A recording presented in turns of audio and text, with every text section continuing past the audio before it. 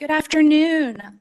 My name is Christy Harpst, and I am the program manager for the Historic District Commission. And I wanted to welcome you to the March 12th, 2025 Historic District Commission workshop. We have one item to talk about, a business item to discuss 2026 officers. And this is extra important this year, so we're starting a little early because two of our current officers, Chris Barth and Kim Parati, are actually scheduled to roll off the commission at the end of June, should we have a replacement for them. And as you know, the rules of procedure state that if the replacement is not installed, then you can continue to serve until a replacement is voted in. So maybe any kind of encouragement to find a replacement. And I believe that we might also have some leads on some new commissioners. So as always, I think what we'll do at the April meeting at the workshop is invite anyone who's applied for the upcoming vacant seats to come and visit the commission and speak with the commission and share about their experience, like we've done previously. So those are my updates. Chair Hawkins, can I turn it over to you for a discussion of the FY26 officers? And we'll need to do nominations for chair, vice chair, and second vice chair. And should you wish to, you can both nominate and vote at this meeting, or you may do nominations and hold the vote over to the April meeting or the May meeting, and anything not the nominations and the vote, it would all go into effect on July 1st. So nothing would change until the next fiscal year. Awesome. Thank you, Christy. So commissioners, we can do nominations. As Christy mentioned, we can do nominations and vote on the officers today. But let's at least start with the nominations for our officers: chair, first vice chair, and second vice chair. So any nominations?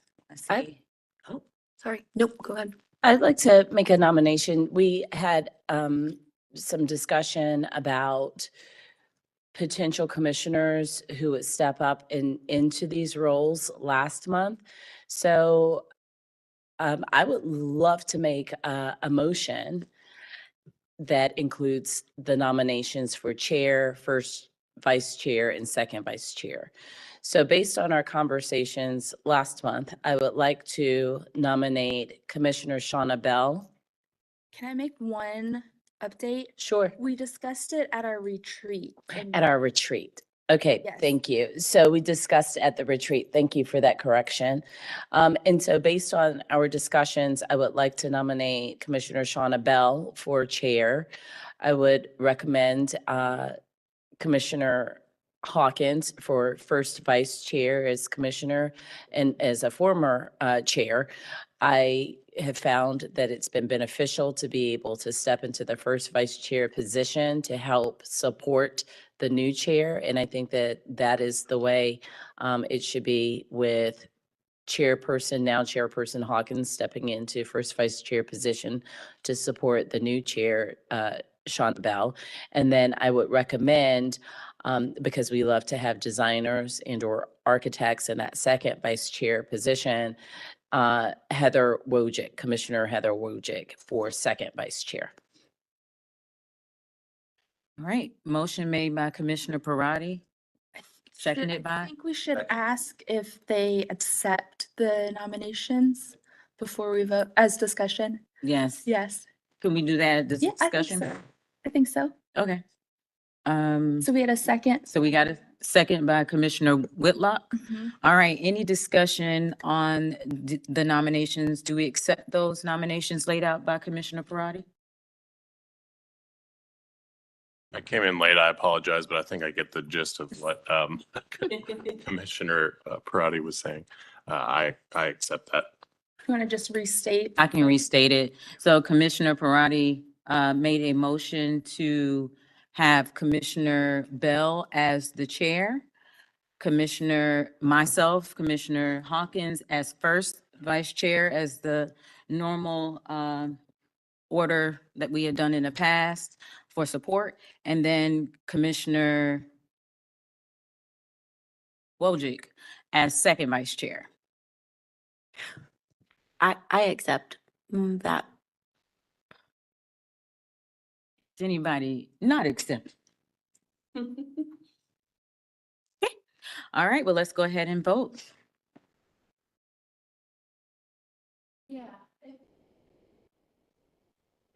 If you could ask for a verbal acceptance from each individual nominee, that would be great. Okay. Commissioner Whitlock, do you accept those nominations? Oh, no, from the nominees. So Oh, you would say, Commissioner Bell, do you accept this Got it. nomination? sorry, I It's okay. misunderstood. I'm sorry. Commissioner Bell, do you accept the nomination for chair? Yes.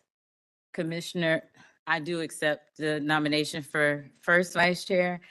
Commissioner Wojcik, do you accept the nomination for second vice chair? Yes, I do. Okay, Great. let's vote. Commissioner Whitlock, Yes. Commissioner Sullivan, Yes. Commissioner Parati, Yes. Commissioner Barth, Yes. Commissioner Wojcik, Yes. Commissioner Taylor, Yes. Commissioner Bell, Yes. Commissioner Kern, Yes. Commissioner Hawkins, yes. Vote to approve nominees passes 9-0.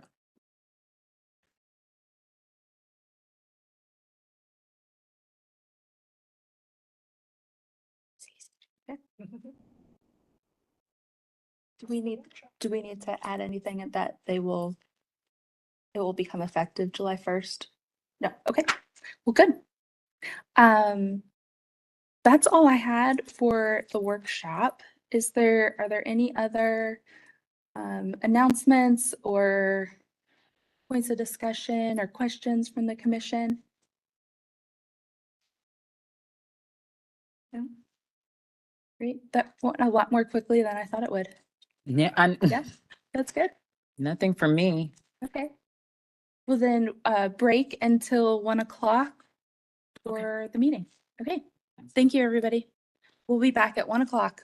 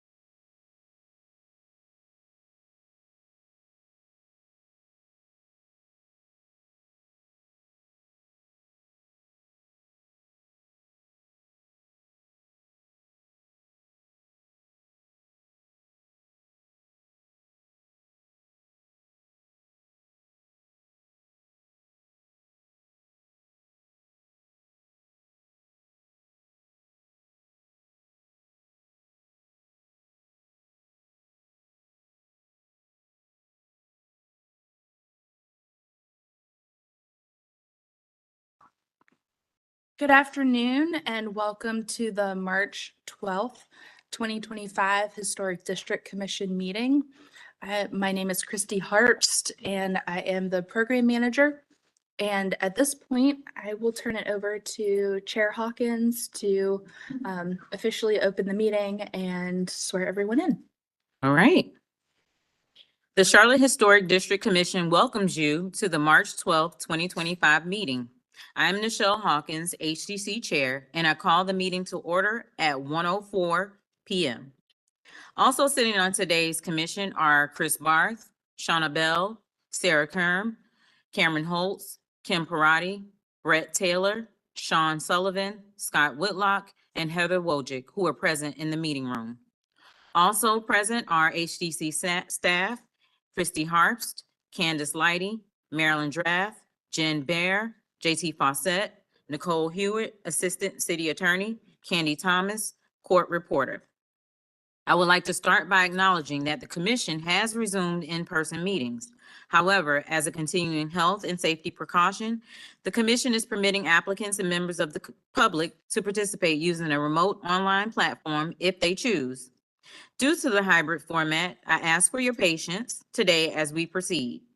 There may be slight delays as we transition between speakers, participants, and presentations.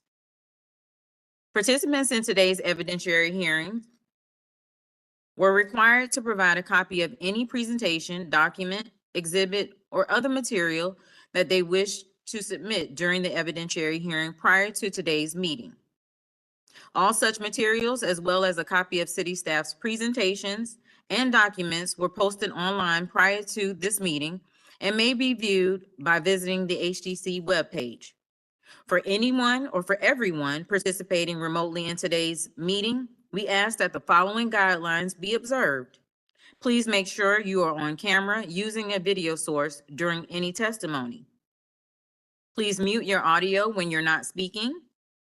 Use only one source of audio, computer, or phone. Do not put your phone on hold. Make sure you're in a quiet area. Turn off or silence electronic devices, and do not speak over the person talking or you will be asked to leave the meeting. Please use the raise your hand tool.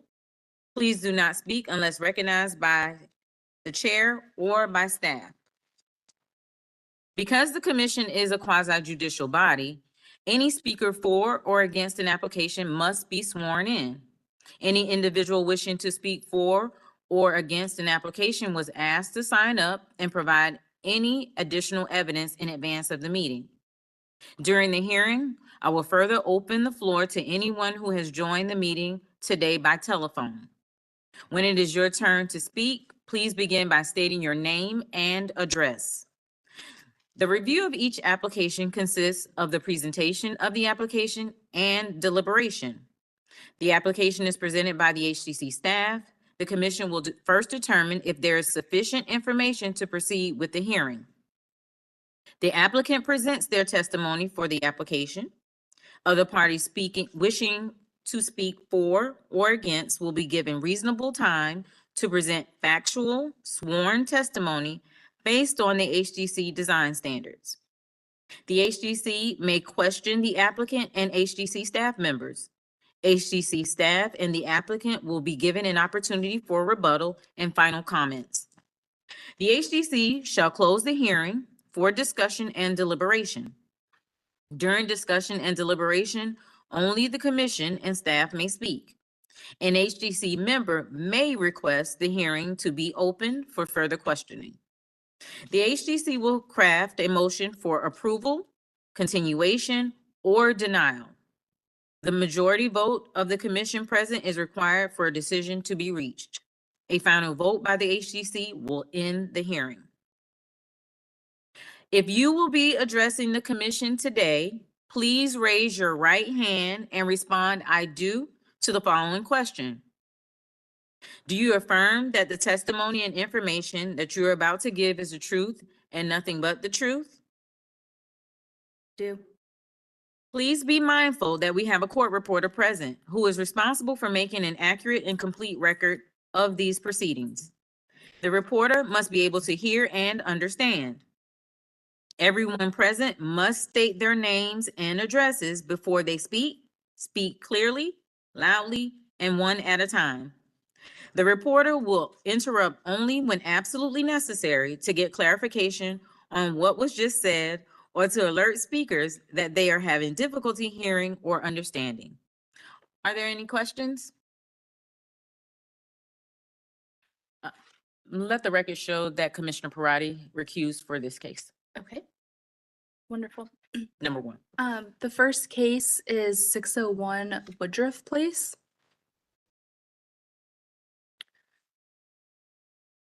This application is for a rear addition and a front stoop addition. The addition is raising the ridge just slightly over 2 feet, and the roof is inset on both sides. The rear addition also steps in from the original rear corner of the house on both sides. And there are some window and door changes on the back. The siding and all materials are noted as traditional. And then there's also the proposal for a new front stoop. Let's see, existing photos. This is what the building looks like. It's located on the corner of Woodruff Place and Layla. And the front stoop, these front stairs would come off and a new covered stoop would be added. So you can see the site plan is on slide 12. The rear addition is very modest going out the back and the little front stoop up here. Before and after front elevations are on slide 14. The left elevation that you would see from Layla Court is on slide 15. The new rear elevation is on slide 16.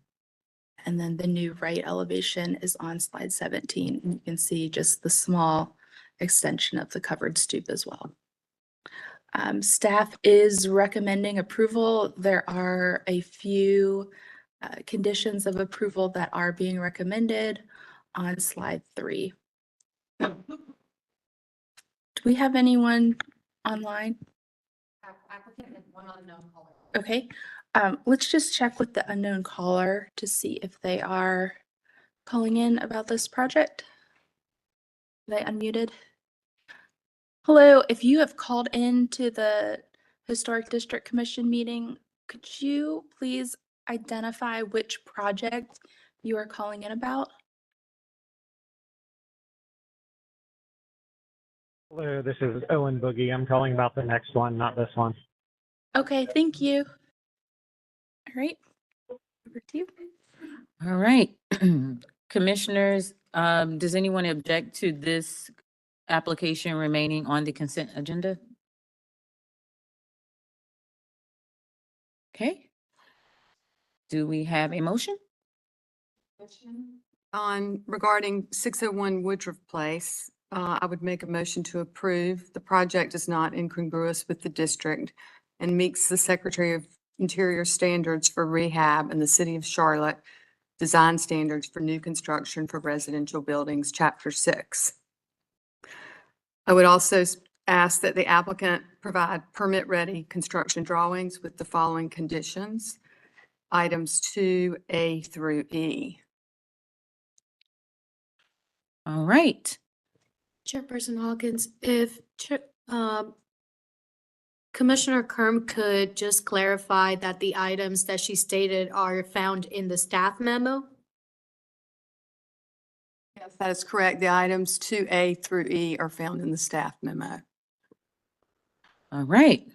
We have a motion with conditions made by Commissioner Kerm. Second, Second. seconded by Commissioner Wojcik. Any discussion on the motion? Okay, let's vote. Commissioner Holtz, Yes. Commissioner Whitlock, Yes. Commissioner Sullivan, Yes. Commissioner Barth, Yes. Commissioner Wojcik, Yes. Commissioner Taylor, Yes. Commissioner Kerm, Yes. Commissioner Bell, Yes. Commissioner Hawkins, yes. Vote to approve passes 9-0.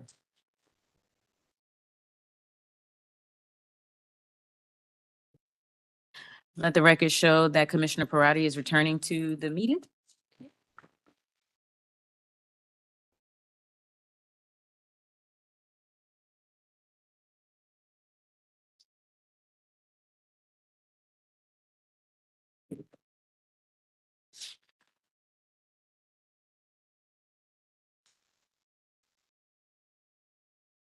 All right, so this application is for changes to door and window openings at 909 Romney Road.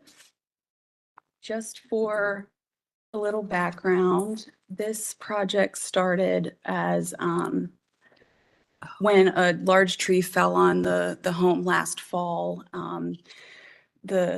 The damage is shown here in these photos. At that time, staff did issue an emergency COA, which allows the house to be built back exactly how it was prior to the damage. The applicant is now back asking for some changes to some of the original openings on the side elevations. So that's why that is now in front of the commission today. The plans start on slide 10. There are no changes to the front elevation. So these are, this is the left elevation on slide 12. The openings as they exist are in red. The changes are shown in yellow here. Here's the rear elevation on slide 13. All the work to the rear elevation can be approved by staff. And then the right elevation is on slide 14. And again, the original openings are highlighted in red and the changes are in yellow. Staff is recommending approval of the project with a few recommended conditions that are listed on page 3. And here they are on the screen. Thank you. We have the applicants online. Okay. All right. Commissioners, is there anyone that objects to this application remaining on the consent agenda?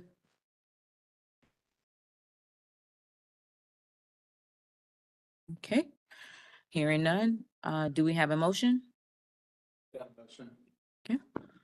Make a motion to approve this project because it is not incongruous with the district and meets the Secretary of State Interior standards for rehab and the City of Charlotte design standards for the front doors and entrances, citing 4.10 and Windows 4.14, with the conditions that the applicant provides window and door specs that meet HDC standards and brick and mortar sample for approval by staff, as well as the masonry shall remain unpainted.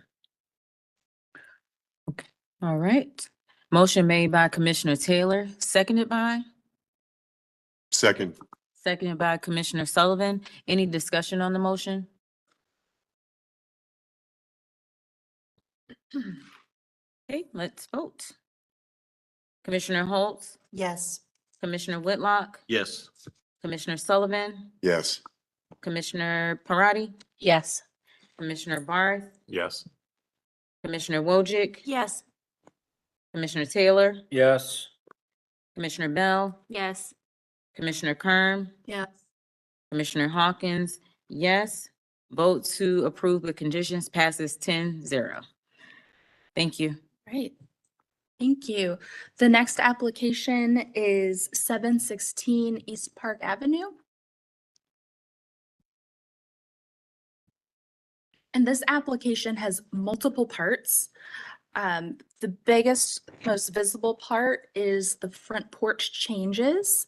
The front porch is currently screened, and the proposal would be to change the screens to windows. So you can see right over here, the only difference is this division at the top would go away and the windows would be full length at the top This is shown on slide 14. We have the existing and the proposed. So screens to windows. It also wraps around the right elevation. The application is also for a small one-story addition. This is part of a larger project that also includes an accessory structure. And I'm going to go back to the site plan that shows the full scope of the project. So the window changes are up front here. They are also proposing some window changes on this right elevation and this right rear corner, the rear addition. And then there's an existing accessory structure. It is non-conforming with setbacks. So they are proposing a one-story addition towards the middle of the lot that does conform to all setbacks. And it is a one-story addition. The cross section is shown on slide 18.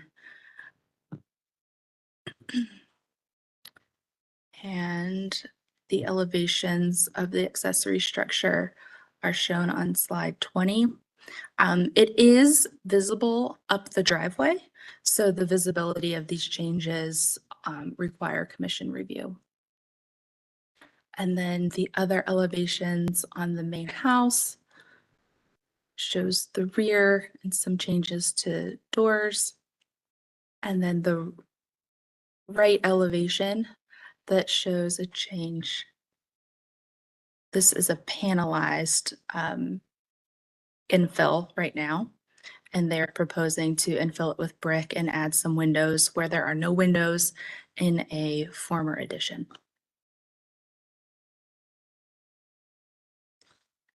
Do we have anyone on the line?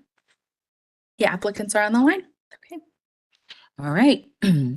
Commissioners, does anyone object to this application remaining on the consent agenda? I do. I don't. I want to take it off the consent agenda. Can you speak loud? I want to take it off the consent agenda. Okay. All right. So we need to invite the applicants over, Marilyn, please.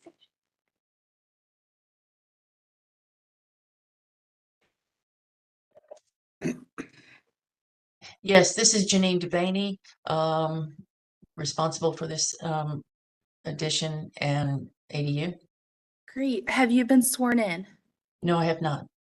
Okay, we'll do that now. If there's anyone else online waiting for their turn, please be sworn in, or if you joined us in the audience and have not been sworn in, please also be sworn in at this time.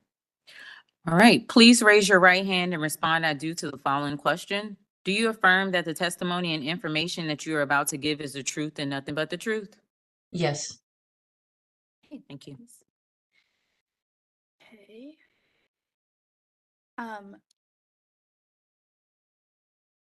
Commissioner Wojcik. Yep.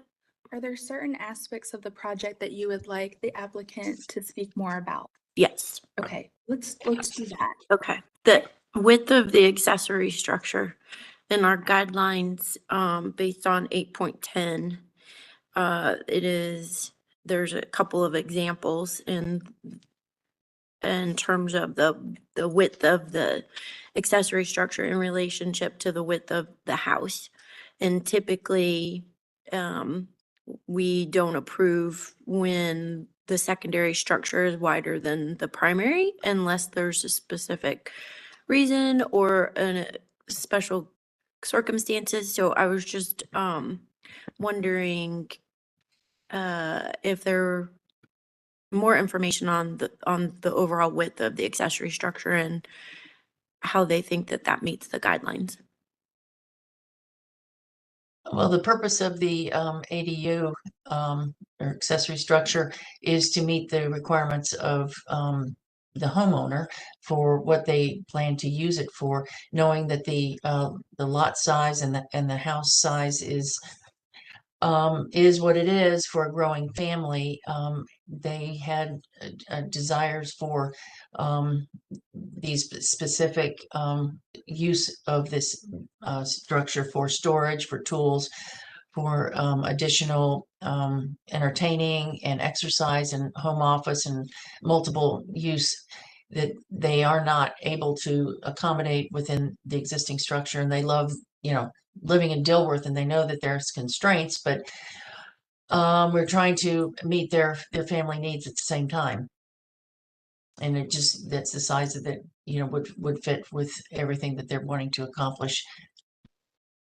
Do you have the dimensions of the total width of the existing house structure? I can get that from you in just a second. And Gina, if you're able to turn on your camera for us. It's Janine. is- Janine. It said Gina, but it's Janine. Yeah. We turn on the camera for me for a second while I look up this dimension.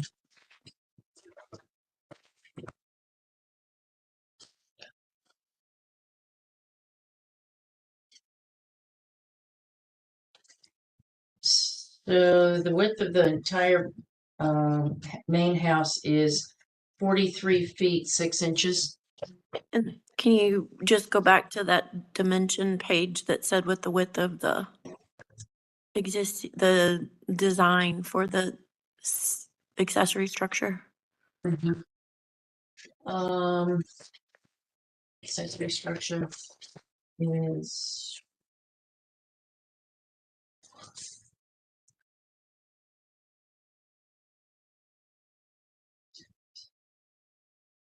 49. It looks like about 49.3. Okay. Would Let me go to the actual. I mean, based on our design standards and to be consistent with decisions that we've made in the past, would it be possible to reevaluate the width of it so that it could at least get down to 43 feet? I feel like that's better. That better meets our standards in terms of what we request in general. Well, if it would mean that we could get this passed, we would have to, wouldn't we? Well, that would be nice. Yeah, we need to, be in compliance, but we also need to meet our needs of my clients. So Sure. we would have to, do some redesign and reevaluate that. But we've been working on this project for a long time, and we've reduced it. And I just want to make sure, I can't speak to that, but obviously if it needs to be that width, then it needs to be that width if it's going to get anything passed. Okay, we'll discuss it for the commission and see how others feel it meets the standards, and then we'll let you know. Okay, that sounds good. I have questions about the added openings. We also have standards that speak against that on the original structure of the house. Will you speak to why an exception needs to be made for your clients on that front too, please? Are you talking about for the front elevation, changing the screen porch to the? No, well, no, but thank you for bringing that up. We typically do not enclose porches, and granted, this one has a screened in porch. I'm sure we'll talk about that too. We have varying opinions on that as it relates to our standards and commissioners, but I'm talking about, let's see here, it's on a side elevation, the right elevation, where you've closed off a window and it looks like you've added a double gang window. Yes, And then when we're looking at the dormer space up top, you've added another opening there, and our standards speak specifically against that. So if you'll address why an exception needs to be made, that would be. To that point, yes, with the addition of the mudroom and the screen porch and the gable to that matches the gable, the roof pitch of the main house. This house has been added on to previously years ago, and these particular homeowners purchased it this way, where they had raised the main ridge much higher so that they could get that dormer on the front of the house, which is really not in compliance with the HDC. But it is what it is and it's there, it's their master bathroom. And that's not part of this commission's review at this point because it's a pre-existing at this point. Sure. So adding the screen porch and the mudroom area, I mean, we're adding it not to the original structure. We're actually adding this to earlier addition upstairs because this was a one-story house and now it's a two-story house. Well, it's 1.5, I guess you could call it. And getting the roof over the mudroom and the screen porch, we needed a egress window for code compliance, and that's where that window on the side comes in. We absolutely have to have that window there for egress or we're not able to even put the screen porch on unless we did, some sort of flat roof or something like that, because the existing rear elevation that you're seeing there with the double windows, I mean, that whole shed dormer off the back is part of an earlier addition and it's not part of the historical house. Neither is the little back porch that you're seeing Sure. there in the So- filled in area. Let me just interject. Let's go back Sure. to the right side elevation. Sure. And you're right, the half floor up does appear to be an addition. So let's take that off the table. Let's talk about that one story, the double gang windows that appear to be new. Will you address that? Yes, so that is also where it was closed in with some paneling and we were wanting to create natural light into the kitchen area because this space needs some natural light. I don't think it looks incongruous to the original structure there to be able to fill that space in with some brick to match and put a double window in there. I mean, we could do a different kind of window if it needs to be, but I believe we definitely need to have some natural light into that kitchen. And that's what you're seeing there. That's the new kitchen window. Thank you. Commissioner Wojcik? Janine, would it be possible to work the programming around keeping the existing window, single window, and then adding a single window in the new bricked in area? So leave the existing window where it's bricked in and Yep. and do an additional window. Instead Um, of doing a twin? Yeah, that gets into the kitchen design and, if that if that would help get this approved, we can work on a new kitchen. As you know, I can do kitchens. No, you're a good you're a great kitchen designer. So I feel like if that would be strongly recommended, and it would still meet your potential programming needs of natural light, but still meet our guidelines without disrupting an existing window. All right. Do you like the fact that we are filling that in with brick, I'm that paneled area? gonna leave that for discussion.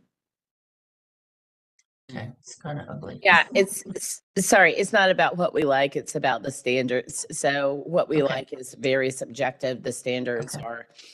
are, as you would say, what they are. Right. So will you help me, please? I'm missing something on page 17. The dotted line where it says new unpainted brick to match existing.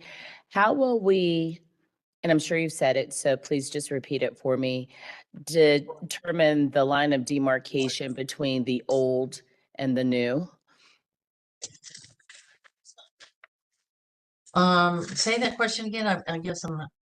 So there's the existing house and then there's Mhm. the addition. Where's the Right. line of demarcation? So with additions, we should be able to take them off where the historic house presumably remains intact. So there's usually some kind of line of demarcation where we are able to see this is the old part of the house, this is the new part of the house. Where is that on this rendering? Well, you can see that. I don't have the ability to point. Maybe you can That- describe That's it. the line right there would have been um, is the old, Usually there's the old some part of the house. Yeah. Usually there's some sort of change in materials or there's some sort Yes. of, what's the word? Offset. There's some way that we see the difference between the historic home and the addition. And I'm sure it's simple. Someone maybe on the commission can point it out, but So I think the struggle, Commissioner Parati, is that this is the area. It Mm. looks, conjecture, of course, that Mhm. this perhaps was a porch, right? A rear Sure. porch Yeah, at one probably. time. As you can see on the right elevation, and then they also added, it's panelized. It's really difficult to tell in this picture that, that is the original rear of the house, but it was this porch that's been changed. Filled in. Filled in. It's the present mudroom right now, but that obviously was probably a porch because there was never any brick on it. But it's flush, inside it's flush with the interior wall. It's just, there'd probably be like a 4-inch elevation change because the brick is 4 inches and the paneling's, not. So we're going back with brick to match, and I'm sure it won't match exactly, but it will be close enough. Christy, how would that speak to our guidelines that request that we see the difference between the old and the new? I would defer to our mason. On Okay. staff. Our mason on staff, who I believe is going to suggest an expansion joint. Yeah, or a cold joint, so you just don't tooth it in. Okay, Right. so that's how, that will be our line. Okay, thank you. That Candace. makes sense. Other Yeah, there's questions? no offset there. And then if we bricked it in, there you just see a joint. Other questions for the applicant? Commissioners?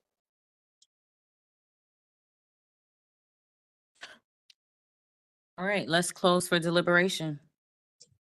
Commissioner Wojcik, why don't you kick us off? Well, I mean, I'd like to know what everybody thinks about the width of the accessory structure. I feel like that's one area that I've been a pretty big stickler, and I know that I've personally have declined or continued other projects based on that. And so I just want to make sure that I'm consistent. And then I feel better about the breaking of that previous porch with Candace's suggestion. I would love the applicant to explore the use of the existing window and then potentially adding a new window in the new brick space so that we could keep the historic window where it is. And she's a very good programmer, so I know that they can bring us something back. I just want you to know that I second everything you've just said, Commissioner Wojcik. Unless the other commissioners have anything different to add, perhaps we can, We have oh, the hand- oh. or- So we're closed right now, but we can reopen. It looks like the applicant has a question. Andrew, were you sworn in? I was not. No, that question was from before. So if you'd like to keep going, that was fine. I was I was not sworn in. So if I need to sworn in before I can say something, I'm happy to do so. If you would like to say something, we will certainly swear you in. And if there's anyone else on the line, even if it's not your turn yet, if there's anyone else on the line or in the room, please raise your right hand and respond, I do, to the following question. Do you affirm that the testimony and information that you're about to give is the truth and nothing but the truth? Thank do. you. We're reopened. Andrew, Janine did you have actually, it was just a sequencing. I apologize. When you all were talking about the old porch structure, that Janine addressed it. That wasn't part of the original house. They had put the paneling up when we purchased it. It used to be a laundry room, but that white paneling that you Andrew, saw. I'm so sorry. We Can you not can't hear? hear you. Can you I'm speak so up? sorry. Thanks. Janine commented on it already. It was what I was going to say was just the section in the photo that had the white paneling. The back door originally was not where it was in the photo. It was up against the brick, and that section was added on. And when we purchased the house, similar to the addition on the top, that's the way it was purchased. Internally, and Janine references internally, what we did was we converted a closet and that laundry room that used to be inside that white paneling room to a wider, longer mudroom. But that was originally not the part of the original house. Thank you for confirming that, Andrew. While we're open, are there any other questions for the applicant, or did the applicant have anything else to share with the commission? No, not at this time. All right, we will now reclose. I am curious about what Commissioner Wojcik or any of the other commissioners think about, this is back to the windows. If that window space is reopened and another one is put into the bricked-in space, typically we see larger windows on the bottom. And here we have little baby windows on the bottom, the new ones, and a big kind of adult window on that half floor. So, I think that we should give some direction in that regard too. Yeah, I can do that. Okay. All right, it looks like Commissioner Wojcik is preparing a motion. Commissioner, go ahead. Sorry, and I know this might be a losing one for me. It has been in the past, but in honor of Damon Rumsch, a former commissioner, I have to come back to the porch. The porch introduces a pedestrian interest. It is something that we have fought against when it comes to enclosing porches in the past. We still have a relatively open porch. It's screened in, but it's open, still a porch. And now to make it part of the heated living space by enclosing it means that we lose a bit of that pedestrian interest. I know that some would say, well, it's more open, so that's open void space. So, and it's easily removable. But I do want to go on record with, we try very hard to maintain our porches and not turn them into a heated living area for the house. I'm sure I'm probably the only one who feels this way, even though our standards say something different. So I would love to hear if anyone else feels the same way.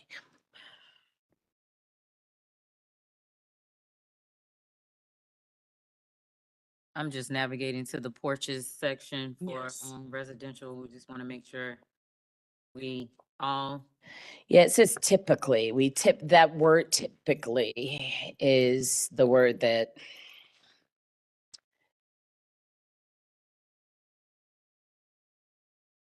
retain porches that are critical to defining the design and integrity of the historic district.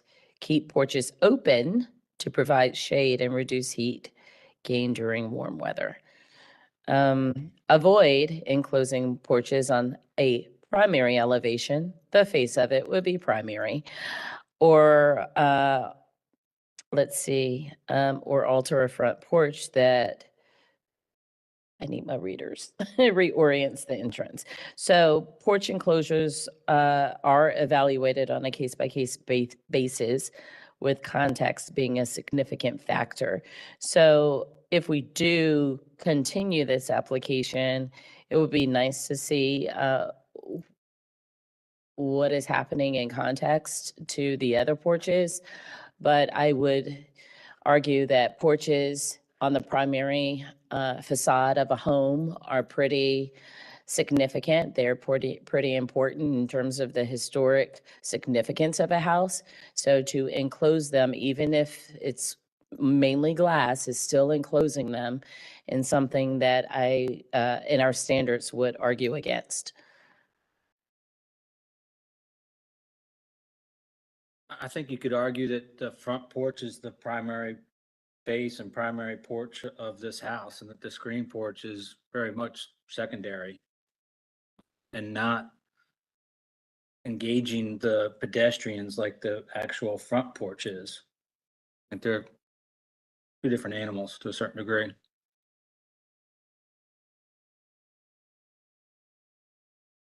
And even though. I agree with Commissioner Taylor. It reads as a secondary porch instead of a primary feature. Yeah, and I think that goes to number 5.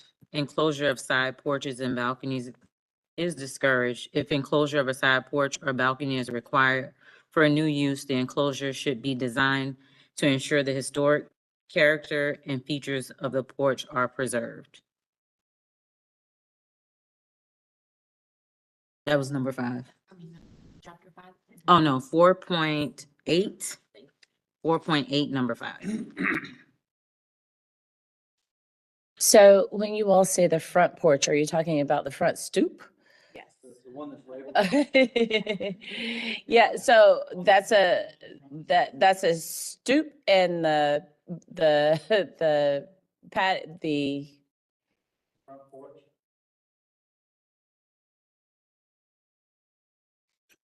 If I may speak to Commissioner Parati's comments, if you go, yeah, perfect.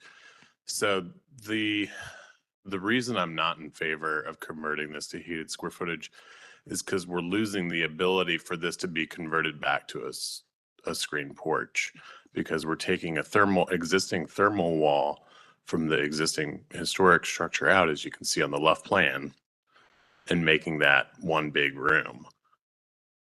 So we're basically erasing the history of this being a screened or covered porch and turning this into part of the house. So this goes directly against our standards that say, don't convert porches unless absolutely necessary, or, if they're on the side of the house. This is, I think the spirit of that part of our guidelines is for like side porches. This is still on the front of the house. Even though it's not the primary front porch, it's still a front porch. So extra care needs to be taken into consideration. I'd like to ask something for consistency. In the next item or 2 items down, there's another porch, 814 Berkeley, and we looked at that last time. So I'm just trying to understand the difference between that porch and this porch. If we're trying to be consistent about. I think I can explain that. We look at things based on each individual project. We don't compare across projects, and the architecture of the house. And the architecture of this house, this is a fully engaged, like there's masonry all around this on both sides. Like it's an integrated portion on the front elevation, whereas we haven't gotten there yet, but the next house is a Colonial Revival where the porch is not integrated. It's this 1-story, it's completely off to the side. It's a clear side porch, whereas this is integrated into the architecture of the house. And I might add that this, in how we look at our historic structures, our drive is to, when we're adding on to, is that it's removable. My argument is that this is becoming far less removable, and you can't bring this back into its original historic state if the next homeowner wanted to, is easily. Therefore, much more of the historic structure is being damaged for this. Not to speak on a case that we're going to hear in the future, but in instances like that, windows can be removed and things can be done. And again, it's a appendage on the side of a house versus a primary elevation. I would argue that that could be restored back to original much easier than a lot of the modifications we allow. And so it's a thermal wall, but it would have a structural header going across it, and that could be filled back in. And it doesn't involve the brick veneer because it's behind that. So that would be my argument.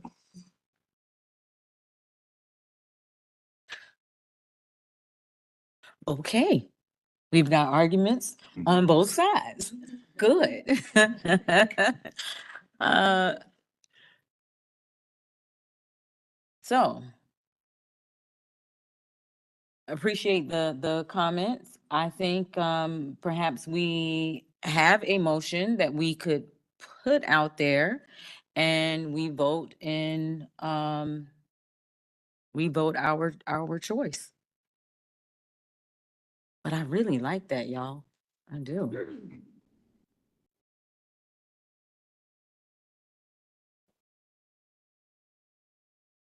I would like to make a motion. I would like to continue this project and ask the applicant for a restudy based on our standards for accessory structures, 8.10, specifically number 3. I would like the width of the accessory structure to be explored so that it is not overwhelming or wider than the existing house structure. Standard 7.8, number 4. Nope, that's not what I wanted.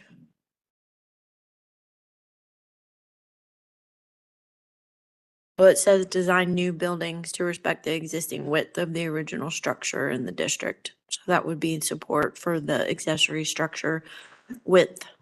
And then for windows, would like the applicant to explore the use of a casement to reduce the size of the egress window on the second floor. And also, on the first floor, maintain the existing historic window, and then present a, new alternative for the added window on the right-hand side elevation. It does appear that the brick,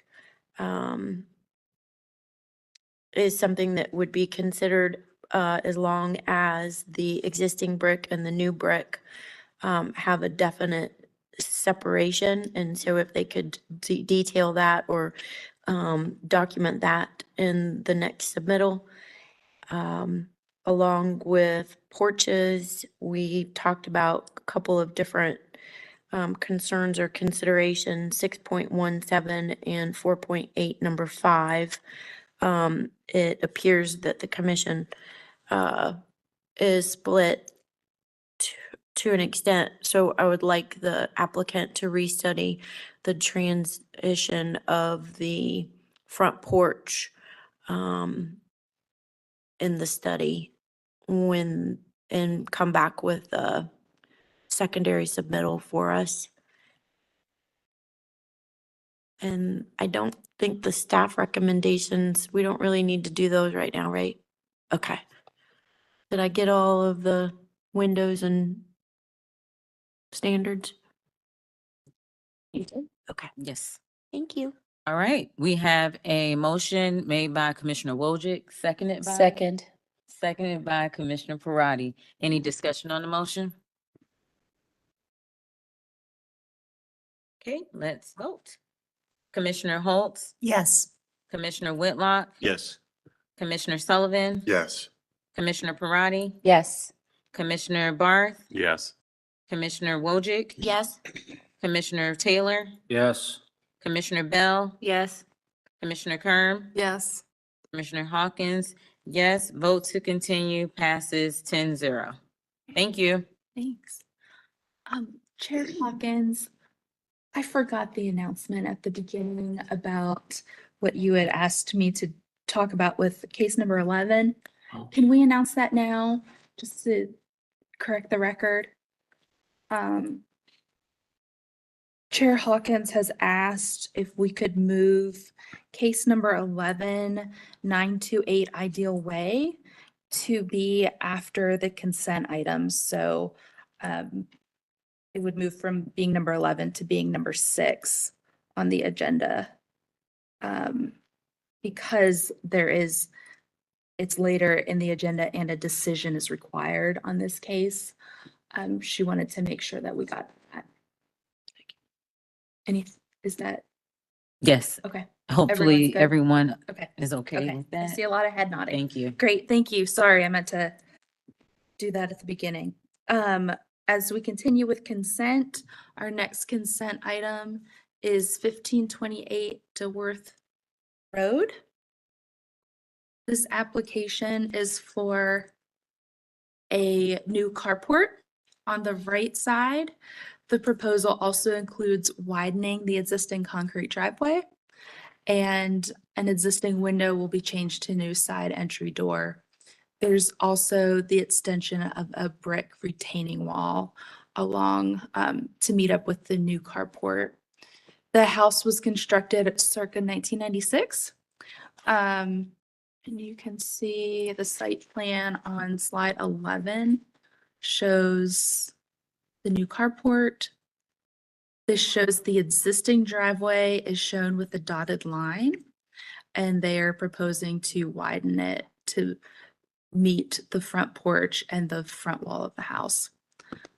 Staff is recommending that in accordance with the design standards that a 12 to 18-inch planting strip is left. So this is the existing right elevation.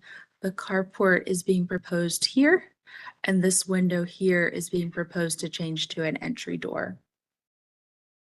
You can also see the elevation existing and proposed on slide 16. All details are to match the existing front porch. And then slide 17 shows the door to window change. And then just some more detailed photos of the existing conditions that are to match on slide 19 and 20, and then column roof details. The applicant has also provided other porch cochere examples that exist in the district on slides 23, 24, and 25. I believe 26 is perhaps a more clear site plan.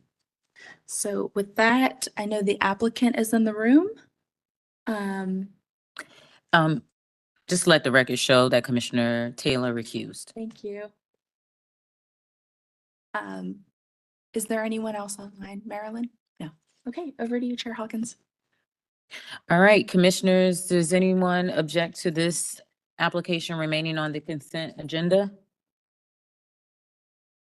I have a question. I don't know if that means. Is the question for staff? Louder, you can Yeah. ask me. I don't know if it's for staff or not, but the existing window moving to a door.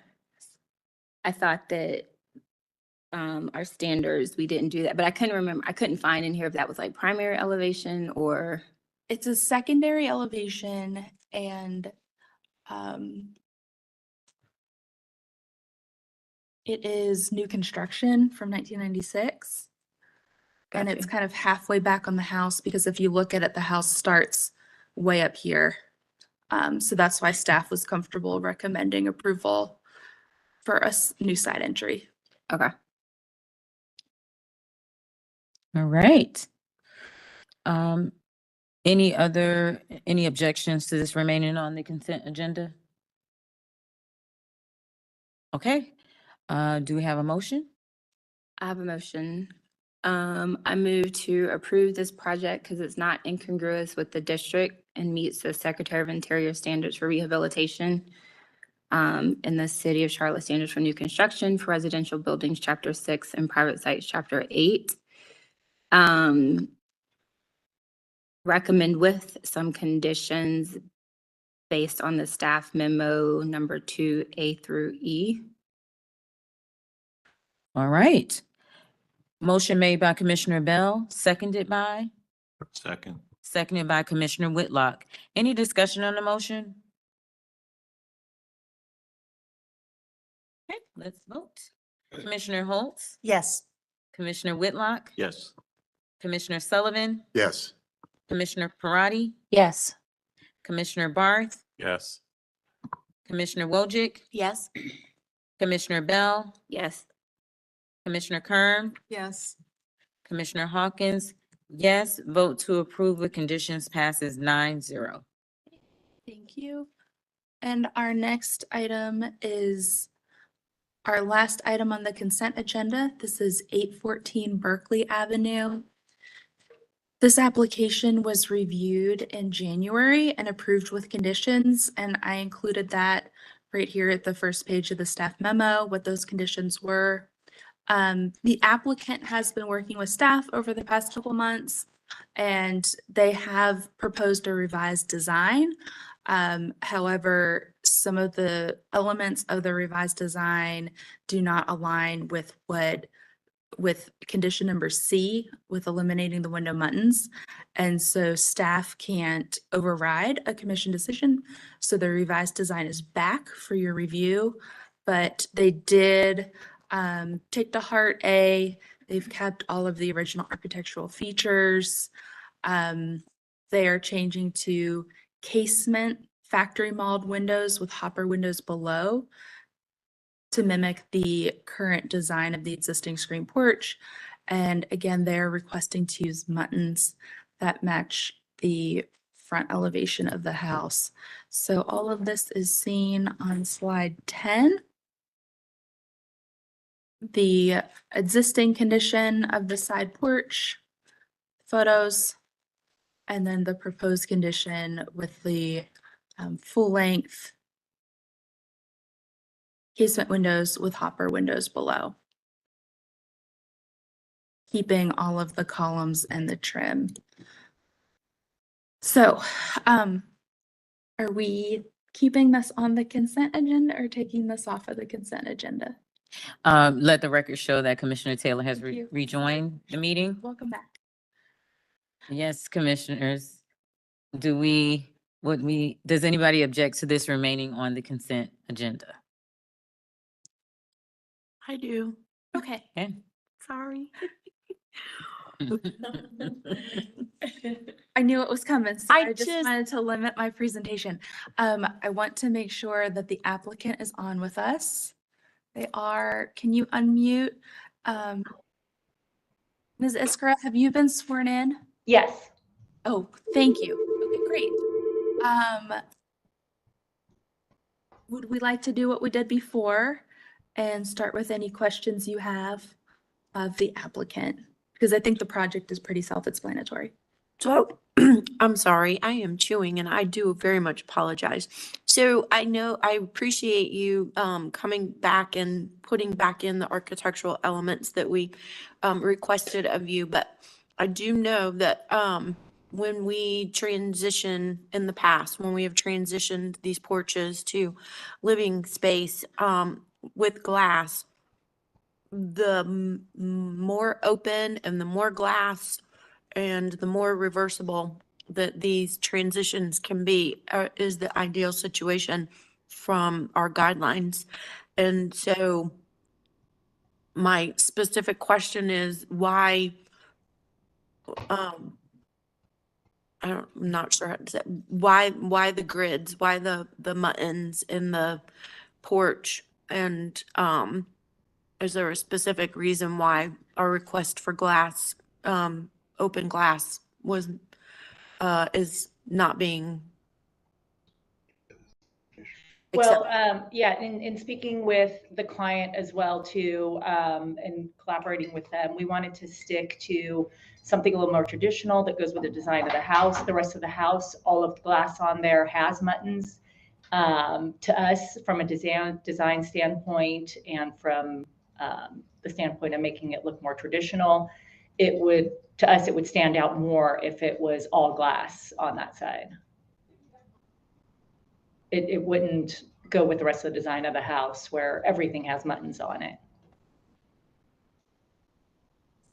I think the idea of the glass is to make it go away and not look like it's anything. And when you put the muttons into it, it creates something that's much more substantial and invasive in terms of the transition of the porch. And so though as a designer, I understand exactly what you're saying and continuity and repetition, and that is not necessarily what the goal of the Historic Commission is. So we understand, but even as a screen porch, it stands out. You know, you see the screens in there, they're not clear.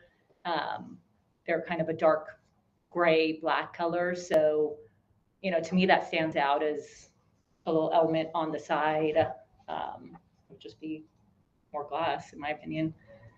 Yeah, and I don't think the screen porch was a conversion that was done under our guidelines. So that was a pre-existing non-conformity. When we make modifications, our goal is to bring it back into conformity. So thank you. Yeah, and then also, can I say one more thing? Just looking at the design standard guidelines that you guys have on sheet 4.9, a photo of basically almost exactly what we're proposing is used as one of the examples of this is what we want it to look like when you're having an enclosed porch. The photo in the middle of the sheet right there on 4.9 is basically exactly what we're doing.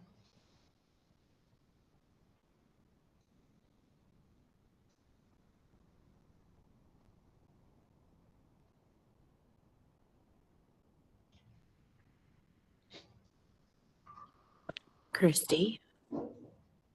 I believe everybody. Oh, I will pull up the design standards for everybody.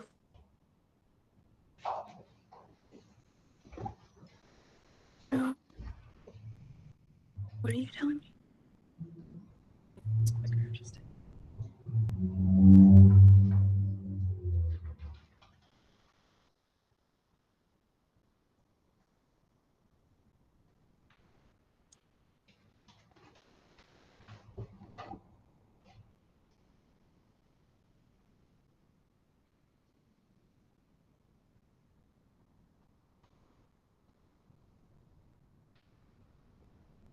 So Yeah, that photo right in the center there. Excellent.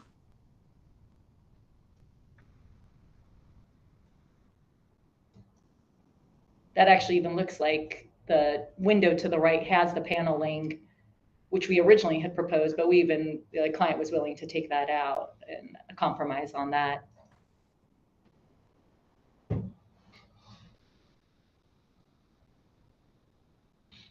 Oh, that's an old with the jelly windows. So it's really hard to tell on here, but this looks like it has I would be glad to research this if we had the address, and to find out more for you. This is something that every case is taken on its own merit. It's hard to tell, but it looks like there's even a windowsill here. So it's really hard to tell what the situation here is with this example. But we're glad to research this or any other address to know when it occurred. There's also the standards. So, Right. the commission has the dual goal of making sure that the standards are also carried through. Okay, and I know I don't know the exact address of it, but there's a house across the street from them too that has done the exact same thing with Muttons. Again, they even have the paneling below or a solid element below. And again, the client was willing to compromise on that and do glass all the way. But I can send those addresses. Yeah, to the commission, as we do, it's the applicant's job to prove their case. So perhaps allowing them to come back with these examples, with some addresses that I can provide some context to, that might keep things moving and also allow them some more consideration for the project. That would be helpful because one of the things that we use to judge a case is context. And I think we need more of that. Okay. Christy, if I know the address of the first one, do you want it? It's not something I can do on the fly. I will bring that email it to me, and I will bring that information back to the entire commission and include it as part of the staff memo, so it's available to the public as well. Right, and just to reiterate what Christy just mentioned, if that information is included in the application so that we can make the decision, I think that would be, in the best interest of the applicant and us as the commissioners to make a decision. Okay, yeah, we can provide that information. Okay. I forget where we were, but do we have other questions for the applicant?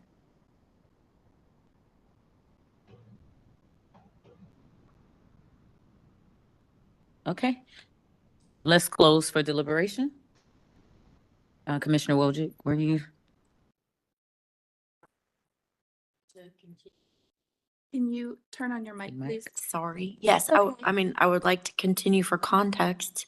I mean, yes, that might be across the street from them, but it also may not be historic. So if it's not historic, we can't use it as reference. So I would appreciate a little bit more background.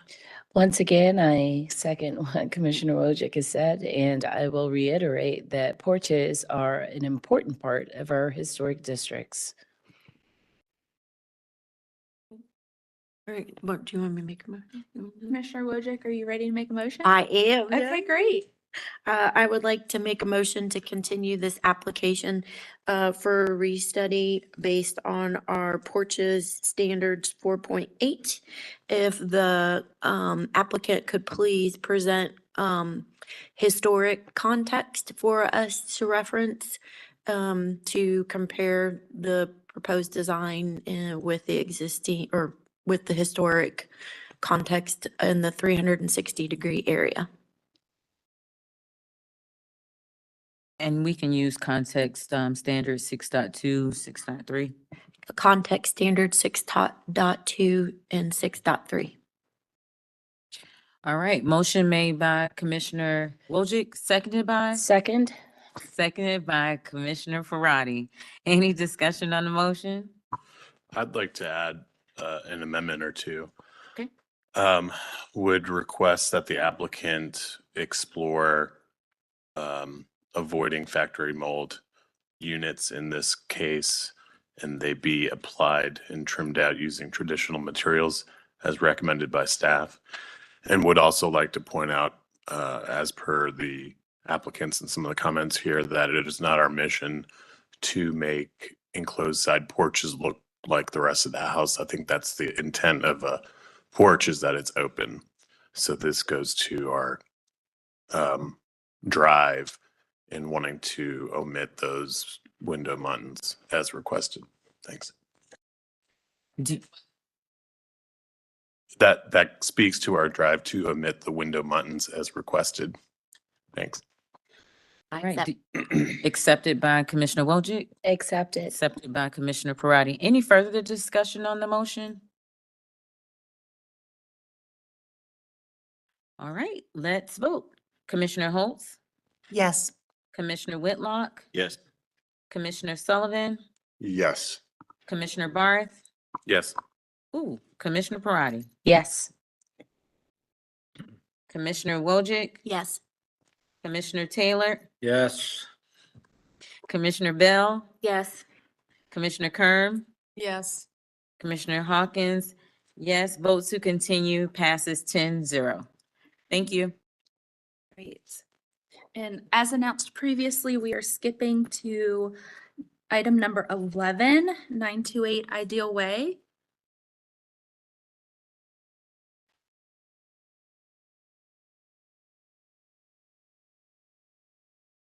Okay. Yeah, just be prepared to speak up. Do we have the applicant with us, Marilyn? Yes. Oh, hi. Come on up, Beth. Beth, have you been sworn in? Okay, great.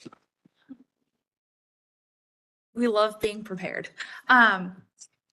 So as I mentioned earlier, this application requires a decision today. The applicant has returned with a redesigned window muntins, and that is shown on slide 7. So I will remind you that we are talking about this window here. It's a fixed glass window with applied muntins. And this is an original historic window just to the right. And the applicant has drawn, has provided us a great exhibit with the current window shown on slide 7, the proposed window right next to it and the existing window that's right here. And that existing window is this window here. They are recommending, or they are showing that a sash bar is included. You know, staff doesn't necessarily think that's necessary, but that is up for discussion with the commission. Beth, is there anything else you'd like to add? No. Can you press the button so it turns green? There you go. Yes. No, I think you did a great job summarizing what we're offering to do. Great. And Beth, just for the purposes of the record, if you would state your name and your address for the court reporter, Sure. please. It's Elizabeth Whitehead, 4560 Marshall Road, Rock Hill, South Carolina, 29730. Marilyn, is there anyone else? Nope. Okay. Chair Hawkins, over to you. All right, commissioners. Discussion. Commissioner Wojcik? Just based on the fact that it's a fixed window, I'd prefer not to have the horizontal middle sash. Okay. Shouldn't say prefer. It's not appropriate for the style of window. Okay. Otherwise, I think this is a wonderful redesign. And it addresses all of my concerns. I have a quick question. How thick are the actual muntins or grids for the proposed? Because as you can tell, I mean, as you know, on the existing window, they're quite thick, you know, on the range of like 1.5 inches or so, just from my eye. And then on the window we're comparing it to, they're quite thin, 5/8, 7/8, that sort of thing. What can you speak to that a little bit? The plan is to make it as closely matched to the existing window as possible. So it would be significantly smaller than the current window. Perfect. Mhm. Thank you so much. Yep. Other questions for the applicant before we close for deliberation? All right, we're now closed. Not sure there's a lot to deliberate, but she did an excellent job with the redesign. Do we have a motion? I'll do a motion. Okay. Okay. I'll do rock, paper, scissors. I would like to make a motion to approve this project as presented with the following design consideration: that the window muntins that are proposed as applied to the existing window be made in dimension to mimic the window to the right of the subject window. And referencing standards 6.16. Just check. Windows? Yeah. 4.12 through 4.11. Oh, is this rehab? You could reference 4.12 through 4.14, numbers 16 and 18. 4.12 through 4.14. Number 16 and 18.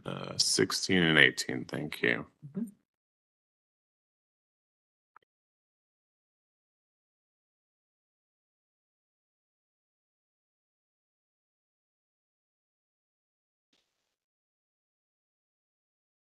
And that concludes my motion. Okay, all right. That concludes it. Motion made by Commissioner Barth, seconded by? Do we need to make sure that this is done to get staff approval on the final muntins? Amendment is accepted. Thank you for that, Commissioner Holtz. And then I'm happy to second. All right, motion made by Commissioner Barth, seconded by Commissioner Holtz. Any discussion on the motion? Okay, let's vote. Commissioner Holtz? Yes. Commissioner Whitlock? Yes. Commissioner Sullivan? Yes. Commissioner Parati? Yes. Commissioner Barth? Yes. Commissioner Wojcik? Yes. Commissioner Taylor? Yes. Commissioner Bell? Yes. Commissioner Kerm? Yes. Commissioner Hawkins, yes. Vote to approve with conditions passes 10-0. Thank you. Thanks. Are we able to have a break? Can we get through one more and then do a break? Okay, we have two recusals, Commissioner Taylor and Commissioner Kerm for 1329 Lafayette Avenue. And I believe the applicant is online. Is Angie with us? Yep, moving over now. Okay. Angie, have you been sworn in? Hi, Angie. Hello, how are you? Sworn in, Angie? Yes, I have, Great. but there's nothing on the screen. I know it's loading. It's really Okay. file. I'm presenting a blank screen for your imagination. I know. It's so innovative of you, Angie. I was gonna say, you work magic all the time, so. Hey, you know, when you think outside the box, there is no box. While we're waiting for that to load, I also should have announced earlier that application number 8 is deferring. We've received an email from the applicant that they're sick, and we wish them a speedy recovery, and we'll see them next month. So just for everyone's records. I'm going to try this again. Can I say my name for the record so that? Yes, go ahead. If you'd state your name and your address for the record. Sure. Angie Lauer, ALB Design, 901 Berry Hill Road, Suite B1, Charlotte, North Carolina, 28208. Perfect. The next application is 1329 Lafayette Avenue. We have revised drawings. The dormers have been pulled in. There are changes to window locations and header heights, and these are shown on, I guess, slide 12, maybe? Let's see here. Yep, and Angie is always so helpfully gives us the side-by-sides from the past meeting. So Angie, I will turn it over to you. I'm on slide 12. Okay, thank you very much. So as you know, this was continued for a couple of reasons. The coplanar sidewalls on this, and then the fenestration patterns. And so what we had done is gone back to the original house, and we did minimize the windows that were in here. And we did reduce on this particular slide, which is slide 12, we did reduce the balcony or the canopy length over the doors that are poolside facing. And then the overall appearance is going to be significantly smaller, and I'll get that on slide 13 or 13. So let's talk about that. So one of the questions that we had on this particular slide in January, we did have sliding doors versus hinged doors coming out from the garage to the pool. And there was a comment based on, sliding doors are typically not done. We did change them to the pair of doors, but there is a little bit of a concern because of where the grade is and the sidewalk up to the pool. So this actually sits lower than pool deck. And so we have to make sure that we have our clearances on this. Slide number, let's see. Yes, so slide number 14. So I wanted to get to the actual image, the photo that we took. This is actually, if you're standing in the back left corner of the property looking towards the house, currently they have a little batting cage right there for their kids, but the location of that garage is going to be approximately where I'm standing in this photo. So your perspective from the back left corner of the property to the front This is your perspective. And there was discussion about fenestration, particularly on the left side, and its proximity to its neighbor and what's there. So I just wanted to bring that up particularly because if you look at the left elevation, I think there was some question or some concern about the window patterns on the left side. I know this is the rear, which you're actually now looking at the back, but if you're facing the front of the house, Christy, if you wouldn't mind going to the left elevation, maybe the next slide, slide 15.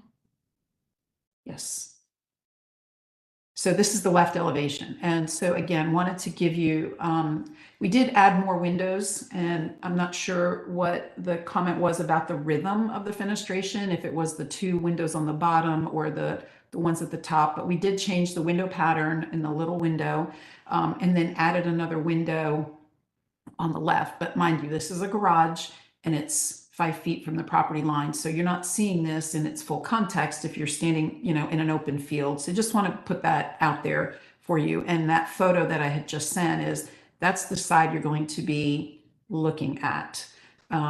Slide number 13, if I may. I go back. I'm sorry, Christy. So slide 13, in the photo part of it, in the documentation part. So what I wanted to show is that this garage level is actually lower than the pool deck. And so that gate that you see there, when we talked about the sliding doors versus the folding doors, obviously, you know, we need to have enough clearance there. So that was one of the reasons to not have in-swing doors into the garage and then out-swing doors. So we want to make sure that we protect the decking of the pool as well. So just as a footnote, Christy, if I may ask you to go, there is a section between the house and the, I'm not sure exactly which slide it is, but there's a section, slide 17, please. So one of the concerns was that in our previous submission, which was my error, and I'm glad that we did catch this, or you guys caught this for us. But in January, you know, there was a comment that it didn't seem as subordinate to the house. We made an error. So we had this garage finished floor at the level of the pool deck. Well, that was not the case. And so we went back, documented, photographed. It is lower. It's actually lower by 2 feet, 3.5 inches below the pool deck. And we have photos of the stairs in that particular location. So you can actually see that the grade level of the garage is clearly lower than the pool deck, which makes it 7.5 feet lower than the ridge of the house. So wanted to make sure that you understood that. And also too, in the upper left-hand corner of slide 17, you'll see it in perspective looking back of where that garage is. And it's actually behind the side porch. And it is not, it is clearly less taller than the structure. As far as windows details, obviously we'll work with staff to provide window details, specs, manufacturers. Also in this slide, it was an incorrect. It was supposed to be 6/6 windows, not 6/1. So that was adjusted as well. If you notice on the dormer and the side. Really, that's it. It is a fairly simple addition when you look at the house compared to its scale, massing, context, size, orientation, all of the above. That's it. Thanks, Angie. Anyone online, Marilyn? Okay. All right. Commissioners, questions for the applicant? Angie, thank you so much for the adjustments you made. And thank you for preemptively talking about the left side fenestration. I just want to ask, because obviously, you know, we're going to mention that the 2 windows are usually closer together and they would be twinsies, double gang windows. These also look to be a little smaller, more diminutive than the top windows. Is that the case, or is it just how it's looking on the? Are you talking about the size of the windows on the second floor? I'm talking about, yes, the size of the windows on the second floor compared to the first. They should be the same. I believe they are. Maybe it appears like that they're larger because they're filling the space in a way that the bottom windows are not. Yeah, I believe so. And I can look at the window schedule. I know they're labeled as A, B, and C. I'm not sure if we provided a window schedule in here. I think we did in the upper corner, but not definitive yet. Yeah, there it is. So they are they're 2650. They're different header heights, and that's why they're scheduled differently, but they are both the same size, a 30 by 60. I'm sure we will discuss in deliberation the fact that they are not filling the space the way the top windows are, and so they are appearing to be smaller, even though they're the same size. And of course, even though you again gave us a reason why we shouldn't care about that, our standards say that we should, and so they're usually twinsies. So anyway, we'll talk about that later. But thank you for making the changes. Yeah, you're welcome. And I think one of the things too, Kim, is in one of the previous applications, I know that there was discussion on, the what you see or what you don't see on an elevation based on its proximity. And I do think that might play a factor here a little bit. Whether we add a window or delete a window on this particular house, there's no doubles anywhere in this house that I'm aware of. I believe they're all single windows. There is a pair of windows in the back, but that was an addition on the back of the house. So the original house did not have any paired windows. They're all single. And so rhythm fret, as far as the fenestration pattern, I know that on the second floor, the more windows, the better, but we did add a window in the garage to balance out the rhythm. So if you look at this new elevation, you see that the center window of this dormer on the left elevation is between the two windows on the garage level. Sure. So there is a rhythm to this, as they are perfectly balanced. Even the little window is perfectly balanced. I'm a fan of your work. I know. I will say that on your proposed rear elevation for this structure, you have the double gang windows there. So it might not be on the original house, but it's definitely been introduced. And so that's another reason why I bring it up. Well, in this particular case, it fit the function internally of the garage. Of course. Again, it is 5 feet from the property line. It's not for a view. Sure. It's for the aesthetics of the exterior. So. Okay. Thank you, Angie. You're welcome. Other questions for the applicant?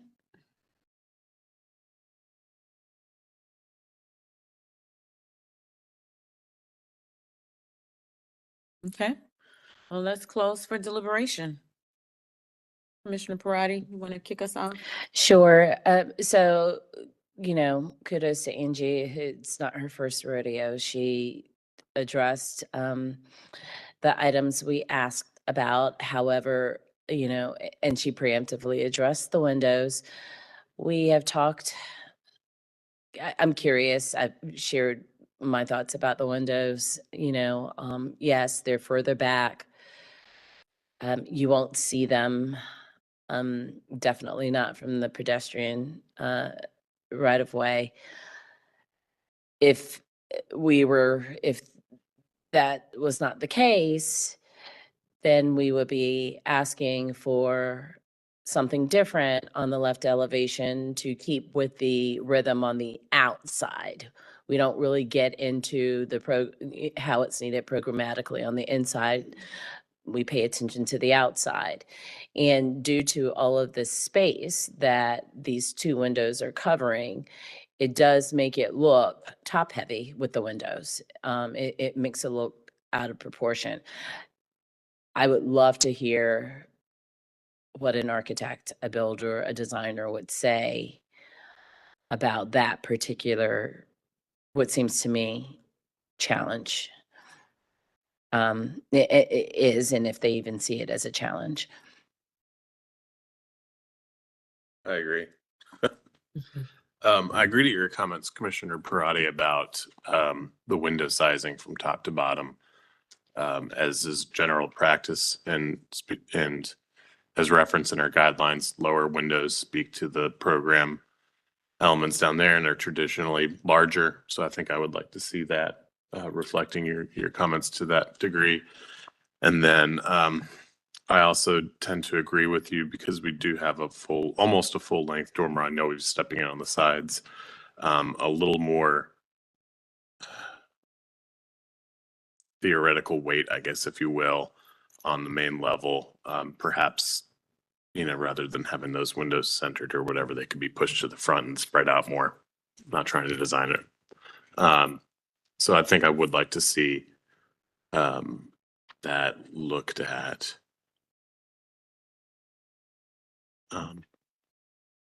Otherwise, I'm good with everything else. Commissioner Wojcik? I mean, based on the information, Make sure you speak up. sorry, based on the proportions and of the window itself and the fenestration, is that something that we could give direction to and ask Angie to work with staff on? I know we have sometimes with windows. Or is that too complicated? I don't know. I'm comfortable doing that, but I don't know what point it becomes designing it, or does it matter? What is your direction? Is your direction that you would like to see these second level windows smaller and like casements? Either or the lower windows enlarged and spread out more across the whole of the elevation. Okay. So more like these equidistance. on Yeah, I this. think it's twofold. The size of the windows and then the rhythm of fenestration across this particular elevation. Okay. On the main level, I think we need to see a slight change there.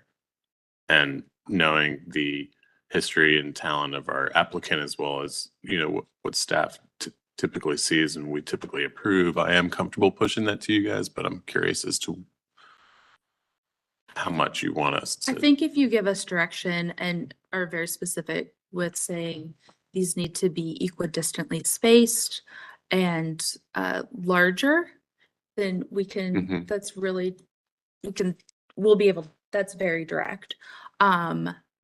If you give us direction here that these are either okay to remain, provided this first level change is made, or that the size should be brought down, we can also do that. I think so sorry. My opinion is option A to me would be make the lower level windows larger. I think the relationship inside the dormer is acceptable. Okay. I do, however, not to go into opinions, but I do like the previous application where it looks like a top sash window versus a casement. On that window right there. I think it's more appropriate for the window style of this project as a whole. And then I think that would help the rhythm and percentage of fenestration along this elevation. And then third part is, did I mention enlarge the lower level windows? And then the third part would be spread the windows out more so that they interact with the lower level part of that elevation more from a rhythm perspective. Okay. If I can get too wordy, but. So just so I can restate and understand, you would like the second level from the January meeting, that's the preferred dormer layout. On this first level, you would like these windows to be larger than the second level windows. And you would like these to be spaced out equidistant in relationship to the length of the wall. Yes. Okay. I mean, to me, that's very direct, but I think I can check those three things. Okay. So do we have a motion? It sounds like it. Were there any other comments? I don't have any others. I think that Angie spoke to the other concerns we had. Commissioner Sullivan? I have just a question for my fellow commissioners. By recommending a change to that smaller window so that it looks more like a sash from a double hung, how do we revisit the similar window condition at the side of the dormers at the front elevation? I was just looking at that and I agree too. Yes. I mean, window C is so small. We see you, Angie, just a minute. Well, anyway, I would, yes. And I think, I don't know if this was a change because of the stepping into the dormers and some sill conditions and things that are occurring. If I had to guess, that's what Angie would say. And I think we might be opening it up to see. She's shaking her head yes, so I think you're correct. She gave us a thumbs up, but does she want to speak? I think maybe just a verbal affirmation from the applicant would be helpful. So let's reopen. Okay, sorry about that, but so when we brought those sides in, windows could not be the same size and they didn't work. Then you're gonna have your casing hit your, the proportions of where that window would balance within that triangle. If you look at the other side, Christy, the front elevation, they don't work. They were hitting the trim. So if I use those same, 6 light casement windows, they don't work. They get super, super, super tiny and they're going to hit the flashing, they're going to hit the gable, they're going to hit, it just doesn't work. So my 2 cents. So what we did do, just so you know, we took the 4 light is exact proportion of 4 of the lights of the 6/6. So it is balanced.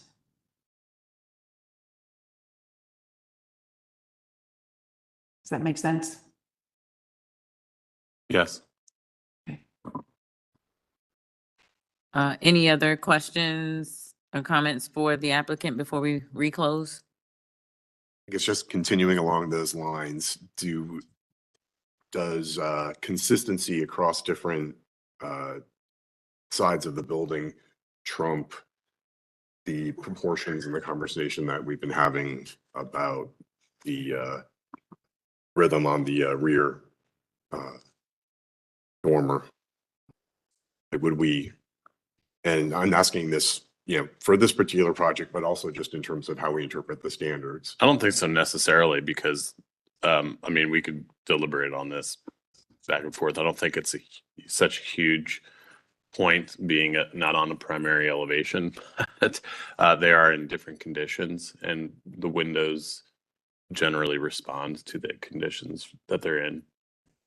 So like we have a very tight condition, we may have a very small window, we have more space, we may afford them to put a larger window in, so.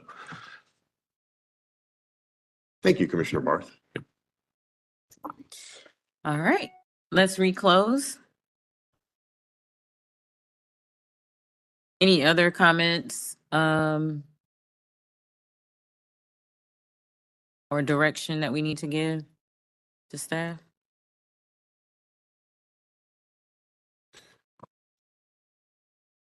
I am comfortable making a motion. I would like to ask on our last point to clarify that a little bit with the other commissioners. Do some of the other commissioners feel comfortable if I were to say for the left elevation that we would prefer going back to the January's layout for the dormer?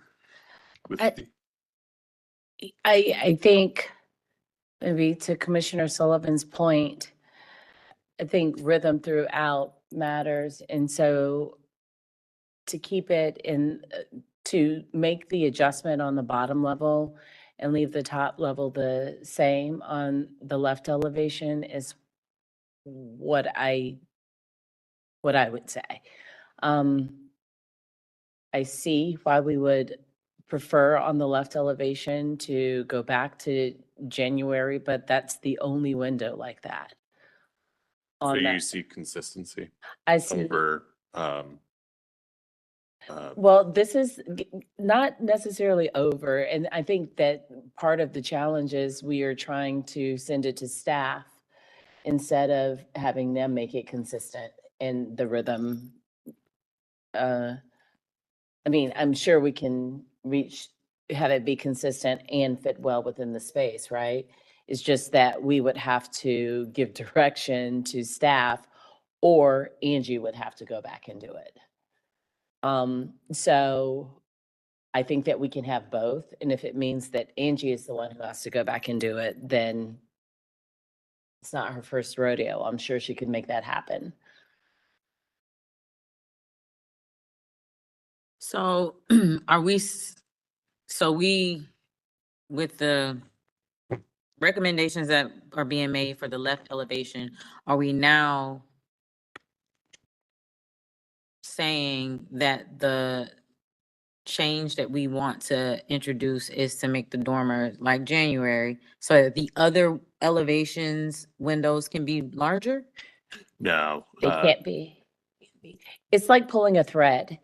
And this is what happens when we are trying to, we are nice people and we want to like send it on and say, just fix this one thing, but changing that one thing then impacts everything else.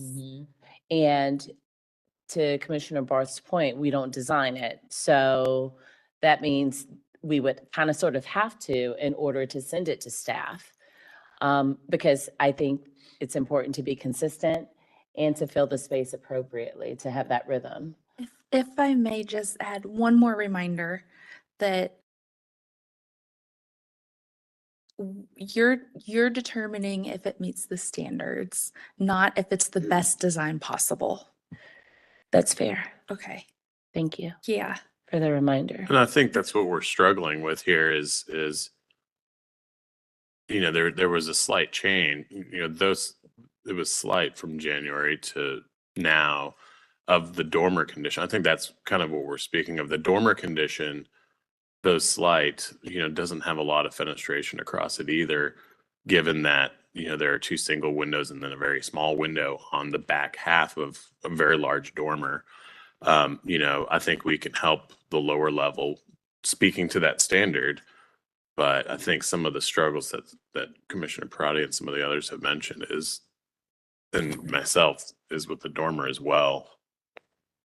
Well, your other option is to, continue just this left elevation and have it be a quick review next month, or to be very specific in your direction to staff. It does affect the massing of the dormer, the use of the windows. So that does speak to our standards. And if there could be this is my opinion, if there could be a restudy of this left elevation, which quite frankly might impact everything else, but if there could be a restudy of that, and if staff looks at it and thinks, oh, this is good, then it can be on the consent agenda, then. Can't do that. We can't take something that's been regularly. Sure, that's right. But, Yeah. we went very quickly with the last case, right? They came back, you're like, this looks great. It moved quick. Yeah, So- because here's the other thing. I know you can't see it. How many times have people come before us? You're like, you can't see it. We're trying to be consistent. Sure. I think you've answered your own questions, and maybe it's time for a motion. Yeah, because I'm very confused. Angie's raising her hand. Can we reopen for the applicant? Okay, so I know you guys know me, you trust me, or I wouldn't be here as many times. I would like for you all to consider, I will work with staff. We will have a rhythm that could satisfy everything. While I'm sitting here, I'm already designing it in my head. If you would grant us that to work with staff, we will create an elevation on the left that will satisfy both the standards as well as the scale massing for the entire building. I mean, it doesn't affect the left and right, I mean, the front and the back. The dormers are still consistent. You know, I do agree that the bottom windows could be made taller. It will give it a different feel. But I think working with staff and giving them options to work with us, I think we can accomplish this instead of having to come back for one elevation on this project. So I would just ask that you would consider that. I'll work with staff. Angie, to help the commission, and so that the commission's not designing it for you, Yes. can you specify some of the changes that you're proposing to send to staff? Yes. So the windows on the bottom floor, I believe we can raise those up to a 5'6" instead of a 5-foot window to get them a little bit taller. We can also raise the header a little bit on these windows. And then the window C, we can go back to the 6/6 or the 6 light window so that it would simulate the upper sash of window B. You know, and you know, window B, again, they are the same size, a 2650, but the window A will be made 6 inches taller. And we will spread them apart so that we will have equal distance, so that the bottom is divided into equal thirds where the windows are placed, so that you have windows and siding that are balanced. So there'll still be 2 windows on the lower level, but they will be balanced in the siding. So the distance between the windows will be equal to the distance left and right of the windows. And we will change window C back to the 6/6. And I will concur with Chris, you know, it doesn't matter that you have a one consistent size. They're never going to be seen at the same time. The only time you'll see that one specific window is in that room. You have 2 different window panes, 2 different window patterns inside that room. So, which I think is still going to work. So if we can make that change, we won't have to come back again, for the record. Angie, we lost your video, but we can still hear you. Okay. Okay. Can you see me now though, or you lost everything? We can hear you though. So just, there you go. Okay. Okay. Did you hear what I said? Yes, we heard you. Yes, we heard you. Thank you, Angie. For the record, thank you. Can I just make one comment? I think window A, in addition to getting 6 inches taller, should increase by a slight margin in width too, so the proportions remain somewhat, you know, because all the windows are more or less in proportion with one another, and you know how to do that. So we will make window A a 3.0 by 5'6" or a 3.060, whatever we feel balances appropriately width and height. We will do that. So you still have rectilinear panes. yes. Will that work? He said, Commissioner Barth said yes. Okay, thank you. Okay, let's reclose. Considering all of that, commissioners, do we have a motion? I'll float something. Was there a comment? I just want to confirm that we're good with the casements that are different. I know you won't see them at the same time, but the casements that are different on all facades. For me as one, I am. Okay. Because of my comments from earlier. Mm-hmm. I see your point, but I mean, just in my, you know, I think we're gonna look at several other cases. We've dealt with houses and applications before where, you know, not all the windows on a given structure have to match. They're all different. And it's meeting our standards. Yes. All right. Yes. Correct. Okay. So I'd like to go ahead and approve this application as it is not incongruous with our districts. And I have the following conditions to be worked out with staff. On the left elevation, that the windows on the main floor be increased in size, both in width and height, by a factor of 6 inches in each direction at the minimum. And also, the windows on the main floor should be spread per our comments so that the lower floor is divided into thirds. So the windows should be third of the way across the elevation. And then on the second floor, request that the applicant change window C to reflect the top sash of window B. And just make sure there aren't any. Would also request that, oh, and excuse me, for those following or those previous items, to work with staff, and staff can always come back to us if there are any issues.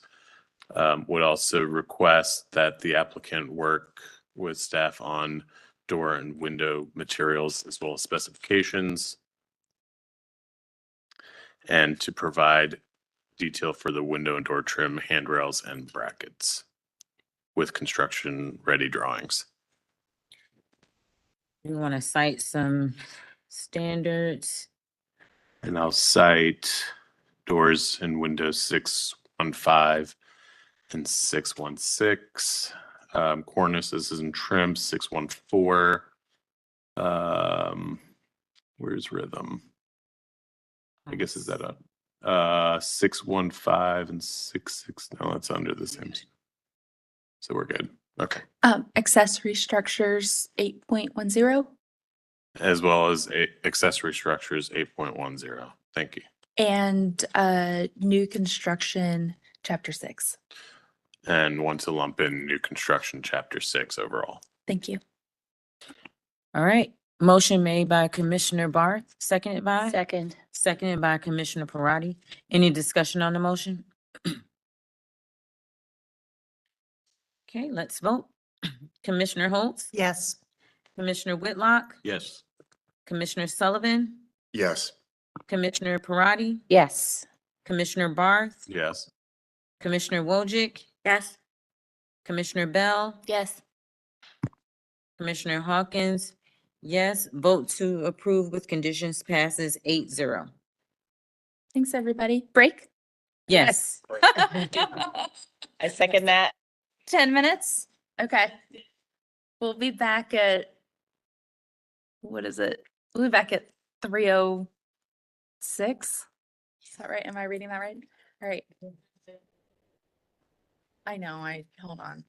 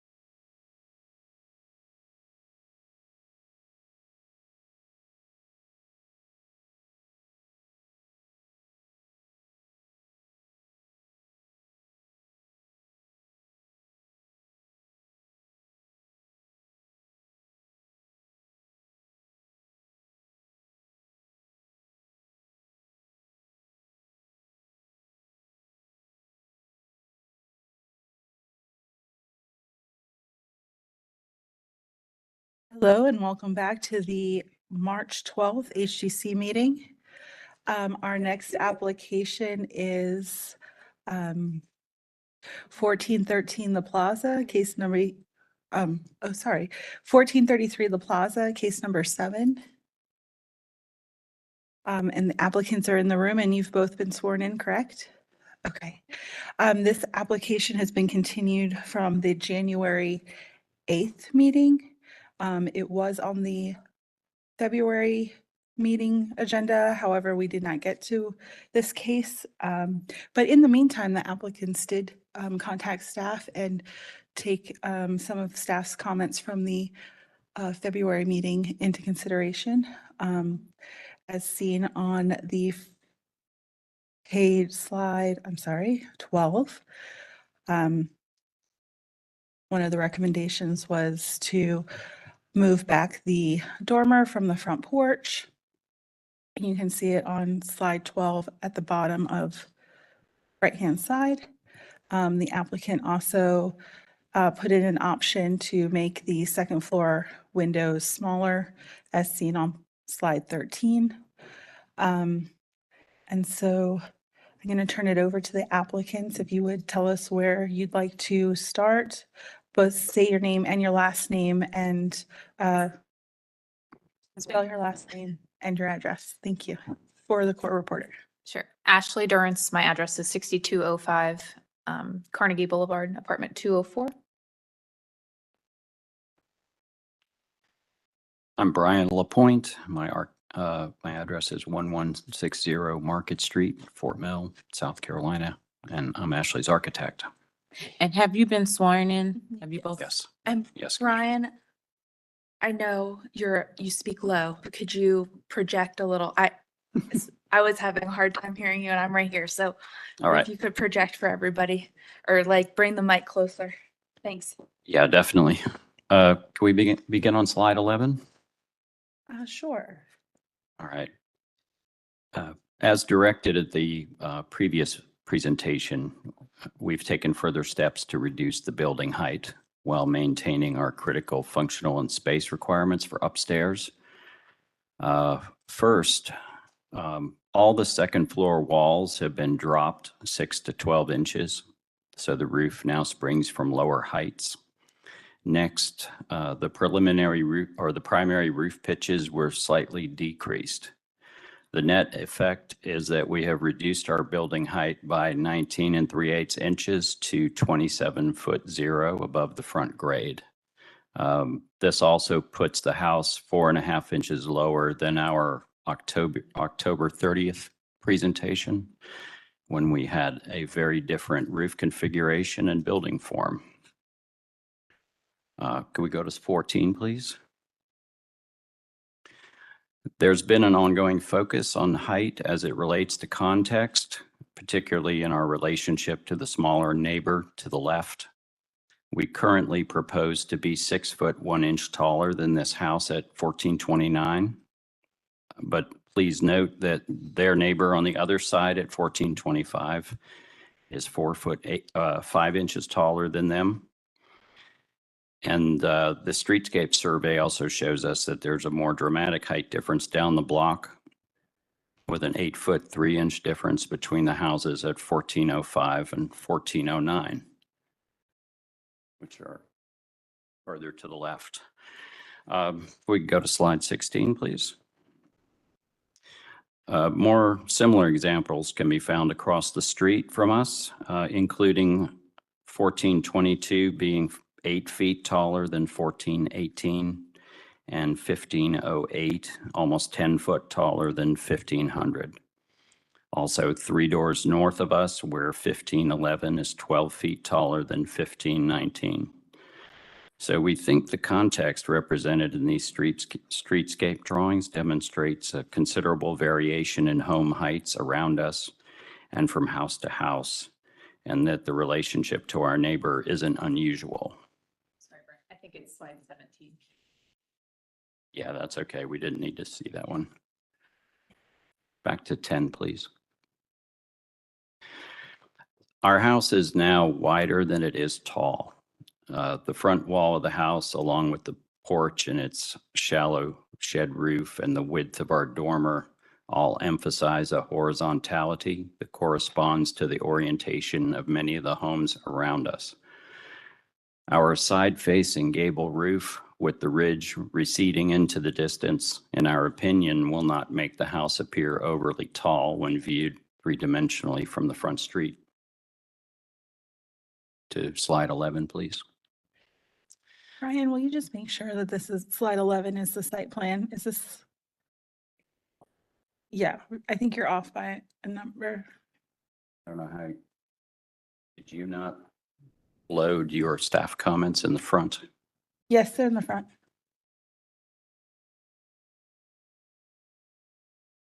By its page. The map.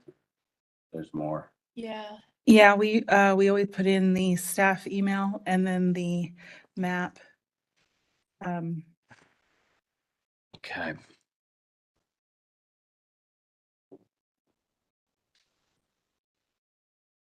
Let's go forward one. Okay. So we were advised to shift the position of the front dormer so it doesn't sit on the thermal wall. It's now been pushed back 10 inches with our constrained interior plan shifting and tightening as much as possible. It was also suggested that the dormer should not override or bite into the porch roof. So we've adjusted the lower roof pitch to meet the primary roof about 8 inches in front of the dormer. I'm trying to manage a few technical issues here along with the board's visual expectations. First, I'm wary about a reliance on the contractor's ability to execute a tight sequence of details with a roof pitch transition followed by a roof to wall flashing. And I'm also concerned about the prospect of flattening the porch any further, which negates the warranty on asphalt shingle roofing. So hopefully we can settle where the position of the dormer is. We were asked to find a consistent detail for the trim at vertical corners where we had a mix of mitered corners and corner boards. So now we're showing corner boards everywhere in compliance with standard 614. I think staff may be questioning the proportions of some of our upstairs windows. Of course, we're familiar with the concept that upper level windows may be smaller than windows on the lower level, but we also want to let in as much daylight as possible while meeting egress requirements. We anticipated that the board would only approve a true double hung window, not allowing a simulated appearance using a casement, but we've provided a representation here to show what that would look like in case this is a concern. So this option shows a 32-inch wide casement with a false sash across the middle. However, just to be clear that this wouldn't be our preference, or anywhere else on the house where we aren't depicting an option. And it's perhaps surprising if you would view the window proportions as a greater priority than authenticity for a double hung window. We continue to employ scale reducing techniques wherever possible, according to 6.8-6. Taller levels of the house are stepped back. We have variations in the building plane that are driven by the shape of the lot, and the roof forms are broken up. Let's go forward 2 slides. One. Yeah. Okay. Thank you. We were asked to restudy the left side of the house to enhance the fenestration.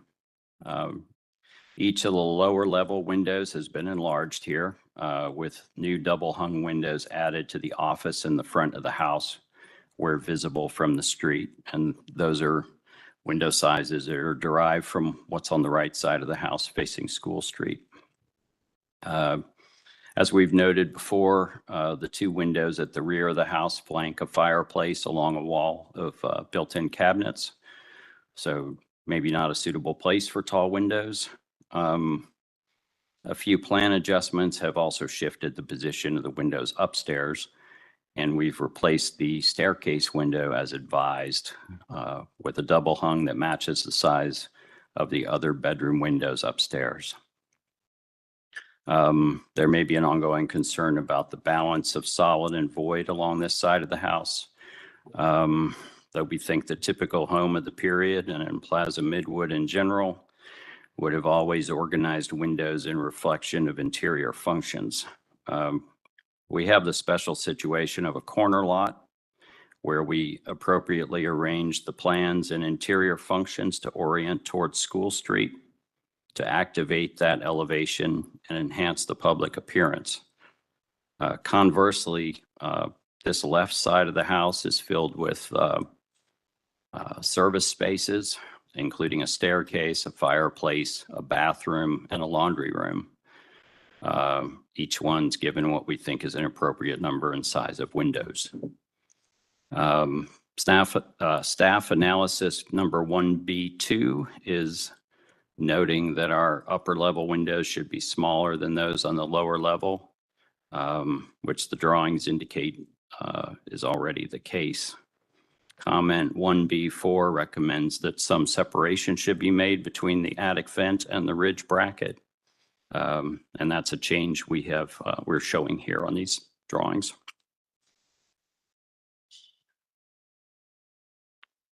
Just to point out, the top drawing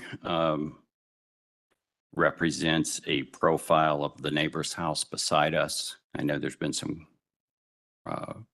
ongoing concern about how those houses look side by side, but that kind of relates to my comments earlier where I was pointing out the streetscape comparison.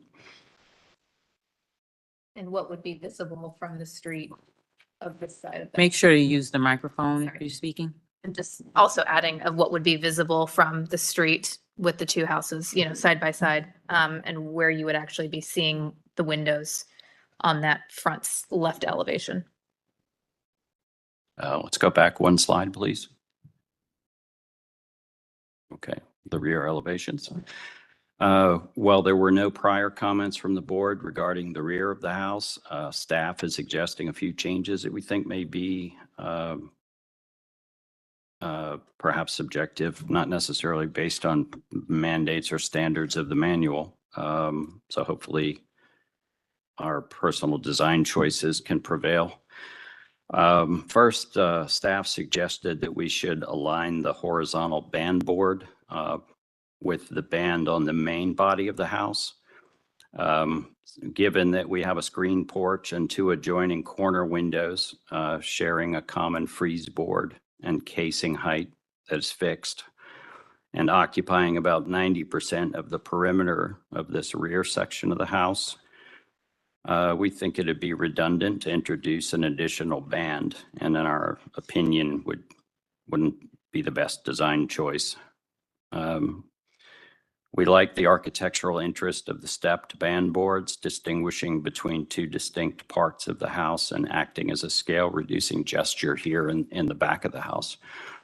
Now on the front of the house, to the extent that there is also a horizontal element, I'd say that would be the porch boxed beam, which happens to correspond to this band board on the back of our house.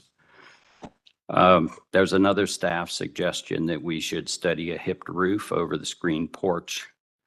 I'll point out that this area only projects 4 feet 4 inches from the face of the house, so the form of the hip would be substantially cropped. With no other hip on the house, we prefer a similar approach to what we have at the front porch, and to keep the low sloped gable here in the back.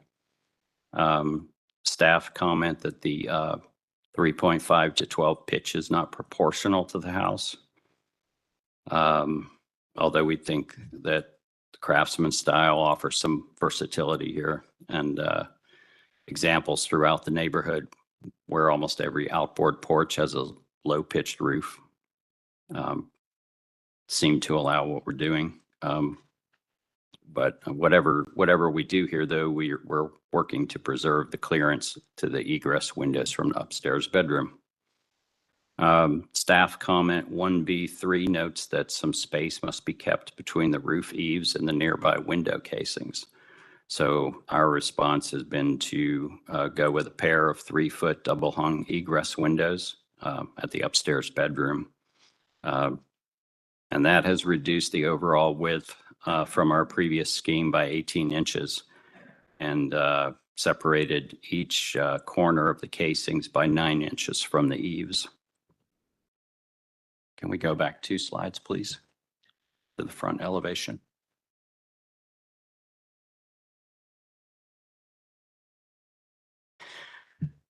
Staff note number 2 looks at the detached garage fenestration at the gable ends. There's unfinished attic behind these small windows, but we've slightly enlarged them to, as suggested. Staff has indicated that there isn't much concern with the visibility of unsightly interior framing and contents within the unfinished attic space, but Ashley intends to take steps to mitigate this and conceal that stuff. Now, can we jump ahead near the end to the third to last?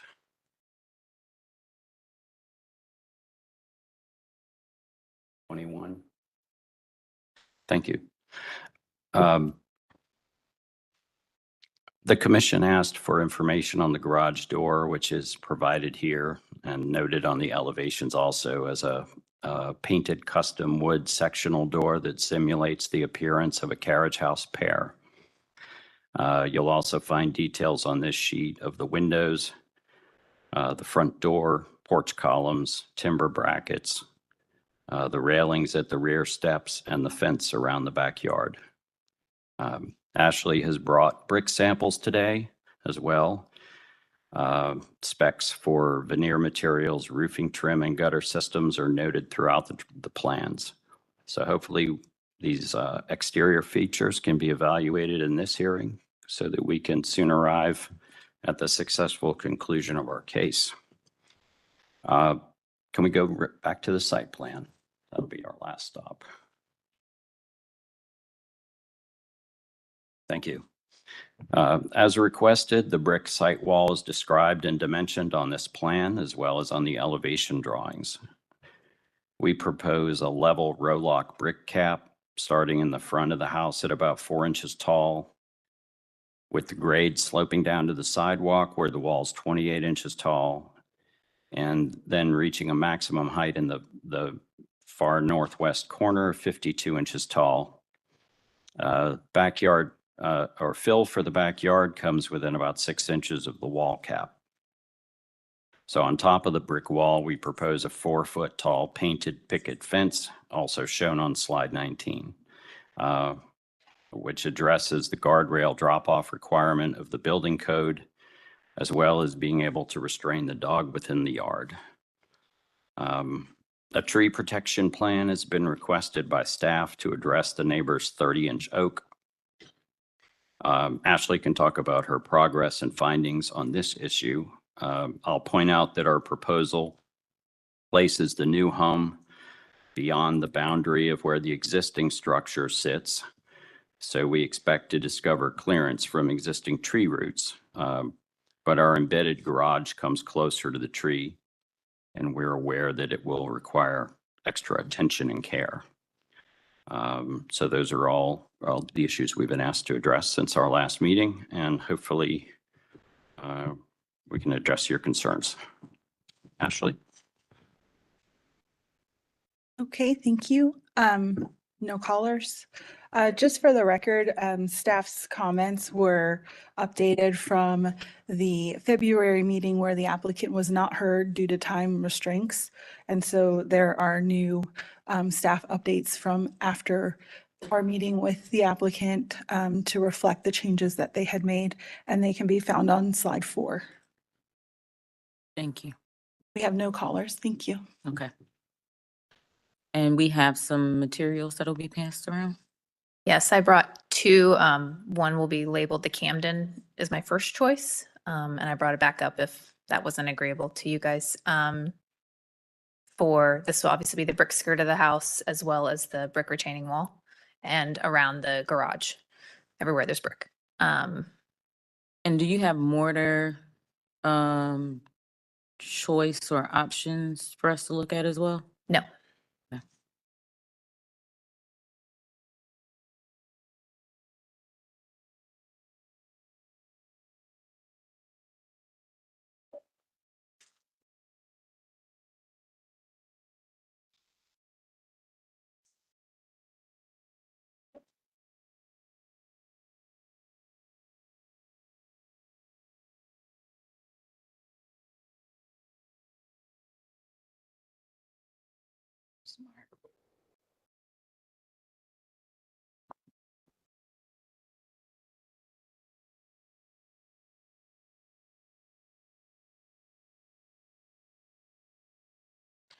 All right, while the brick makes its way around the room, commissioners, any questions for the applicant?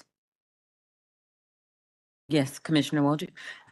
Can I ask about the right side elevation and the band board that you were talking about? Towards the back where it offsets and goes down. I know that you're offsetting it to get it to engage with the porch that's on the back. But there's an offset at that, yeah, there's an offset at that wall too, right? So, okay, so that in the back are in line. Okay. Correct. And so it's really more because of the rear elevation that you felt like it needed to come down than necessarily the side elevation, right? 'Cause Well, on the side, it doesn't really yeah, matter, but basically from here all the way around, this is kind of a standalone section of the house. so that corner of the porch is in a whole, it's in plane, it doesn't step back again. There's a change in plane between Here? these areas. Okay, Yeah, but not that's in the distance. right there. So there is an offset. There is. So when you go up the steps, Mhm. so there's an offset there too. Okay. Yeah. Okay, so this is perfect. So on that elevation. Let's go down a little bit, Scam, to the top of the slide. Oh, you're right. I think you went the right way. Well, that was the old one. This is the new one. Okay.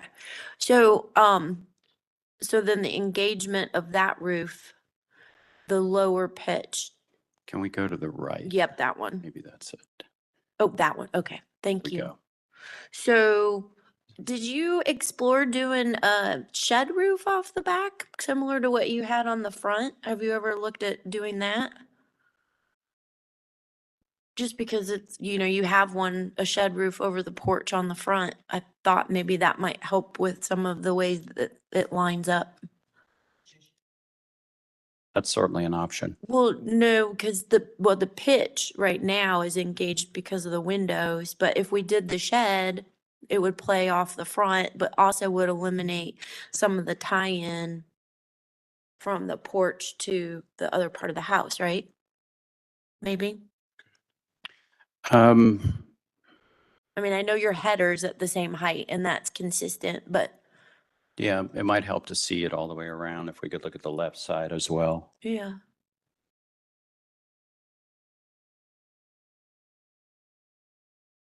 Yeah, down here. Yeah, because if, So you're suggesting perhaps a shed? which would then kind of alleviate Well, I don't that. have a strong feeling about that. I'm sure it would work fine. Yeah. I'm not sure what it gains us. Well, I was just thinking the band Mm. would be The band Less- won't move. wrapping. It would stay there. It wraps around the entire porch as well as the landing out by the steps. But on the other side, on that side, Mhm. it could go up Um, because it wouldn't be the same horizontal, it wouldn't have to be the same horizontal line. Like right now, Well, it comes around here, it meets a window header immediately in the corner. And that window header comes out, about this far from the corner. So I merely adapted that alignment and brought it all the way around, because really the only part of the back of the house that doesn't consist of the porch frieze and the window casings is this little stretch. So I didn't really think it made architectural sense to apply a band right there. Yeah, I know. I think the staff and I think guideline wise, the consistency of the band board and not having it integrated into the window header would be an asset versus a, Well, as we move further down, if we could look toward the front of the house, you know, there's the absence of a band board here, sure. and then there isn't one on the front, of course. Do you need a band board at that, I don't think above that so. window? It seems to be, the usefulness of a band board is merely to emphasize horizontality on the taller two-story element of the house. I don't think it serves a purpose on the shorter areas of the house, in my opinion. So Okay, it was think- just a matter of where the materials changed. Right, but if you don't have a material change at that front gable end, then maybe you don't even need it at the back. You're saying. Sorry, not my. Treat that as the same as what we're doing there and just eliminate it and only have the band board here. Yeah, I'm not sure that that's the answer, but I was just wondering, because that's, the band seemed to be an issue, so I was just. Well, at some point, I find it more interesting to do it this way. Sure, but if Um, if you can't do it that way, then. We're getting into design. I know. Okay, okay. I just wanted to ask about his Yeah. thoughts about that. Yeah, sorry, didn't mean to get into the weeds. Thank you. You know, I think generally a craftsman style isn't that homogeneous. It's a little more playful. There's probably some room for, you know, tweaking it a little bit for interest. All right. Other questions for the applicant? I had a question, if we could go to the front elevation, get the revised dormer. There we go. And I'm sorry, you know, I know you discussed the dimension now between the front of the dormer, and there's that little bit of roof now where, or I should say, that would be the roof that's now, that was not there before, that is now there because you pushed the dormer wall back. That's correct? That's correct. So that would be roofing material sort of wrapping the dormer just above the front porch. Yes, it is. Okay, so the roofing material is going to be consistent. Would there be any flashing or anything that would? I think it would only occur against the wall. I do have a cross section if we wanted to go to the fourth slide from the end, in case that's helpful. One more.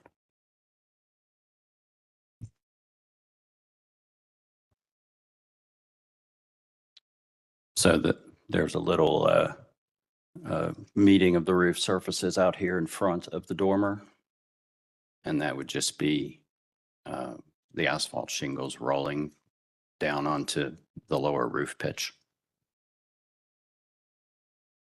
And what's it looks like there's a dimension on there. It's just a little small for me to read, just where you've got. Yeah, that was this dimension to indicate the offset from the thermal wall, 10 inches. 10 inches. Okay, thank you. Other questions for the applicant?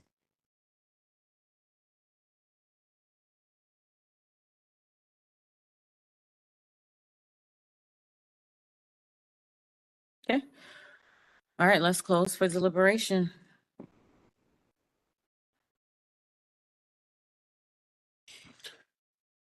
I have a question for staff. Historically on buildings in the district and from, the era that homes in this neighborhood would be, we experience 2 foot, when we do have exposed rafter tails, they're usually 2 foot on center. Do we typically request that versus the current standard 16 on center?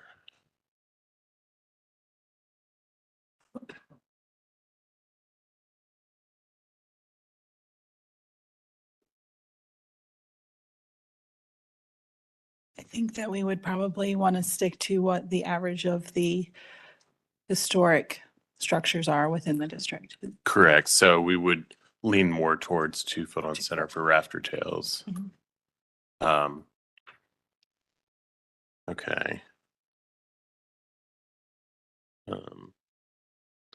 So there's a number of comments here in the staff memo, which I tend to agree with, and I and especially as they relate to our guidelines, and for instance, the window proportions and layout. We have several gang windows, for example, on the School Street right-hand elevation, where we have a larger window with 2 flanking smaller ones. I think that that's appropriate, and you see it on this style of architecture. And then you start to get into some other windows, for example, on the left-hand side, where we may have like a single window that's a 2/1, and don't often see that. And frankly, I think I may have made this comment speaking to the left elevation, that stair window.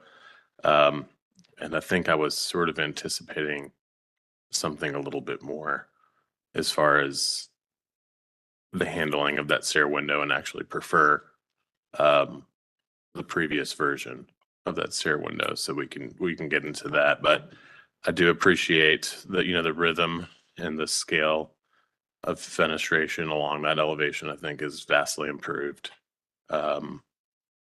The lower level windows toward the back and screen porch, much better in proportion relative to the overall elevation.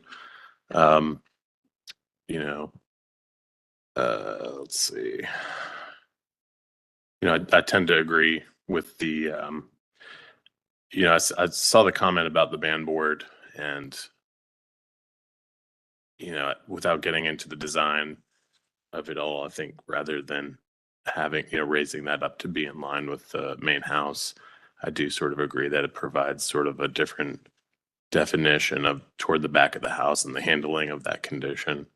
I think the resultant may be you'd have a double band board on that left elevation, which might be kind of strange.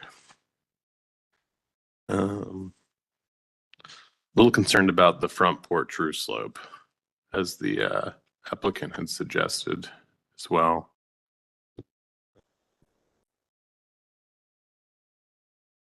Anyway, those are most of my comments. I don't know if any other commissioners, any strong feelings. What are you concerned about, the pit, or just the pitch? The pitch, yeah, the pitch of the front porch is pretty low. And as the applicants referenced, this was responding to one of our comments about its engagement with the front dormer, as well as, some water concerns.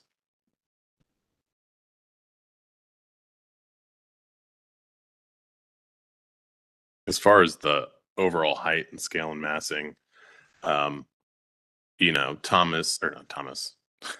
my street. Plaza is very diverse. We have, full 2-story, 4-square houses next door, across the street, down the block. We have small bungalows. And this has kind of been my, I appreciate some of the maneuvers the applicant has done in minimizing that height.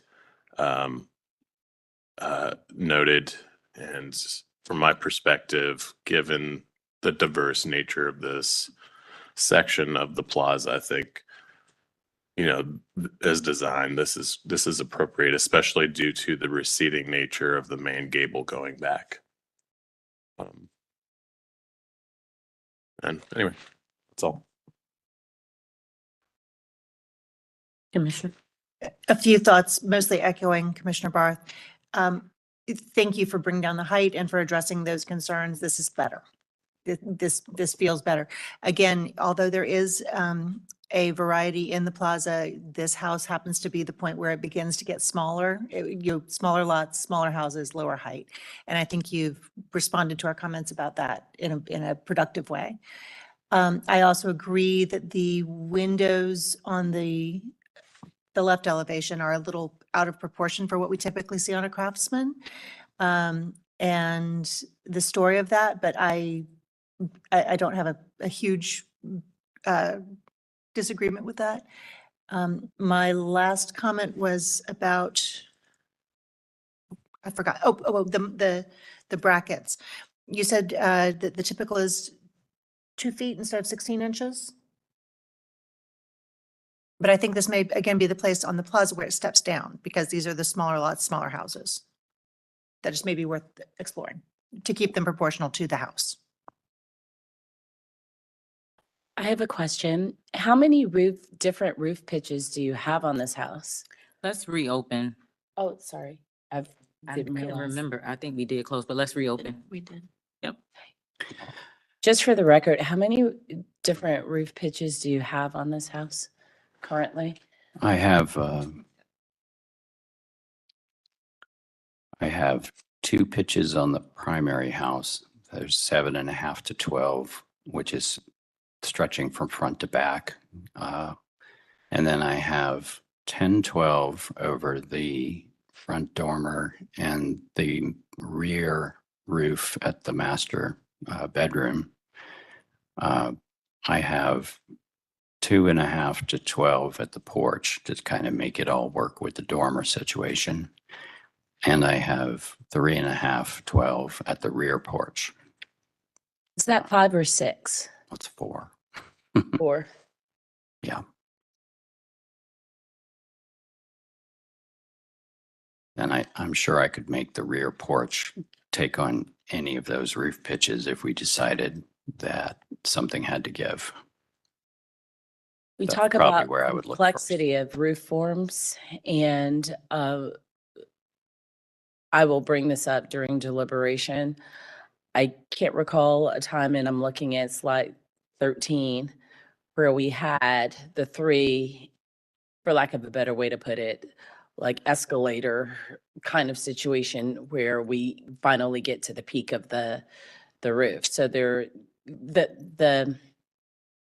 roof pitches, the roof forms are still quite complex. And going back to our standards, it speaks directly against that. They're supposed to be simple. So will you, before we close for deliberation, explain why we need to make an exception for this particular house? I think our case would probably begin with the shape and tiny confines of the lot. So, we're dealing with a diagonal alignment of School Street, which tapers our lot, as you can see on the site plan. So our buildable area is only 28 feet wide in the back at the rear setback.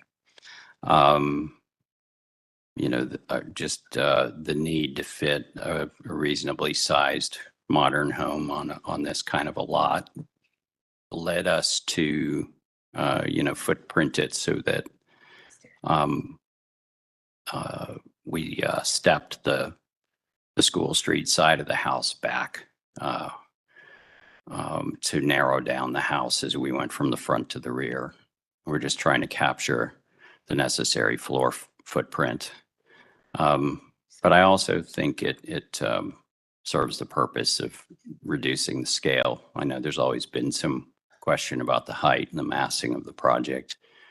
I got the impression that simplicity wouldn't serve us very well in this case, that perhaps a semi-complex massing for the house would help us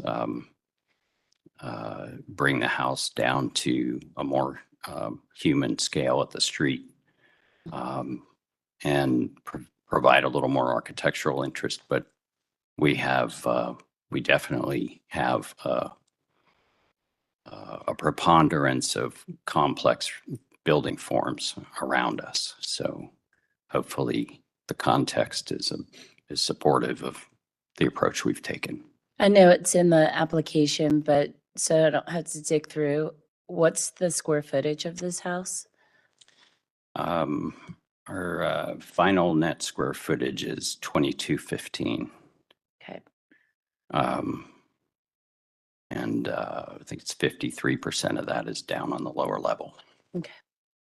Thank you. Yes. All right. Any other questions for the applicant or comments from the applicant before we close for deliberation? No comments. Thank you. Okay. All right. We're now closed for deliberation. Can I say something? Yes. Just for the record, on the narrow windows, I have several in my house that are 1921 windows that are 2.0 by 5.0. So they do exist on Craftsman houses from the 20s. And then I would argue that, I wouldn't argue, but I just point out that I don't think it's a very complex roof system. I mean, there's two main roof areas on the main house, and then the front porch and the rear porch, one's 2.5 and one's 3.5. It's pretty, they're both very shallow roofs. So it'd be hard for most people to distinguish the difference between a 2.5 and a 3.5.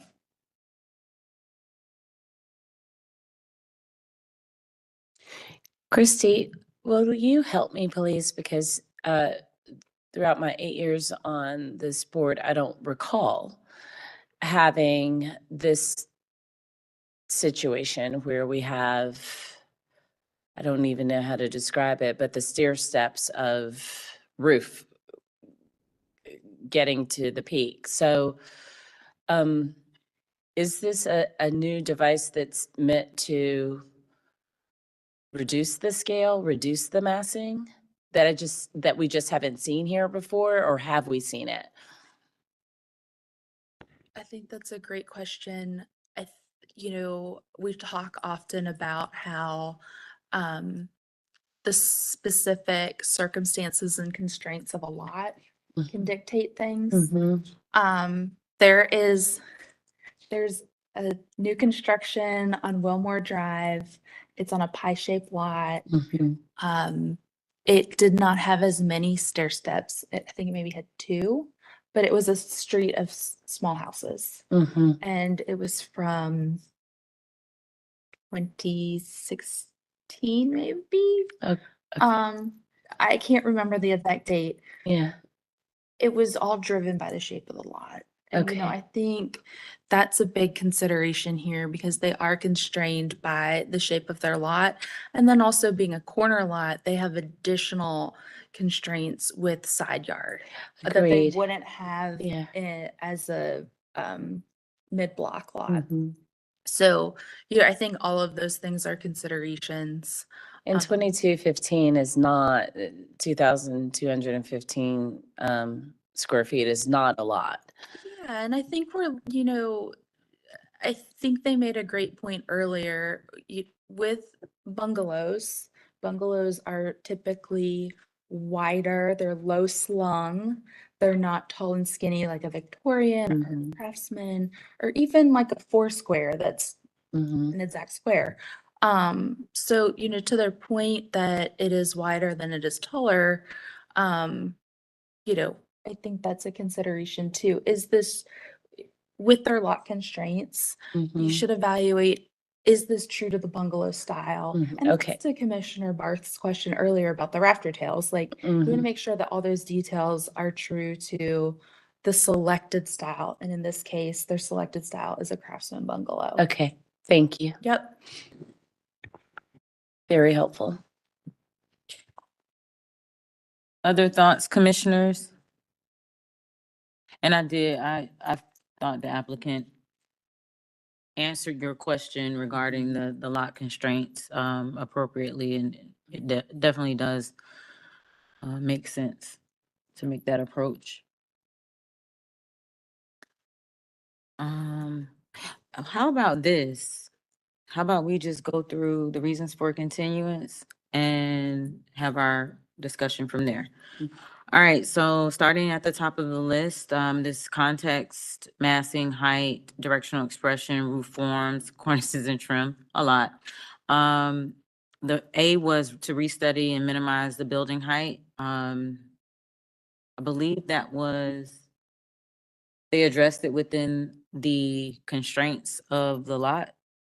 Any other thoughts on that, differing thoughts? I agree that it's been addressed. I'm satisfied. Next one's focus on the roof form, scale, reducing techniques, and consider context regarding height, architectural style, and directional expression.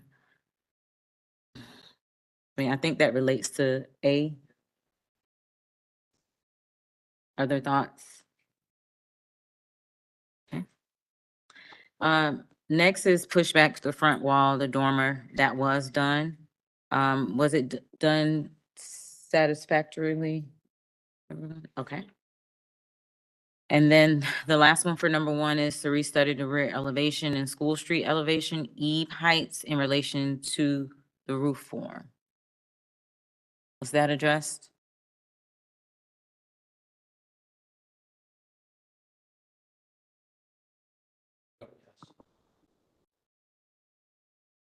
Yeah, I'm not sure that we spent a lot of time on the rear elevation. The roof form hasn't really changed on those two elevations, but the eaves were brought down by the simple math of changing the slopes on Okay. on the main roof gables overall. So it did have an effect on these elevations as far as the overall feeling. Okay. All right, so let's go ahead and move to number two. Restudy the left elevation for a better balance of solid versus void for the fenestration across that elevation, particularly as it responds to the main floor level. How do we feel about the fenestration on the left elevation now? It's better. I'm gonna go ahead and have to the stair. I don't remember the exact comments from the last meeting on the stair window. I think the previous version responded better to again, we talk about the program inside each space and how the windows respond to that. I think it, breaking the floor plane between the two floors responds to that. I mean, it's saying that there's a stair there. Not only that, it provides more fenestration on that elevation. So, I think what I was sort of hoping for was more of a celebration of that, rather than toning it back. So if I were going to vote, I would say I prefer the stair window on the previous submittal, but overall in this elevation, I think the windows are much better, especially considering what, forget which commissioner it was that mentioned the 2 foot by 5 foot 2/1 windows. So. I want to say I was surprised because I remember being in the minority about the stair window, and you all kind of educated me around why that was an appropriate approach to a stair window. So I was surprised that it was changed, considering the discussion last time. So others? Yeah, again, the windows on the main floor are not the substantial windows we would see on a house like this. So please help me. No one mentioned it. So what am I missing?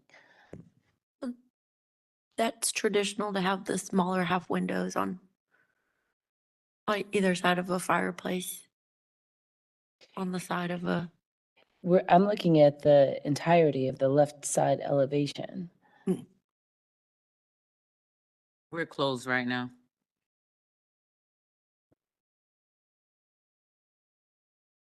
Yeah, Commissioner Pradi, I do see your point in looking at the entire composition. But to Commissioner Wojcik's point, bungalow style craftsman, you do often see smaller windows on a side elevation. Windows that are that proportion on the left side that would indicate built-ins below on the interior or something to that effect. And on the second floor where there are shorter windows, which I think on plan interior indicates a bath. I can't think of a specific bungalow or craftsman example, but because it is a side elevation, I think that it's secondary and that the overall rhythm between first and second with that similar proportion, at least to this commissioner, seems appropriate to the style. Just a reminder that if you're questioning things, to me, that indicates maybe they've not proven their case, you don't have enough information. Go around the neighborhood, give us examples of these things, right? Like, it's not for us to really question that. They need to provide that. Sure, and I'm wondering if I am somehow missing something because my fellow commissioners are not bringing it up. And so, and this is the second time this has been heard. And so I'd like to be educated before I then. Yes. Maybe to your point, the narrow windows do exist on bungalows. Typically, they flank a chimney. And then you typically see these high level, you might see a gang of windows like this, and then two narrow windows on either side where it's in like a dining room, right? Right. And they would I've like- seen my fair share of bungalows here on this commission over 8 years. And again, there's a lot of new in this application that is, that I have not seen. So, yeah, and I think to that point, like, let's show these conditions and where they exist in real life. So that would be an appropriate part of the motion to say, let's continue requesting that you show us some of the context for those particular conditions. Okay. I just don't think every house needs to be the same.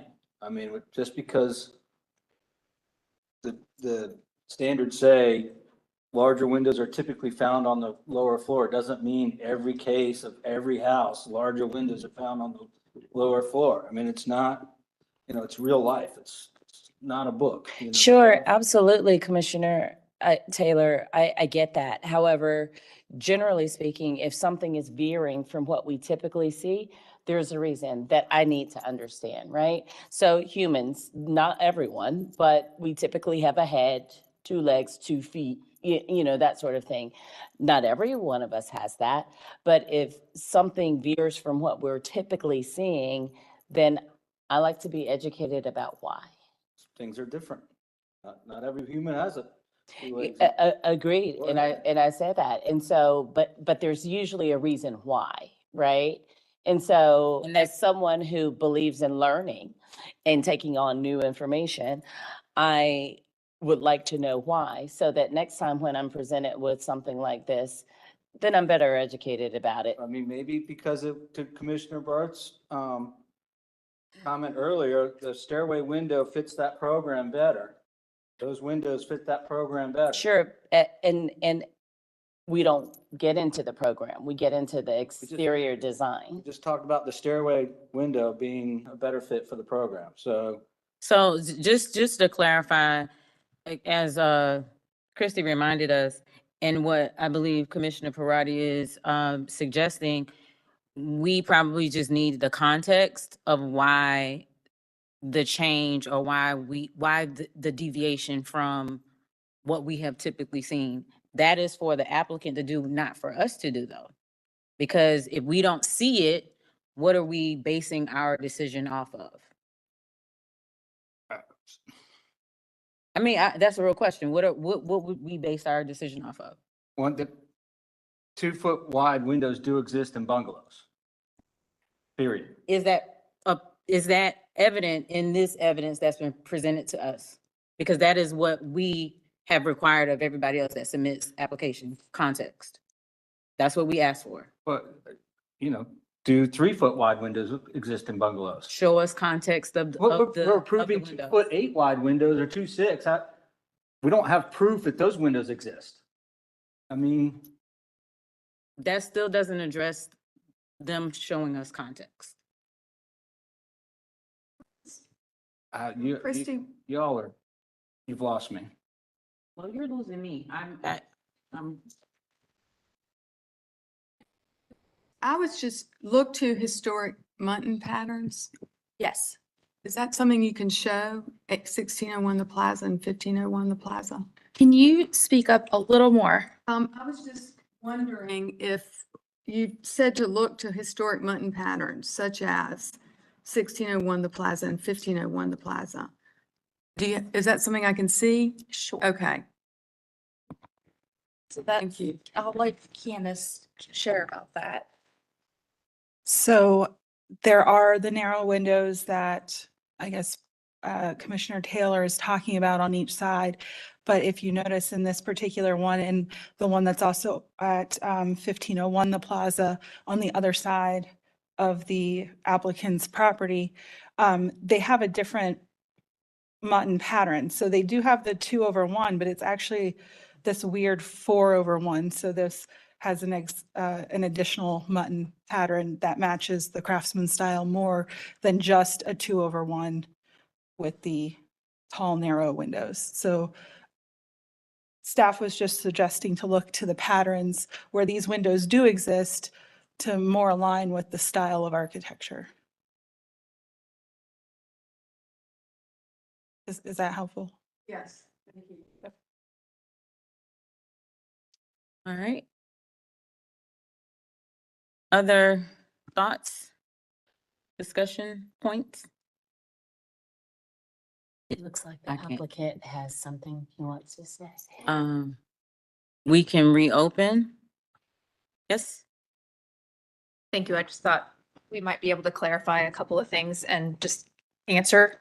And I don't know, Commissioner Parati, if you were here, this is actually our third time.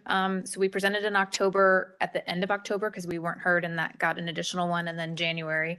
So this is our third pass it plans.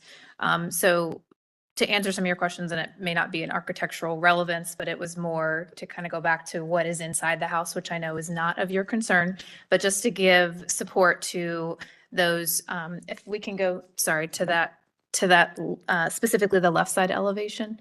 Candace, thank you. As Brian mentioned, we did make the two lower windows larger than what they previously were, and that is the living room flanked by the fireplace, and there will be built-ins there, very traditional inside living room footprint. The stairwell, we're all very clear about that is a side stairwell in the middle. And then the idea too is that is the side I'm facing my neighbor. And we're very much aligned, as we had to be, with keeping the front porch and that front thermal wall in line. And so it was really just that being a home office in the front left of my house. Do I want to stare at the side porch / side front of their house? And so it was really me guiding Brian on, so our initial thought was the kind of the higher windows. And then also from furniture placement, I've got a really big bay of windows on the front of the house that flank either side of the front door. So it's really just where am I going to fit furniture placement in there and for it to make sense. And so we stuck with the 2/1 taller windows like we did on the School Street side, where it'll be a butler's pantry of sorts in between the dining and the kitchen. If that gives some. Thanks, Ashley. Yeah, no, and I studied the application, and even though obviously we as humans care about what's programmatically going on the inside, as a commissioner, our charge is the exterior. So that's why I'm asking, because I just want context for it, which of course speaks directly to our standards. I just wanted to point out that on the last slide, we offered some photographs of other homes in the neighborhood with the 2/1 and 3/1 window patterns, Muntin patterns. They were going to be a subject of conversation at our previous presentation. that Sure, time didn't come up. maybe that's for the whole commission, but I just want to clarify that on the left side elevation, the rhythm that we typically see is different. And to Commissioner Taylor's point, they don't all have to be the same. However, contextually, I need to, as a commissioner, understand why. Okay, I understand. Thank you. The aspect of rhythm described in the booklet is not very clear, and it's certainly not prescriptive. So if I knew what the standard was, we could certainly comply, but there isn't. It's funny, Brian, because there's a commissioner who is no longer here on the commission who's fantastic. And I used to say, well, it's not here in the standards. It's not here in the standards. They were called guidelines then. And he said, that's why we are here. And so we look at the standards because obviously the standards can't speak to all of the nuances we see. I think the thing that is the most helpful, as I've served over 8 years, is understanding context. How does this fit within not Dilworth or not Wilmore or not Wesley Heights or not even other parts of Plaza Midwood, but within your streetscape? How does this, it's a macro scale that we look at and then a micro scale. So we're looking at your house and I can look at your house and say, this is very different from what I've seen before. But then you provided me with context about the irregular shape of the lot. I understand that. We've had quite a few irregular shaped lots. Then I need to understand, okay, looking at this house now, I pull back.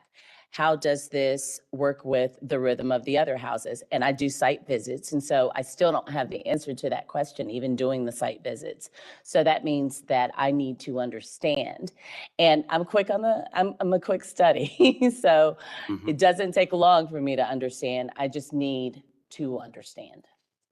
Right. I think what's throwing me off here about this particular elevation is I don't think the level of fenestration on the left elevation is so far out of line.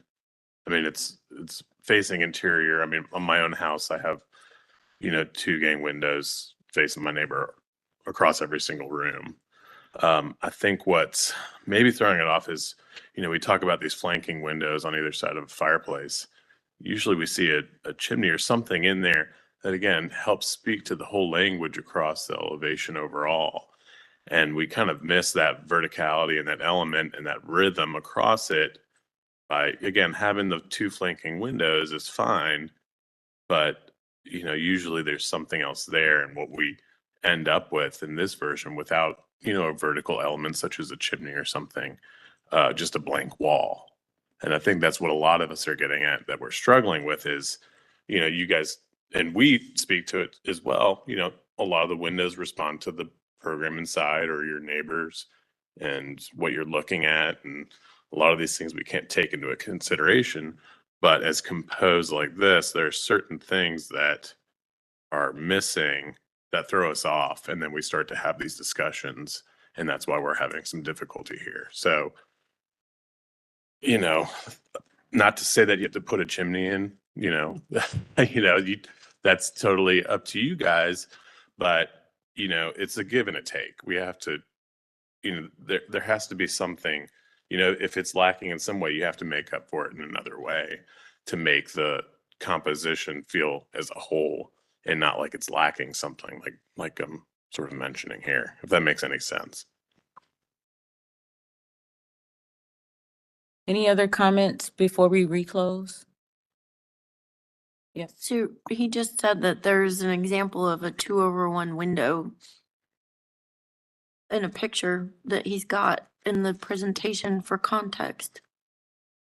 Those are the types of windows, but not the rhythm of for example, that left exterior. So it's not okay. That is my main thing is the rhythm of the left side. Okay. So the 2/1s, Brett just introduced the fact that in Dilworth, he has that. We saw something similar to that just down the street.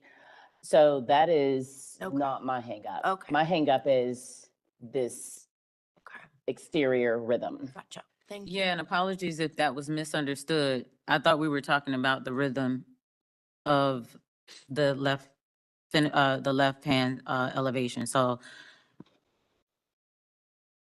I thought we It's were not- it talking was not about the the window. size of the window. We Okay. talked about all of those things, and so that's probably why it got a little confusing. all right, we are now reclosed. I mean, for what it's worth,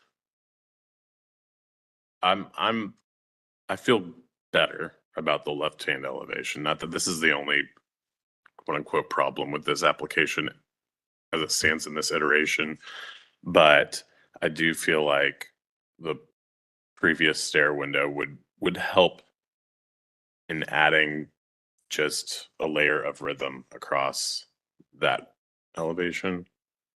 And then, speaking to the window form in general, looking back at the images, when we have, typically you see this proportion of the upper lights on all these windows, this double hung example, you see those wider proportions on more newer construction, whereas so for example, on the front elevation, typically those would be like a 4/1, just in my opinion. So, this may get into, what we say in emotion here. But I may want to see that studied a little further, just the format of the windows and how they present. And I think a lot of that would help. A lot of the things we're saying too about the window sizes across the board and relation to, other parts of the house. It's interesting. I see houses outside of our historic districts. And, fenestration is one of my things. I love windows. They're the eyes to the house, right? And you see on the side, you all have seen it where, and it's not this, but you've seen where there is a little tiny window here and one window there, but primarily blank space. And I just think about the design of houses that were built during the times that, that during a period where design was not only about what was happening on the inside, but how it looked on the outside. And so when I see something that even kind of gets to that look in our historic districts, and I just really want to understand why contextually, like where else is this happening?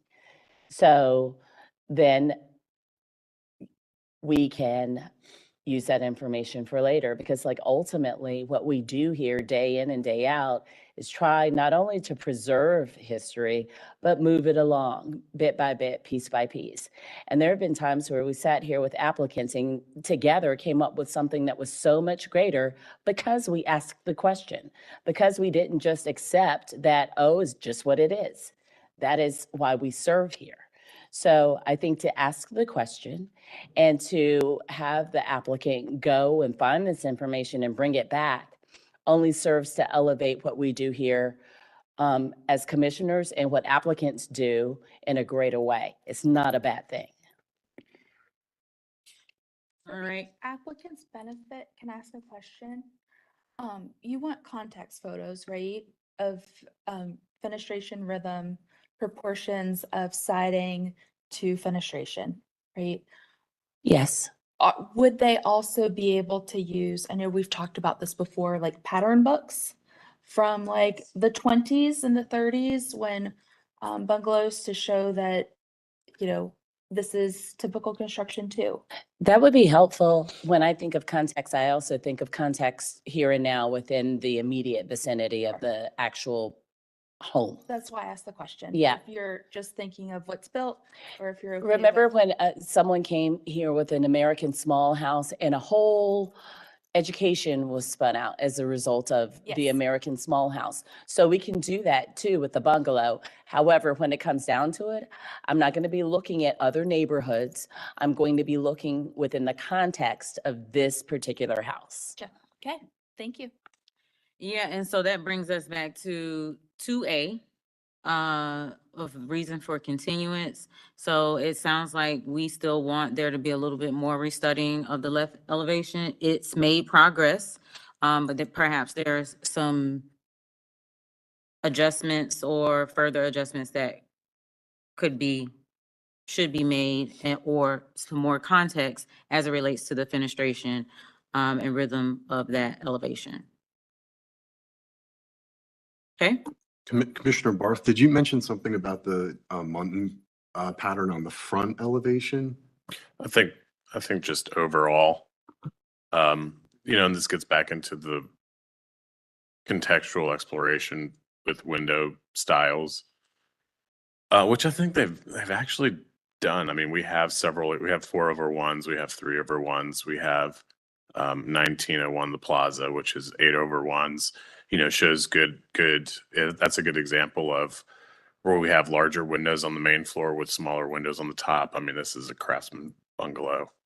And there it's 8/1s on the main floor, large windows with 6/1s on the upper story. So, I mean, it's been done to a certain degree, but I think we need to look at, this overall, and just based on, I don't know, the example of the 3/1 is 2122 the Plaza, which I don't know if those are new windows or not, or original windows or not.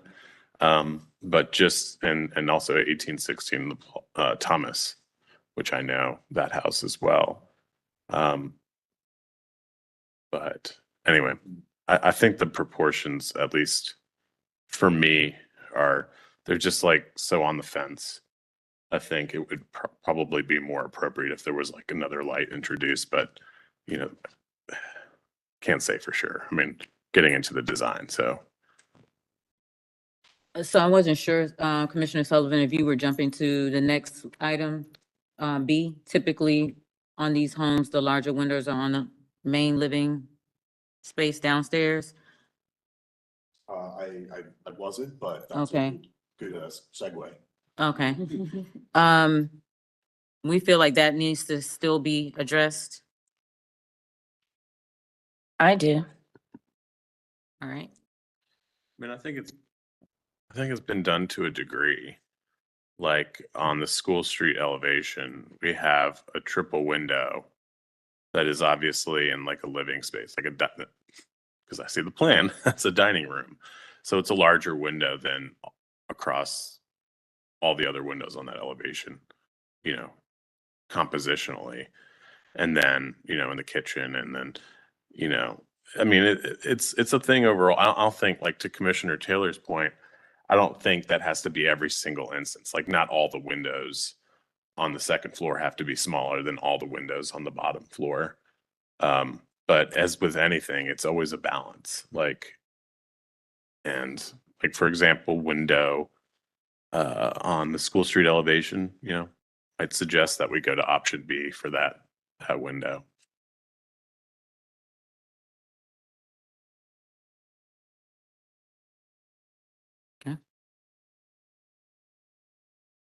Other thoughts? Just to make that confusing, I think that option B is too small if we're talking about fenestration for the overall plane of the wall. So glass versus siding, I don't think the proportion's right. So. Let the record show that Commissioner Barth said true.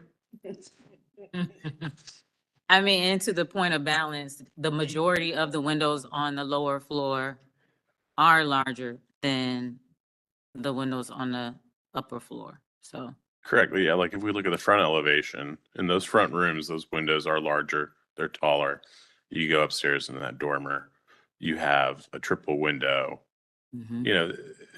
It's all a balance, and I think it's fairly well done here. I think it just requires maybe just a little tweaking and a little bit of homework to show us some examples to get us comfortable, because this is a totally new example inside a historic community, and we have to see that connection back and make sure all these details, they work together.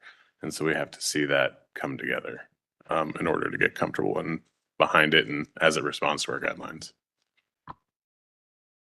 All right. Let's move to the next item. Analyze the stair window, looking to plenty of examples that both commissioners as well as staff pointed out during discussion of the projects. So the stair window was adjusted to, I don't know what you call it, but it was a larger window before and it was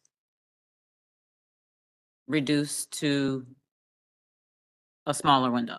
I don't know how else to describe it.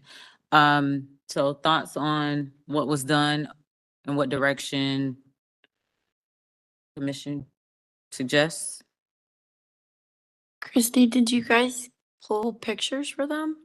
I mean, I thought that there was gonna be some examples of other applications. We've provided all sorts of information. Okay. Throughout the course of our conversations. Okay. I don't have an example of a triple window like this. Candace has been like that, you know, bisects the trim band and then has a transom above. We don't have an example of that. Okay.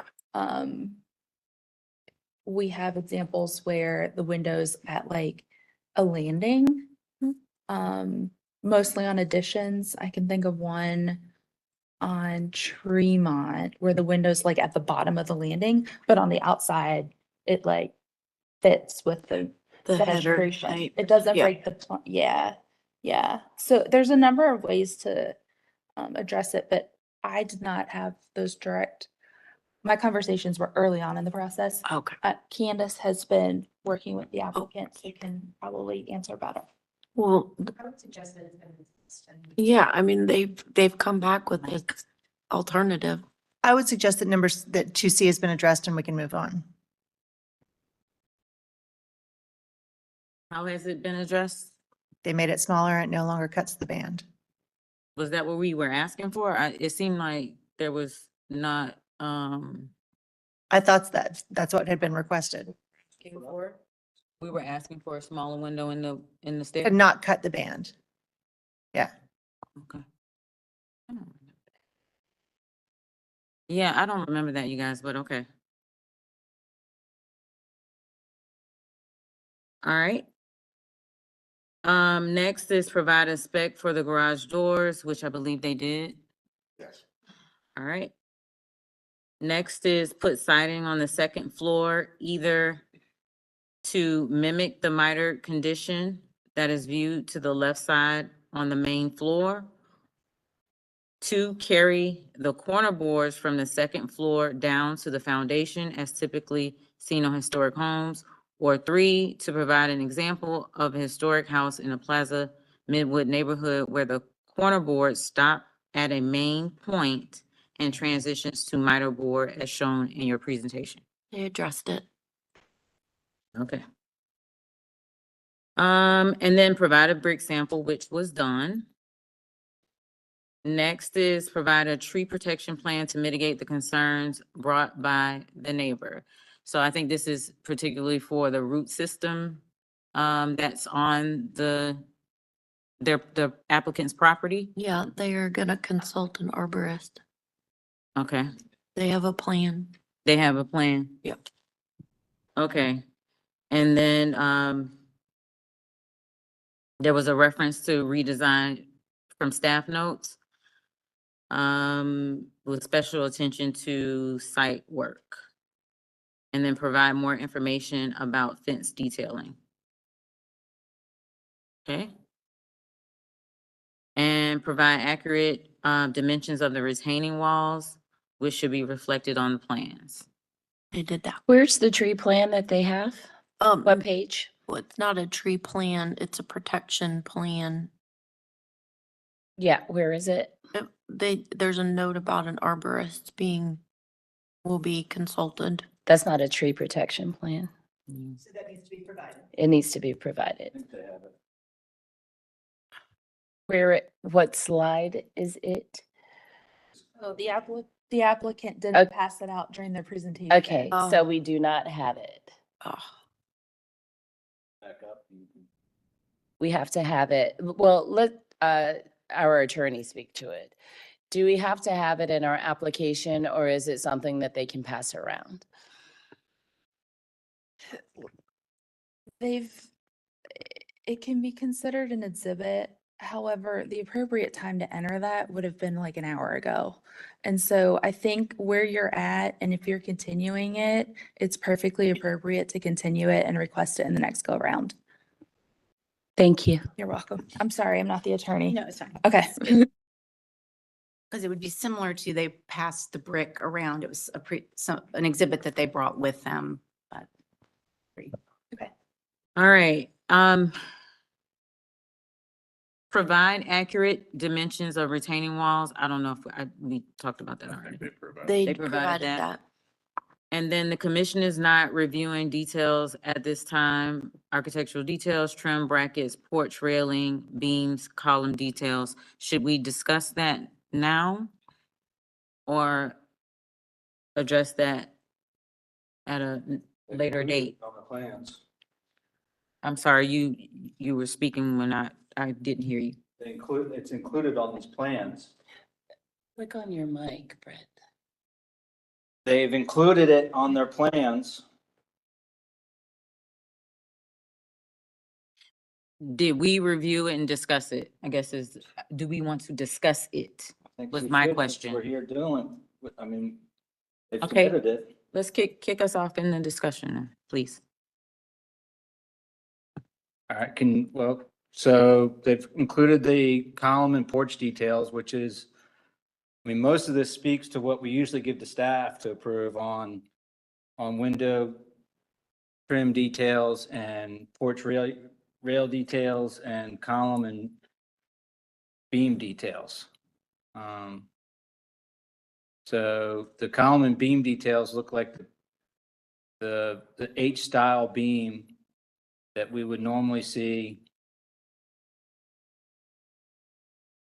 The porch detail or the rail detail is a little bit different, but I'll be interested to see what everybody else has to say about that.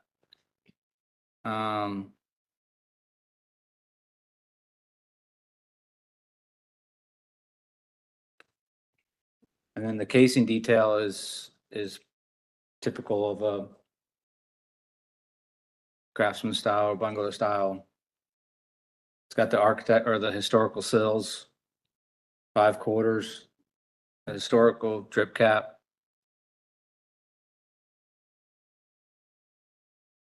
Okay. Thanks, Brett. Commissioners, other thoughts on the other architectural details that we did not get to on the last? While we're looking at details and trim, I mean, they all seem pretty close, pretty accurate to our historical details. For fascia boards on exposed soffit situations, do we typically get a 2x fascia on that, or do we sometimes see 1x that you guys know of? I mean, I know that's getting into the. I think it's normally 1x. On an open soffit? Mm-hmm. Okay. I think the only issue that staff might want to bring to your attention is the porch railing.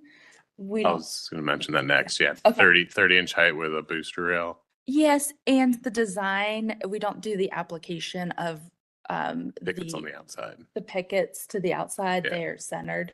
Yeah. Or is the 30-inch rail height not rule, but do we typically only apply that on rehab instances, or new construction? Does it apply as well?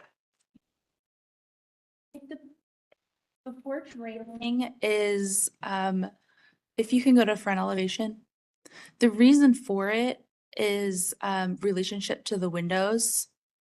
So if you go down, so is it not shown on here? No, front, on the front. Oh, This is only coming off the back. show the back then. Oh, then, yeah, on rear elevations, it's the front porch, it's the relationship between the top of the rail and the windows. Gotcha. I would just The only note would be the design. Yeah, pickets towards the inside. Yeah. And then I noticed on the fence on top of the retaining wall, it was noted at 4 feet.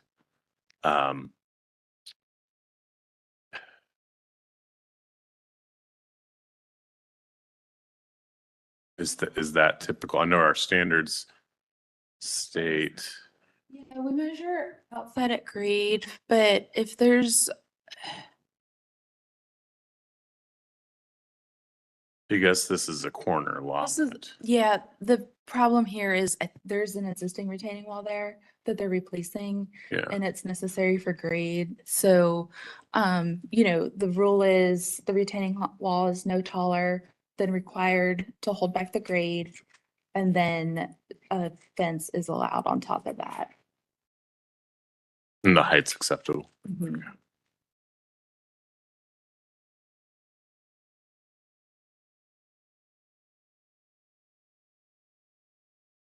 Okay. All our items. All right, other comments, other thoughts? Commissioners?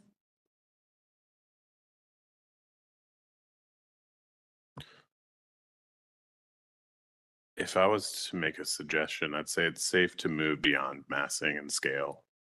And roof, well, for me is one roof form. I know we talked about the 3-part escalator stair step, quote unquote, item.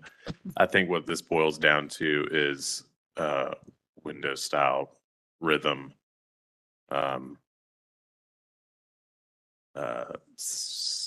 scale and proportion of windows.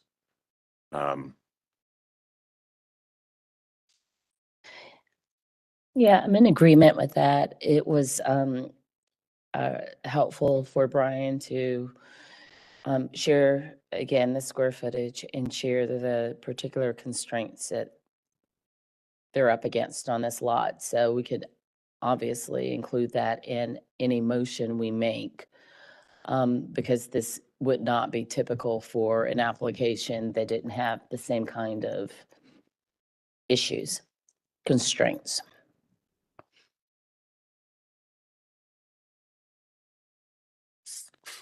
So, do we have a motion, Commissioner Barth? Me. Let me do a dry run here. You know, I would ask for further analysis and examples in the neighborhoods, even beyond our own, because I know, you know, not all of Plaza Midwood is Craftsman bungalows. So I think reaching out to other neighborhoods, at least in my opinion, would be worth it, especially for the stair window. I, for one, know of a few examples where we have a stair window that's not at a floor level. So contact 6.2. Context, thank you. Yeah, Mhm. I think that was my main, the focus of my, when I made that point before. And Secretary of Interior Standards 2.5 for context. Okay. Okay. I would also like just some analysis on the window light patterns. Again, examples, as well as looking at just the proportions individually, you know, from window to window. Not all of them may need, you know, to be analyzed. Some of them are, I think, appropriate here. 6.15. 6.15, is that windows? Mm-hmm.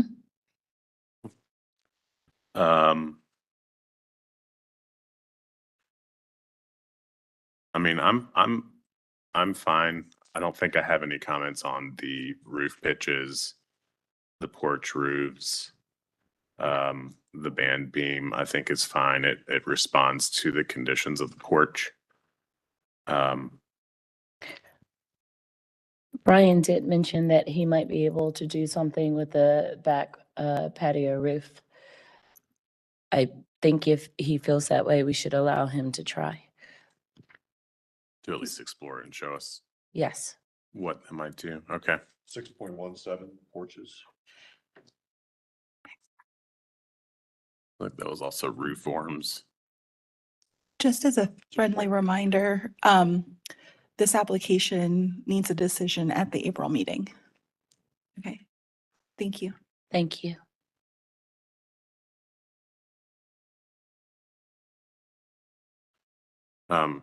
Trim and column beam details seem appropriate. I think we just want to throw something in there about it. The trim being proud of the outmost projecting part of the siding. 6.14. Commissioner Barth, was there a question on the bracket spacing also? Rafter tail. Rafter tail, pardon me. And also would request that the rafter tails be 24 inches on center as per our historic guidelines. I guess we could cite or Department of Interior standards. 2.5. Yeah.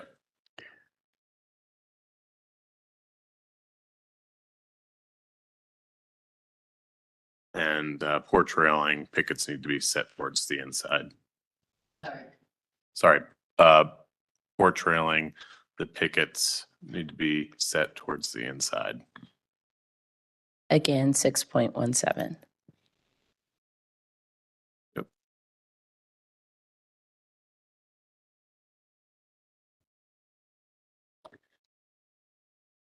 Everybody good with that dry run?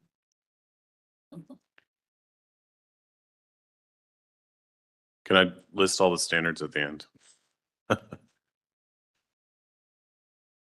Yeah. Okay. All right, would like to make a motion to continue. Yep. Will you repeat what you said for our attorney? He May wants to do his, In my motion, may I put the standards at the end? Sure, just include them. Okay, yeah, okay. So would like to make a motion to continue this application for the following items. Requesting that the applicant restudy the fenestration for rhythm, style of windows, proportion and scale, particularly on the left elevation. Also noting that in most instances, windows on the main floor should be in appearance larger than those on the second floor.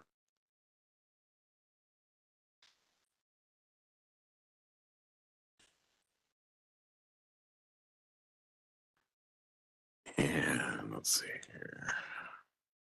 Also requesting that the applicant look for, bring us with examples of both window style in the neighborhood as it responds to their same architectural style, as well as window compositions overall.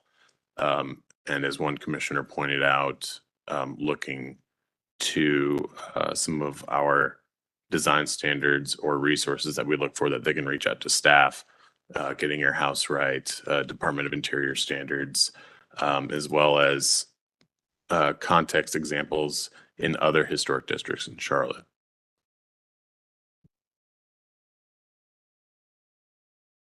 we do talk about it being within the 360 of their property. Okay, please disregard my last statement. I'll strike that from the motion.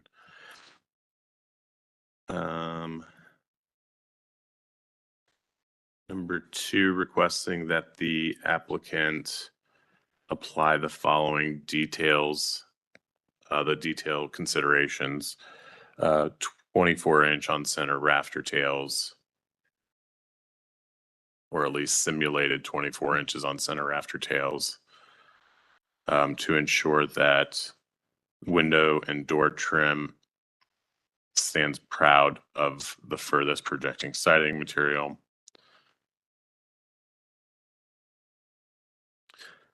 Porch railing pickets set to the inside.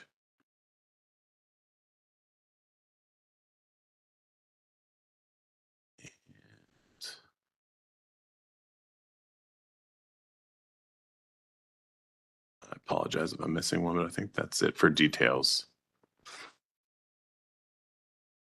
Commissioner Barth, did we want to include anything about reexamining the rear porch? Yeah, roof style? and I was going to its get to that next. Right Yes, on. sir. So that's it for my part 2. Part 3 would ask that the applicant explore a restudy of the rear porch roof and being a shed, as mentioned by our commissioners, as an alternative for that elevation.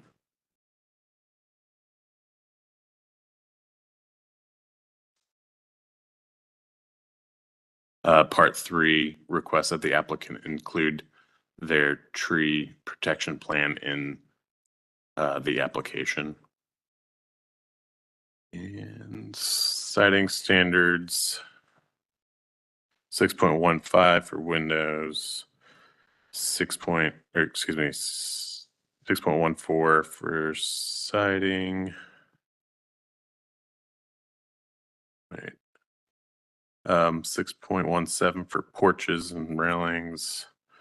2.5 Department of Interior standards for context. And I may have missed one. What did you have? 6.15, 2.5, 6.17, Mm-hmm. and 6.14. That's it. You also mentioned the roof forms to speak to the back porch, 6.13. 6.13, thank you. Mm-hmm. Commissioner Barth, I believe trees is also 8.5. And 8.5 for trees, thank you.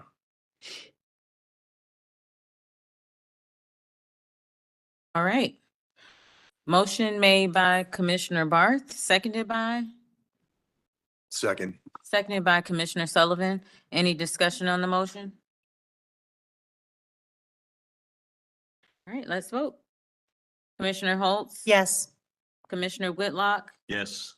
Commissioner Sullivan? Yes. Commissioner Parati? Yes. Commissioner Barth? Yes. Commissioner Wojcik? No. Commissioner Taylor? No. Commissioner Bell? Yes. Commissioner Kerm? Yes. Commissioner Hawkins? Yes. Vote to continue passes 8-2. Thank you. Thank you. Our next application is 220 South Summit Avenue. I believe the applicants are online.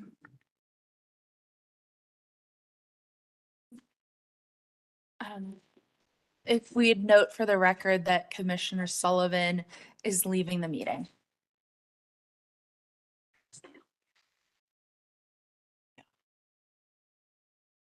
Okay. Ryan, are you with us? Yes, hi. Good afternoon, everyone. Hi, have you been sworn in? I have. Yes, thank you. Awesome. Okay. This application is an addition to an existing brick accessory structure.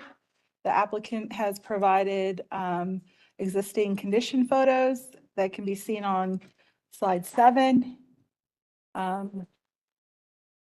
A site plan that can be seen on slide 10. Tree protection on slide 11, and then elevation drawings on slide 12 through 15. Ryan, if you could state your name and address for the court reporter and let me know where you'd like to start.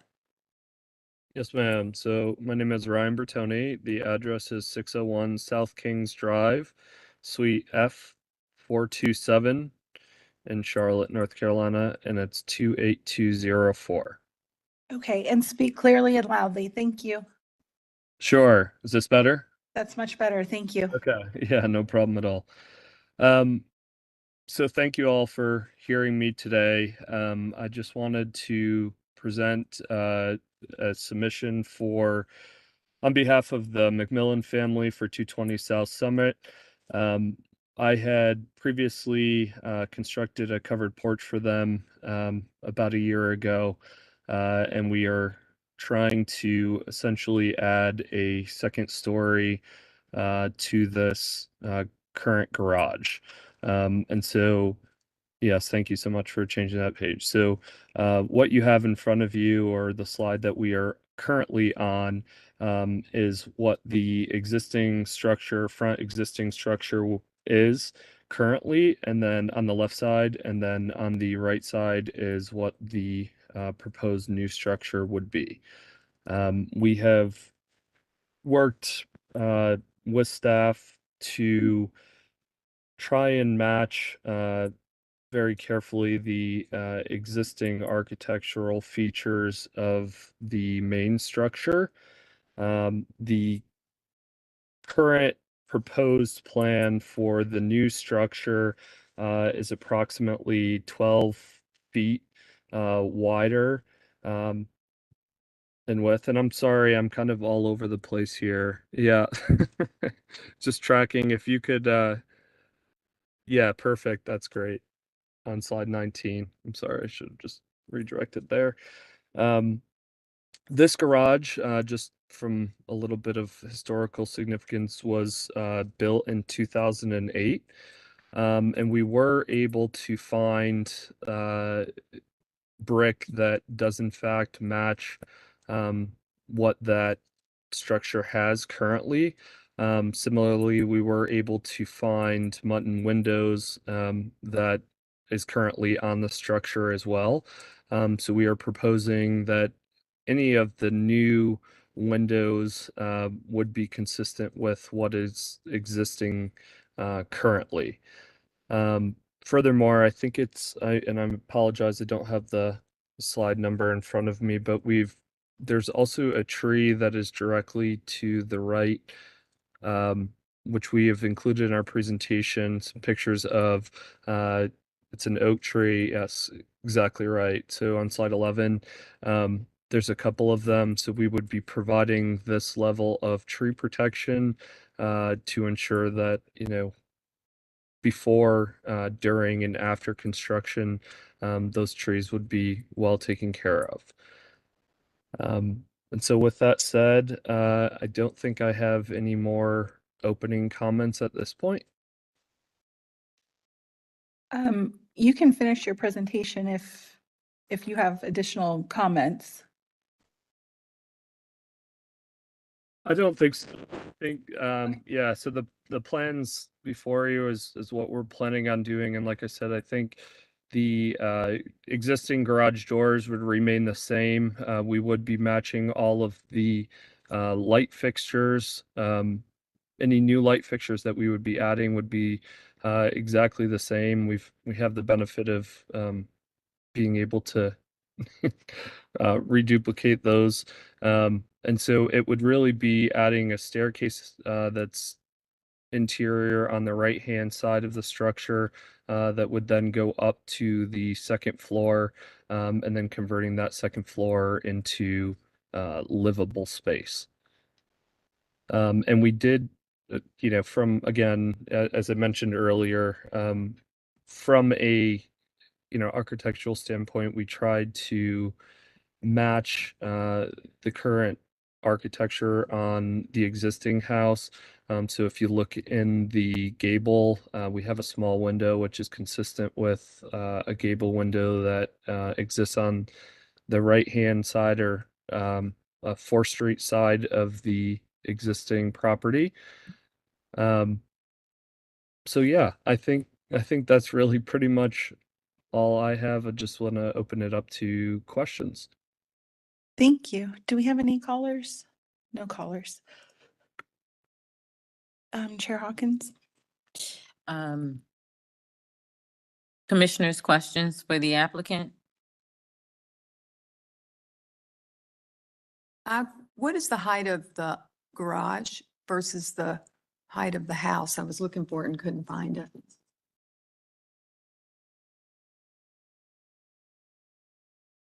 So it looks like the height on slide 16 of the existing is 16 0.4 feet. And the proposed is, hold on 1 second, it's really small, 23.10 feet. And the main structure is 27.8. Other questions for the applicant? Ryan, Go ahead. where in the neighborhood did you get, where's your precedent for this structure, this ADU? We can't hear you. You're muted.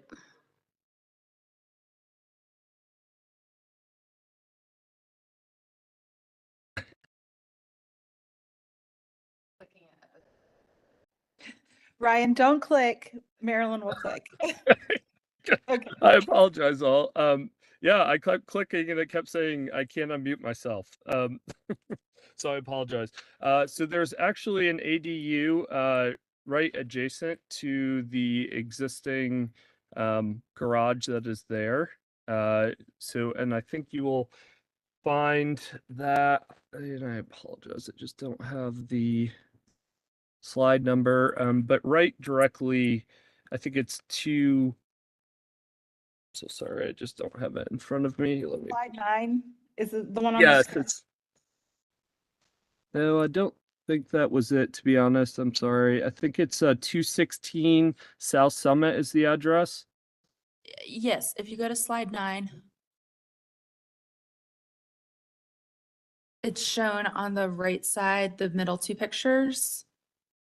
I believe those are 216 South Summit. Yes, yes, it is correct.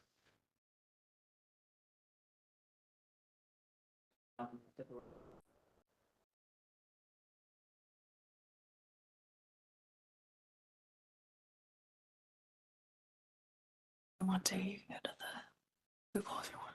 Yeah.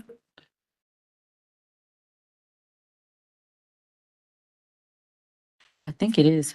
I think, just to confirm, thank you for asking the question, Commissioner Wojcik. On slide 9. Okay, yeah. Sorry. So all 3 of those pictures are a picture of the garage? Is that correct on the right-hand side? I Just think that bottom. I'm sorry. Yes, it is. Yes, all 3 of those is in fact the structure directly next to the existing garage at our proposed property. Correct. But the middle two look like the house and the bottom one is the garage, perhaps? No. No, so that's the front. I'm sorry. Go ahead. Sorry. This was approved back if so this is the new house right here, the blue. Yep. And then Candace, go around the corner. Yep. And there's the accessory structure, but it's not much bigger, I guess, than it's got a little half story Yeah. compared to the brick structure that's at 220. And there's an alleyway in the back, which is where you're seeing the back side of the garage has the 2 garage doors, and then the front side. Yep. Yeah. So I don't know if you can. There you go. So that's that bottom picture, and then the top and middle picture is the front. And that's referencing slide 9. So on slide 9, yes, ma'am. Okay. So new construction, when was this approved? Do you remember? We were in CH 14 for the or 280 for the meeting. Mm-hmm. It was pre-COVID. Mm-hmm. Was it 2018? So we had 2017 2017. standards, guidelines is what they were called. And then, We can check on that. for Okay. you. But, I think rather than just like photos, like maybe adding it to the of course, yeah. Mm-hmm. comparisons. Mm-hmm. And different materials, which we'll talk about. Yeah, and Yeah. the footprint and Uh-huh. stuff is a big thing too. Sure. Okay. Other questions for the applicant, commissioners?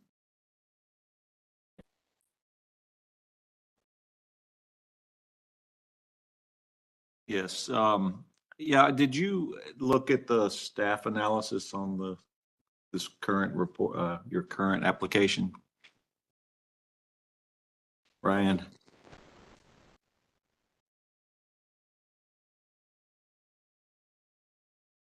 Yeah, I just wanted to point out, well, like if you look at number 1B, it's asking if you could provide a historic example of a full 2-story accessory building with coplanar walls. Have you been able to do that? No, I think no is the short answer. I think the restructure that we provided was the one that was seen last time. Brian, we can't hear you. Could you move closer to your? Have you? Yes. Sure. Is this better? Yes. Okay.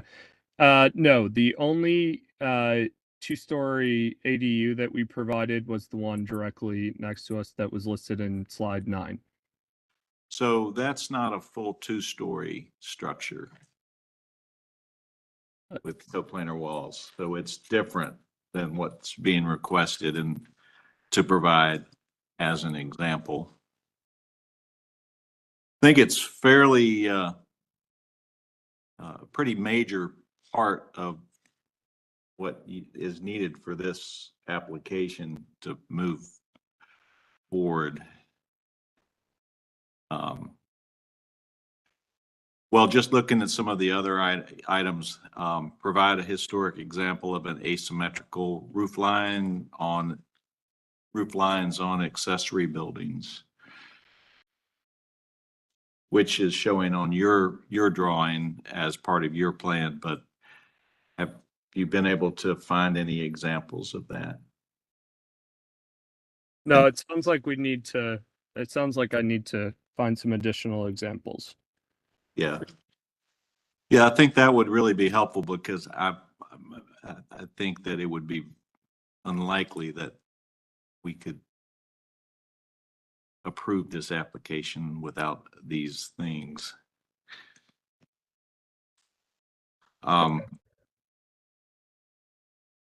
And so I do believe I provided some some of the material lists to staff to include the brick, the doors and things, but yeah, I think correct. Yep. On slide 17 there. But okay, yeah, we can definitely provide some additional context and references there.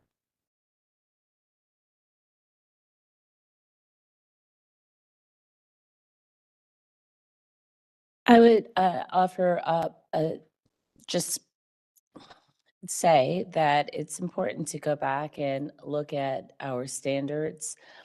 The accessory buildings are supposed to be clearly secondary to the main structure. Think of it as the backup dancer to the star, which is the historic home. And right now, it appears as though your accessory structure is trying to steal the limelight. And that is something that would not get approved through the Historic District Commission. So just starting by looking at the standards would be quite helpful.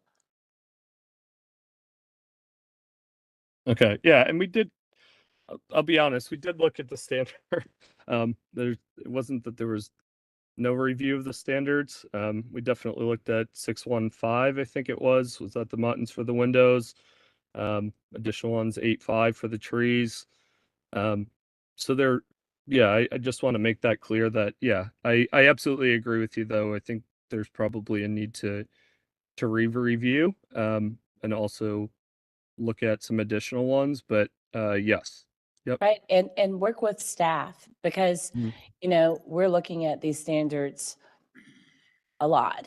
And, you know, maybe you're looking at it for the first time. And so if you need help making sense of it holistically, staff can definitely help you do that.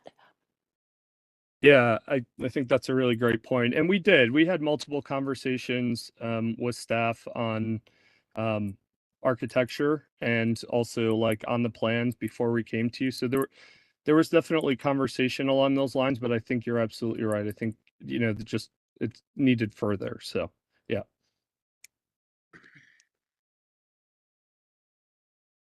Other questions? Yep. Just out of curiosity, I don't think this plays into our analysis of this project, but is the main structure here, is it a single family or is it a duplex or a quadplex? It's a single family. Okay, thank you. Sure. It was a duplex at one time that's been converted. It looks like it. It looks like it. Thank you. Other questions for the applicant?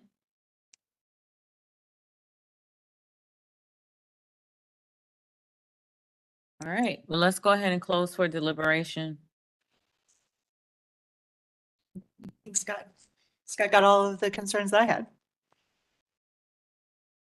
Yeah, it sounds like the direction is there needs to be some more restudying and some contextual evidence. Historic contextual evidence and studying of the standards. Scale, massing, Height, width. rhythm of and Co-planar walls. fenestration. Yeah. All of the things. Yeah, All just the all things. chapter 6. All right, I would be happy to make a motion. Okay. Okay, I move to continue this application because the proposed project is incongruous with the following. Sorry. I move to continue this application because the proposed project is incongruous with the following standards. And that would be design standards, chapter 6. And that would be all items in chapter 6, all line items. And design standards for accessory buildings, chapter 8.1. And I recommend studying the staff analysis as you're going through this and provide historic examples of the design criteria that you're using. Commissioner Whitlock is, accessory buildings is 8.10. I'm sorry, 8.10. Thank you. And Secretary of Interior Standards 2.5 wouldn't hurt. Okay, accepted. And I would probably focus our chapter 6 guidelines on 6.1 through 6.13 and not go beyond that, if I may. Yeah, you usually make a statement that you're not looking at any of the details. Correct. Yeah. Okay. Accepted. All right. Motion made by Commissioner Whitlock, seconded by? Seconded by Commissioner Holtz. She got it in. Any discussion on the motion? Okay, let's vote. Commissioner Holtz? Yes. Commissioner Whitlock? Yes. Commissioner Parati? Yes. Commissioner Barth? Yes. Commissioner Wojcik? Yes. Commissioner Taylor? Yes. Commissioner Bell? Yes. Commissioner Kerm? Yes. Commissioner Hawkins? Yes. Vote to continue passes 9-0. Thank you. Thank you. Our next application is 610 North Pine Street. Note for the record that Commissioner Barth is recusing and Commissioner Holtz is recusing. Okay. Christopher, are you online? Okay.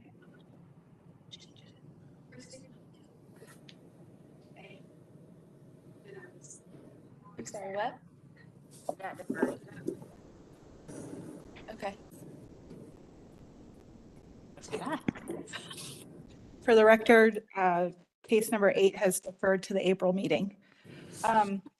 Again, we're at 220 South Summit Avenue. Oh, sorry, we just did that one. We are at 610 North Pine Street. And Christopher, have you been sworn in? I have not. Okay, we'll swear you in first. Okay. Please raise your right hand and respond, "I do" to the following question. Do you affirm that the testimony and information that you're about to give is the truth and nothing but the truth? I do. Thank you. Christopher, if you could turn on your video camera, please.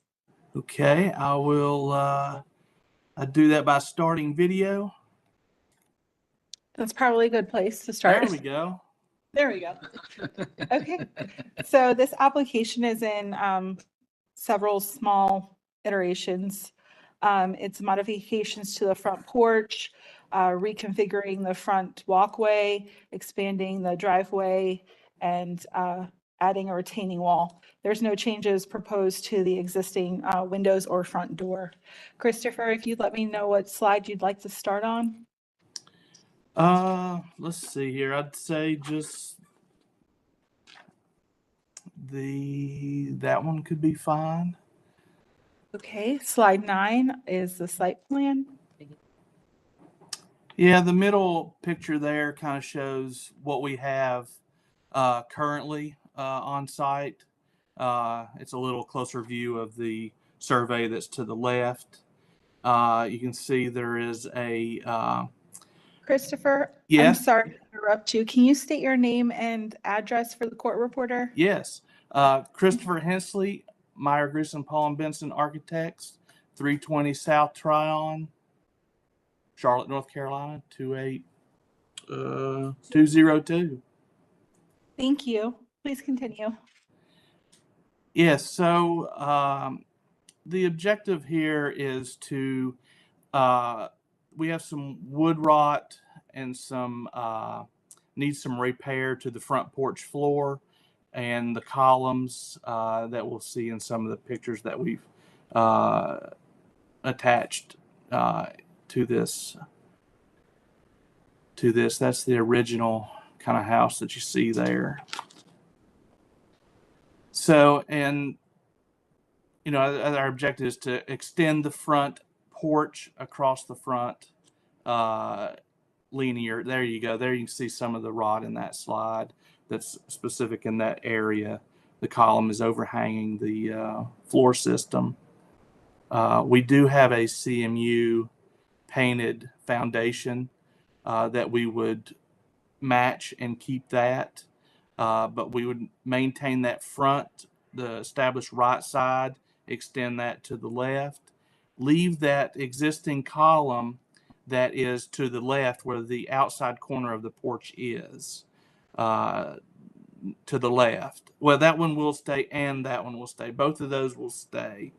That way we kind of honor what's existing, and we're basically going to close in that rectangle quadrant there, bringing that across.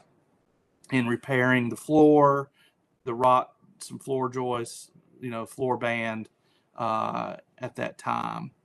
The stairs are also a concern. There's rot there that needs to be addressed.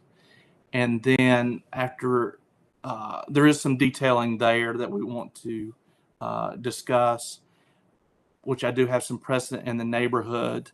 As we continue across the architrave and the roof across the front, we can keep, I showed 2 examples of that, I think, later in the application. That's just more precedence there. So if we keep going through the slides, perfect. Where the front, where you see there you can kind of see the new foundation work in that quadrant, and then the steps and how we're going to interact with the sidewalk, the property, the edge of that, and control some erosion issues in that. But if you keep scrolling through there, go to our front elevation, the next slide, number 20. There we go. You kind of see the existing front of the house there that's shaded that will be brought forward. In doing that, you know, we kind of have option A and B. One is straight across, continuing the same architrave, keeping it flat flush. That was something that the staff really was, I think, concerned about, really wanting to keep with that. But with discussion with the client and some other precedent that we have in the neighborhood around the corner, they were allowed to add the triangle roof piece to kind of denote the entry and give us a little bit of a good place to hide any, discrepancies in the roof. But a nice architectural feature that will, denote entry, center line of the door, and those pieces. So that's kind of task one, is to extend the front porch and update and repair needs, maintenance on the house. We would like to go to a brick step, keeping the railing, keeping the along the front, keep all that matching existing. But we would like to go to a brick step off of the porch itself. It's wood now. We'd like to go with brick because that way we can interact with what our plans for how we interact with the street sidewalk. And so in one of the pictures, in one of the slides, I don't, because the numbers are off for me, but you'll see there is a brick platform that is existing there. That's what we want to play off of to allow for our brick steps, to allow us to make the brick steps. Those are precedent studies there. So if we find some of the pieces there, maybe that lower picture, bottom left, you'll see the brick platform there. Correct. There's one riser tread there that is already brick. We would like to continue that, the 1, 2, 3, 4 steps up, and make that brick matching, keeping that aligned. But as we move forward, you'll see in one of the plans, maybe we'll have a few steps down to a platform. And then that way we can kind of control our grade because we do have a little small grade change from there, from the house down to the street level. This will help us control any erosion and wash out that the mulch and the dirt just keep washing out onto the sidewalk. So that's where we're going to create this planter wall that's, roughly 18, 20 inches tall that somebody could pause on, which we have some other precedents in the neighborhood with some of those pictures from existing neighborhood pictures. So that way we have the brick retaining, well, I say planting wall because it's not really retaining much.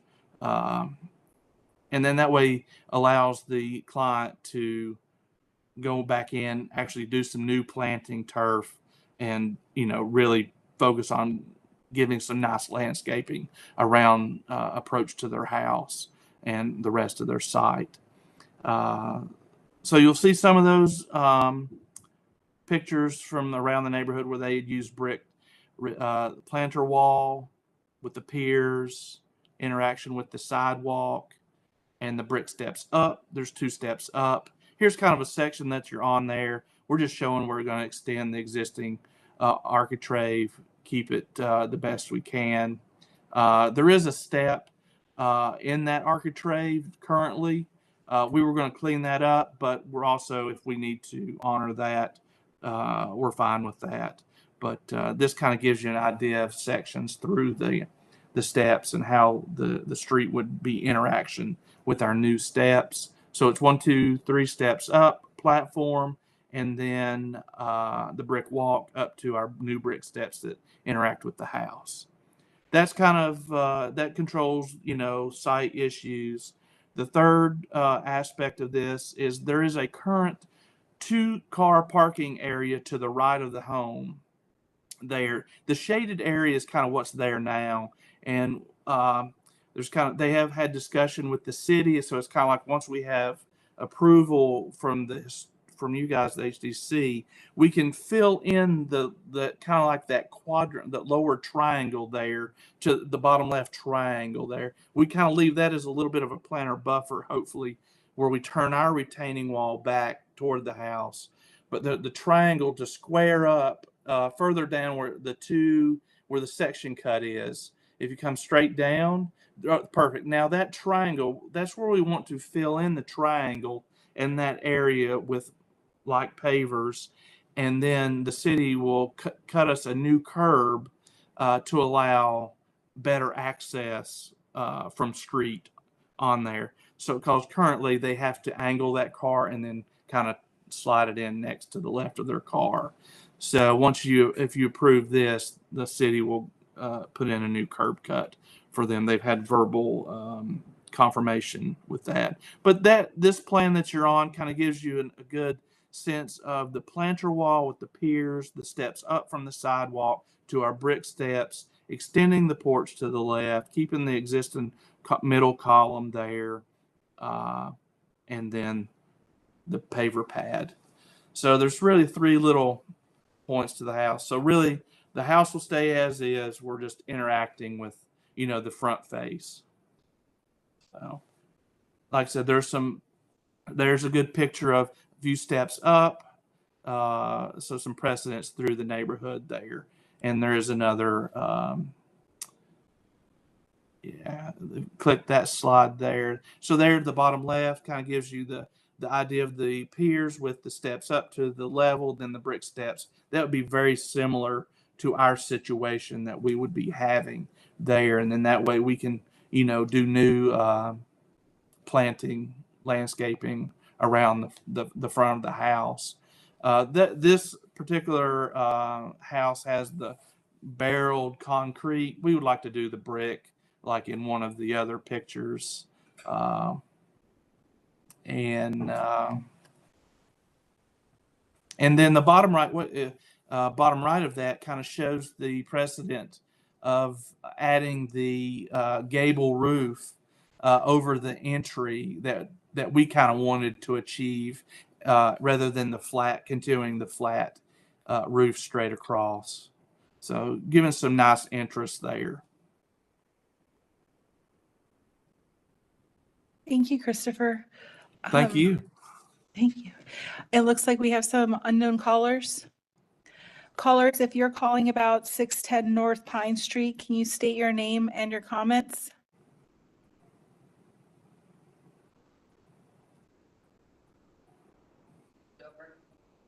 Okay.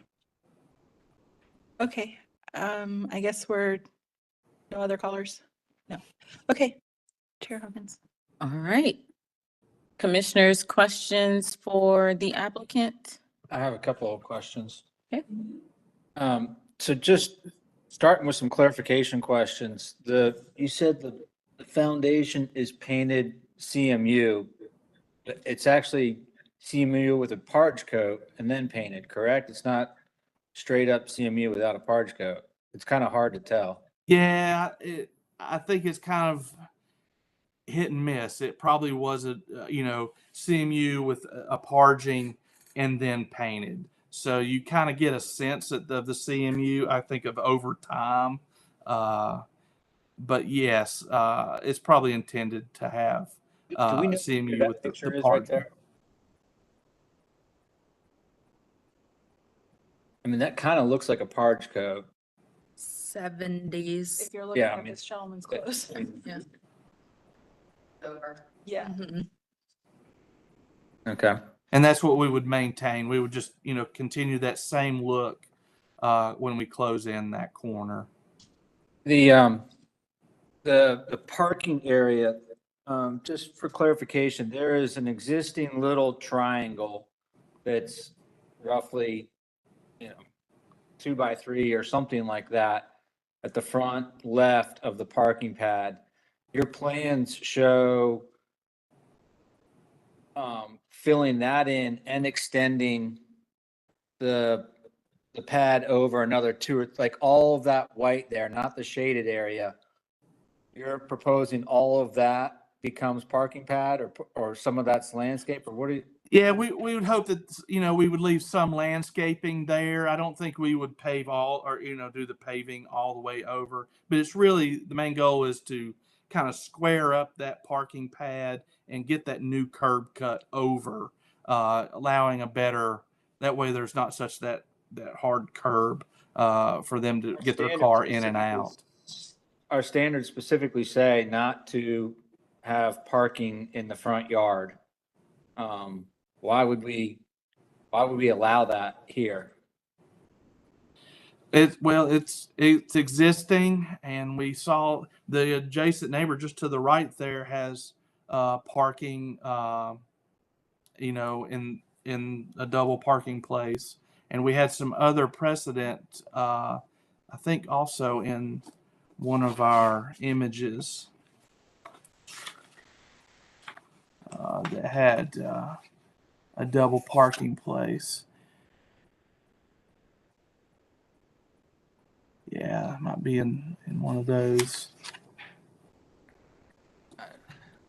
It'd be great if we could say, because my neighbor did, I can. Yeah. Oh, exactly. There's some double parking at those.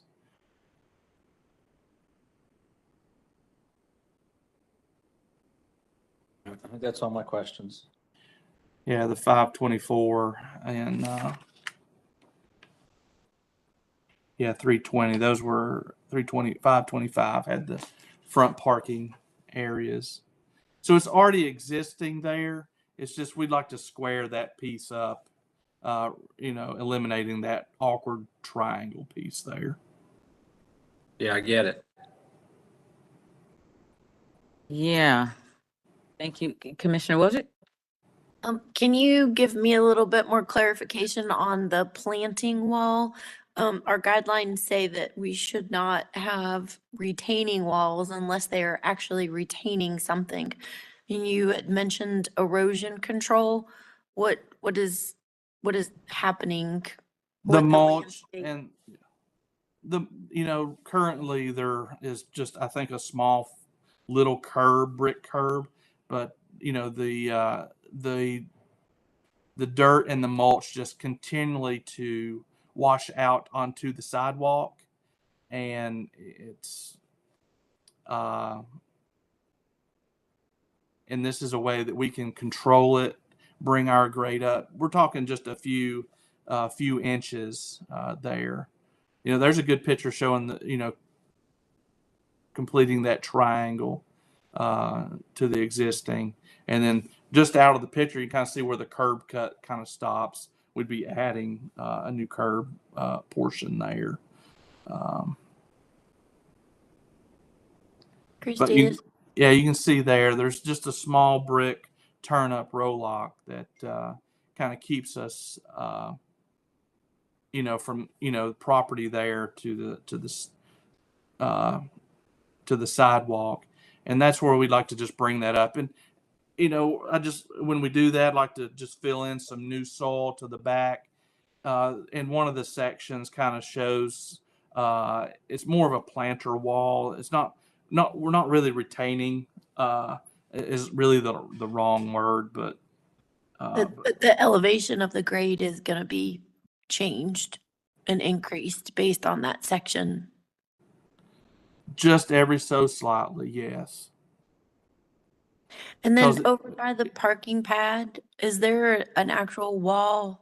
If you go back to this site plan, oh, sorry. I'm sorry. You guys just got to the grade. We were Yeah. trying to go Go to to the section drawing for Yeah, you. go to the section drawing first. Yeah, go up, Candace, another slide. There you go. So basically, because of the elevation, everything's just washing towards the front walkway. That is correct.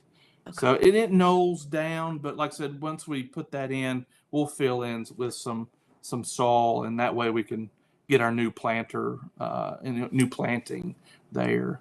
But we're talking, I'd probably say no more than a foot of soil against that wall, planter wall. Yeah, because you said the planter wall would be 18 to 20 inches tall. Yes, that's I don't have a proper topo, but that's my best guesstimate. Yes. Okay. And very similar to it'd be a lot like one of those precedent pictures there. It will still knoll down some, grade will still come down, but it will be just ever so slight. And is the new wall proposed to be right up against the existing walkway? I'm a sidewalk? That was our intent, yes. And then this planter wall will turn back, on the left side of the property and the right side over by the car. And then it will kind of filter away, as it meets the grade, because it's going to be a certain level. It'll just kind of, fall back and then just stop, Yeah, and die into the elevation. it will die into the elevation, correct? Because there's a walk to the left over there, and naturally our driveway side. But yes, we try to leave some kind of planter between the wall and the existing parking pad over there to kind of help soften that and get some nice planting there. Is there an existing walkway from the parking area up to the house now? The only one is what you see, the existing paver pad, yes, that area there. That's That's the Okay. only one. And that kind of knolls up toward that deck piece to the right. So is that brick roll-off that's separating the parking pad from what I guess is planting area, is that existing? To look at my picture. There is some kind of curb cut for that paver to stop. Yeah, and up towards the house. That probably continues up towards the house? It does. It continues on up until it closes out the upper side. Okay, so there's no wall No, over it's there. all on, like you see, it's all on grade Okay. there. And it just kind of goes with the grade up from the street level. Okay. I probably have some more pictures, but I'd have to flip through them on my computer. Yeah, it's kind of hard with the cars there, but no, that's helpful. Yeah. You can see those, I don't know when that's 2002. Oh, geez. Of course, there's a There you go. yeah. Okay, I see it. Okay, thank you. No, thank you. Other questions for the applicant, commissioners?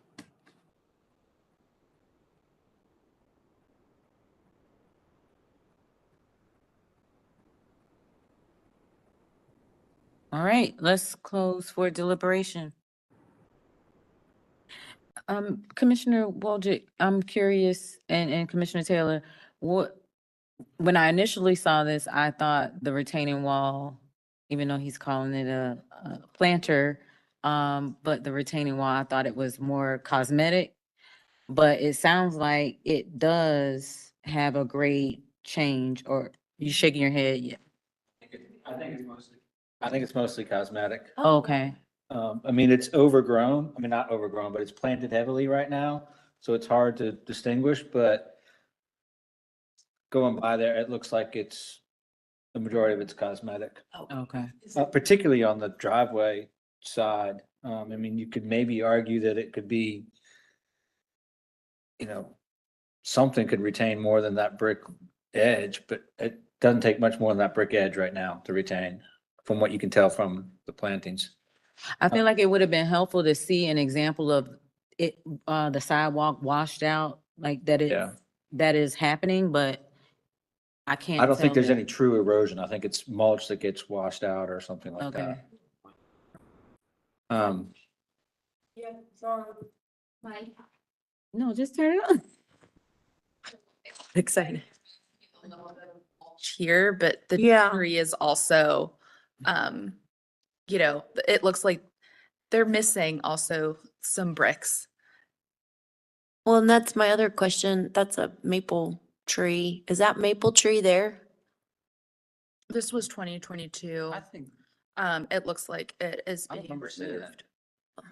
There is a very large oak back there that I think needs to be, I think it's an oak, needs to be Am I right? discussed. If this retaining wall did happen, it would be into the root system of that retaining wall, which I don't think would fall under the purview of permitting because it's just a retaining wall. So it would be up to, if the retaining wall does happen, it'd be up to us to have the tree save or the tree protection zone, because it'll get missed in permitting, I believe. I think there's What about that one tree? right here. think Maybe so. I we think go it's back gone to our too. standards about retaining walls, because I think that will just eliminate I this whole agree. Yeah. conversation. Yeah. Yeah. I thought it was functional, but he says it's aesthetic, It's so, not functional. okay, then yes, that answers that. Yeah. I am curious as to what y'all's opinion is on the roof pediment. Staff is citing, keep the roof form the same. We are changing the roof, and they do have precedent, or appears to have precedent of having that, pediment over there. So I was in agreement with staff, but seeing those pictures, I mean, I think I could go either way at this point. I think option B, is that option B down on the bottom? I think it looks cohesive.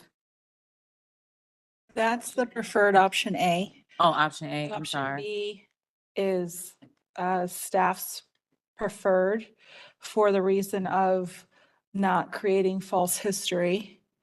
While this is very attractive, it's not original to this simple house. That's all. Okay. Maybe it's a Freudian slip then. I mean, I did like A1, but hey.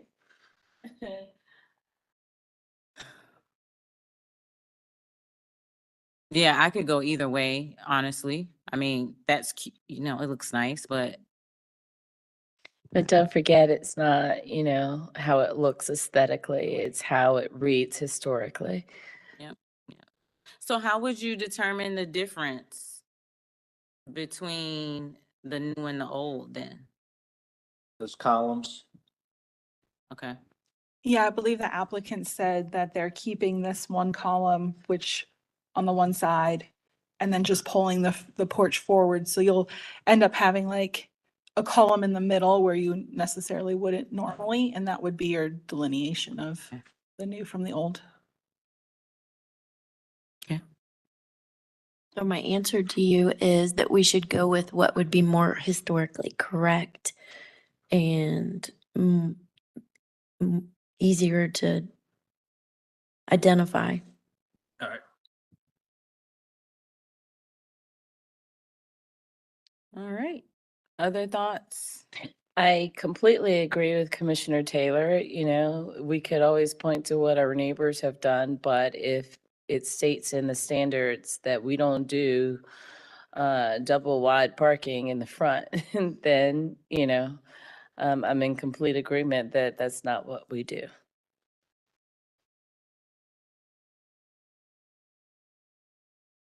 Oh yeah, the front yard parking. Yeah. Let's talk about that. So So there is the parking situation currently, so there's not the double wide situation there. I mean, there's not a curb cut for 2 cars, but there is the current situation. So how do we handle that, staff?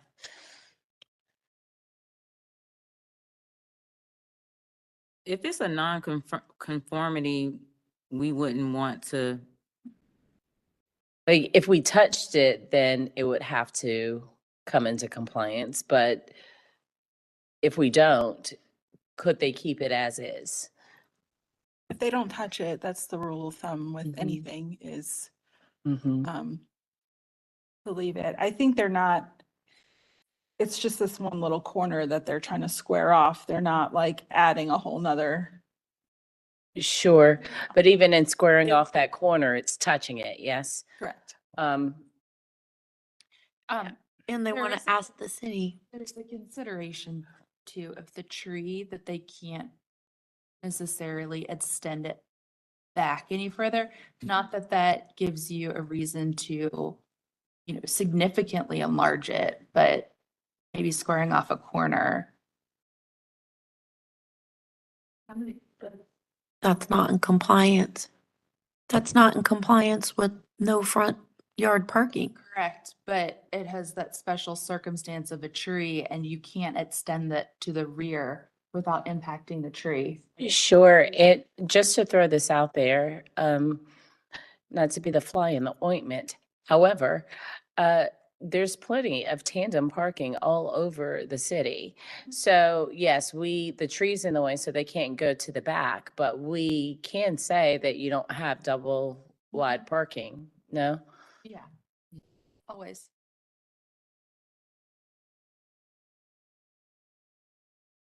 Right. Someone else gonna get a car in here? Okay. Other thoughts, commissioners? So what direction should we, do we want to go in? If we were to make a motion, can we approve one part of it with staff direction Yeah. and not approve other parts of it? Yeah, make two motions. Yeah. Okay. So what are you thinking your two motions? I would make a motion to approve the porch and walk addition with direction of staff. And I would deny the retaining wall and the parking pad. What? Which roof, A or B? B, the without the pediment. Okay. That sounds like maybe if you rewind and restate motion 1. Yep. All right. I'm on it.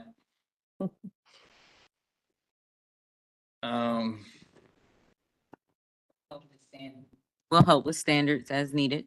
I would, make a motion to approve, number 1 of this application, the new porch bump out, because it is not incongruous with standard 6.17, numbers 2 through 4. Option B, per standard 4.5. Number 2. And number 2 of the application of the front walkway and Wait. landing pad Oh, yes. off the front steps and the new brick front steps. I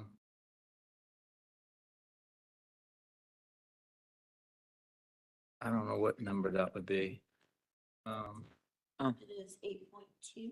8, standard 8.2. Sidewalks and parking. And just for clarity, that was slide 20 that had the front elevation with option B. I don't know what she just said. Slide 20. Slide. Option B is shown on All slide 20. right, slide 20, option B of the roof configuration. Perfect. All right, so motion number 1 made by Commissioner Taylor. Second. Seconded by Commissioner Parati. Any discussion on the motion? Okay, yes. It's on. Commissioner Taylor, can you repeat the standards? I thought I only heard one standard. For the porch roof, it was 6.17, numbers 2 through 4. And option B of that, per standard 4.5, number 2. And then for number 2 of the application, the front walk, it was standard numbers 8.2. All right, let's vote. Commissioner Whitlock, Yes. Commissioner Parati, Yes. Commissioner Wojcik, Yes. Commissioner Taylor, Yes. Commissioner Bell, Yes. Commissioner Kern, Commissioner Hawkins, yes. Vote to approve motion number 1 passes 7-0. Motion number 2? Wait, before we go to motion, can I ask we're talking about the driveway, right? The second motion. Driveway and the retaining wall. So yeah, I'm with the retaining wall. The driveway of not going on the front, if they're just widening it, isn't that on the side of the house? Is that not the side? It's in the front yard. It's to the side of the house, but it's in the front yard. What are you thinking? What's your question? That it's the side of the house? Like, right now they're parking on the side of the house, right? It's the side, but it's in front of the thermal wall or like halfway up Gotcha. the wall. It's not to the back corner, which is our standards. Okay, got you. They can't because of the tree, but that's neither So here it's nor the there. thermal wall, in front of the thermal wall is the front, okay. All right. And motion number 2? Motion number 2, I move to deny parts 3 and 4 of this application, which are widening the driveway and installing a retaining wall, because they are incongruous with our standards of 8.2, number 3, and 8.7, number 11. All right. Motion made by Commissioner Taylor, seconded by? Seconded by Commissioner Parati. Any discussion on the motion?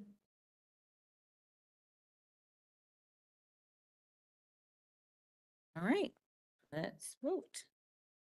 Commissioner Whitlock, Yes. Commissioner Parati, Yes. Commissioner Wojcik, Yes. Commissioner Taylor, Yes. Commissioner Bell, Yes. Commissioner Kerm, Yes.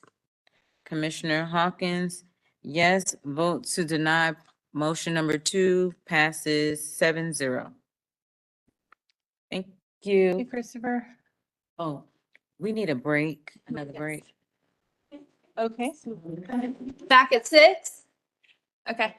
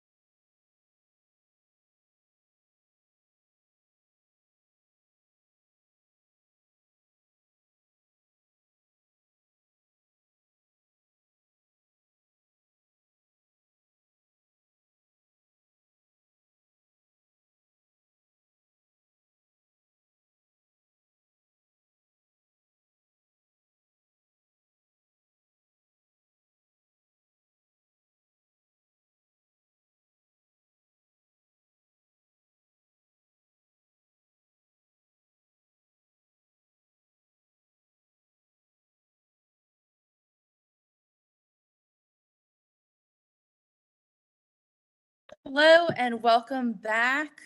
This is Christy Harpst, and we are restarting. We're back from break from the March 12th, 2025 Historic District Commission meeting. Our next application is 1315 Dean Street. Marilyn, are our applicants online? I do see Tony. Hi, Tony. Hey, hello, how are you? Good, how are you? Good, thank you. I appreciate it. Tony, have you been sworn in? I've tried to do it a couple times, but I've seen you be still on mute, so I probably need to still go through the process with It's you. okay. No problem. We'll trust that you've raised your hand and said yes. I have. Can you bring your microphone a little closer to you, and do you have video by any chance? I thought I did. Let me see if I can hit the button here. 1 second. There I am. Can you hear me? Oh, yep. Hi. Oh, please be safe. Okay. I am, yes. You need to turn that off while you drive. That's okay. I can only see the screen, so we're good. Okay. Tony, if you would state your name and your address loud and clear for our court reporter, please. Absolutely. So Tony Black Sr. is my name. I am representing both William and Deborah Walker for 1315 Dean Street, Charlotte, North Carolina 28216. Okay, thank you. This application is for window replacement. Yes, it is. It is for the applicants had replaced their original 2/2 wood windows with 1/1 white vinyl double hung windows. Except for there's a large picture window on the front elevation that you can see here that was not replaced, and some windows, 2 small windows on the rear that are kind of hard to see. But here's the after. So this is, the same. These were replaced. Now the applicant, Elizabeth's done a great job working with everybody, and they're looking to get permission to reinstall wood windows that are 2/2 that match the original configuration of the house. So what I did is I tried to make this pretty straightforward for the commission, knowing that it's at this point, it's a procedural issue. We don't have any of the original windows to evaluate. So I updated how I did the staff analysis and set out the process with 2 decisions are needed. 1, you need to review the removal of the original windows. And again, those aren't available to evaluate. And then 2, to decide if the proposed wood replacement windows are okay. Tony, did I summarize the project okay? You did. I do have a couple of things to share at the end, but you did summarize it just fine. Thank you so much. It's over to you. Share what you'd like to with the commission. Okay, our commission, I was glad to be here in front of you today. I just want to let you guys kind of hear my heart as the realtor representing the Walker family. In that particular community, I believe it's Oaklawn, is a subdivision. There is a small sign on the opposite side of the community from where the house sits that says it's a historic district. And the truth be told, I had been helping with some renovations and things on that property for about 2 months before the windows were installed. Wildly enough, I did multiple searches, looked at past properties that had sold in that neighborhood over the last 6 months to a year. It did not see, unfortunately, anything in regards to that neighborhood being a historic district. Now, I will say this, Marilyn and Elizabeth Lamy, those 2 folks have been great at trying to walk me through the process, representing my clients well, of course. I think that the sad thing is when I talked to both William and Deborah of the Walker family, they had no knowledge, and they've owned that property for years, that there was a historic district. Now, I will say this, they have been living in Michigan probably for the last 10 years or so minimally. And I know the documentation, I'm sure, must have been sent out. I would have thought that the historic district may have sent out information regarding the neighborhood becoming historic, at least to their address in Michigan. Sadly, neither of them could say that they had received those documents. So bottom line is, we would have never put in vinyl windows if we knew there was a ruling or there was a regulation for the historic district not to touch those. In our situation, there was an agent who showed the property, and of course, unfortunately, I'm probably going a little too deep, but I'm giving you some insight that we were reported to the historic district because I think he had some challenges of his own with past property. So my request today before the commission is that we do a better job of making sure that all of the residents or owners of those properties have insight. And like I said, there is a small sign on the opposite side, but I think it's either 2 or 3 entrances into the neighborhood. Maybe we could get with the city and have additional signage out there stating that it's historic, because the last truth is my client spent thousands of dollars putting in those vinyl replacement windows, and then they'll have to take those out and spend thousands more. Is pretty preposterous. But we're not here with an angry face today.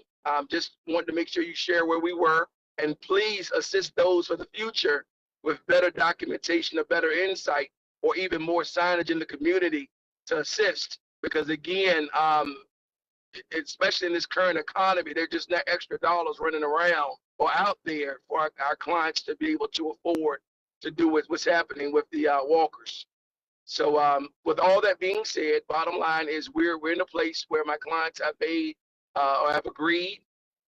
We have followed the regulation to the T, and this should be really simple to just pull out what we have and deny those and move forward with the wood windows that we have on standby. All right. Thank you, Mr. Black. Commissioners, questions for the applicant? I don't have a question. I would just have a comment, Mr. Black. So I live in McCrory Heights, which is across the street from Oaklawn. Okay. And I would say that we just installed signage in our neighborhood that said it was historic, but it was a neighborhood decision. And so I would encourage, I know Elizabeth has been going out to Oaklawn. We've been trying to get representation for Oaklawn on the commission. So if your clients are so encouraged to get involved, to make sure that other people in the neighborhood know that the neighborhood is historic, and to be able to put up signage, that is something that we as a neighborhood did, but we also did it through the neighborhood matching grant. So I would just offer you that, to give that back to your clients, to be able to take that back to other neighbors in the neighborhood. And I'd like to jump in as a real estate broker and say that if you go to Polaris, it's listed as historic in Polaris. So for all of the real estate brokers and for all of the people out there who don't know if they are selling or buying in a historic neighborhood, if you check out Polaris 3G, Mecklenburg County, you'll find it listed there. Shauna, thank you so much for saying that. Oaklawn Park actually does have street toppers on top of all the directional signage that says it's a historic district. So, I'm sure the neighborhood could probably work for more, but that was a big project that they undertook right around the time they were designated, and got a big welcome sign and then the street toppers. So yeah. Thank you all. Thank you. Other questions? Any other questions for the applicant? I'd like to make more additional comments if I could, please. Sure. So I really would need, because I feel like I lived at that property during the time of renovation, and to see those toppers that say historic district, I can't even imagine seeing those. But I will probably go back just because. And to the wonderful young lady that did share, about the Walkers being a part of the historic district or working with the community there. And wildly enough, we actually did end up selling the property during this process. So no longer are the Walkers attached to the property. I did make it as part of the negotiation with the new buyer, working with a buyer's agent. I was a listed agent, that I would follow through and make sure this was cared for. But I do think that is a great recommendation for anyone else. But just letting you know that the Walkers are no longer there, and I think part of it too was probably because they live in, of course, live in Michigan. And I'm not sure where the disconnect was on receiving documentation about it becoming a historic district. But I do thank you for that. And I think if they were still here, I would have absolutely encouraged them to be a part of it. So thank you. Absolutely. Thank you. All right. If there are no other questions for the applicant, we're going to close for deliberation. I think the way that staff has this outlined is very helpful. Looks like we have a couple of decisions to make that are here. So do we have anyone, any brave soul willing to make the motions? Make a motion. Okay. I make a first motion to deny the removal of the original wood windows. As according to design standards for Windows 414, numbers 10, 17, 19, and trim 411, numbers 1 through 4. All right. Motion number 1 is made by Commissioner Bell, seconded by? Second. Seconded by Commissioner Holtz. Any discussion on the first motion? If you would add the recommended facts, finding of facts, they're on slide 3 of the staff memo. Yep, so the recommended facts being the original 2/2 wood windows were replaced with a 1/1 vinyl window, which is incongruous with the design standards for Windows 414, numbers 17 and 19. The original wood window casement trim and brick mold was removed and replaced with vinyl trim, which is incongruous with the design standards for trim 411, numbers 1 through 4. All right, still accept the second? All right, any further discussion? Okay, let's vote. Commissioner Holtz? Yes. Commissioner Whitlock? Yes. Commissioner Parati? Yes. Commissioner Barth? Yes. Commissioner Wojcik? Yes. Commissioner Taylor? Yes. Commissioner Bell? Yes. Commissioner Kerm? Yes. Commissioner Hawkins? Yes. Vote to deny passes 8-0. Is that right? 1, 2, 3, 4, 5, 6, 7, 8, 9-0. Sorry. Only one person? I make another motion to approve the proposed replacement wood windows as they are not incongruous with the design standards for Windows 414, numbers 14 through 21, and trim 411, numbers 2, 3, and 4. The proposed windows are full wood and will be in a 2-2 pattern to match the original windows, and the new wood trim will match the existing wood trim on the original windows that remain on the house.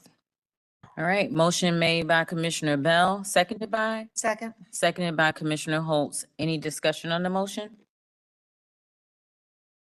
Okay, let's vote. Commissioner Holtz? Yes. Commissioner Whitlock? Yes. Commissioner Parati? Yes. Commissioner Barth? Yes. Commissioner Wojcik? Yes. Commissioner Taylor? Yes. Commissioner Bell? Yes. Commissioner Kerm? Yes. Commissioner Hawkins? Yes. Vote to approve wood window replacement passes 9-0. Thank you, Mr. Black. Thank you. God bless. Thank you. All right.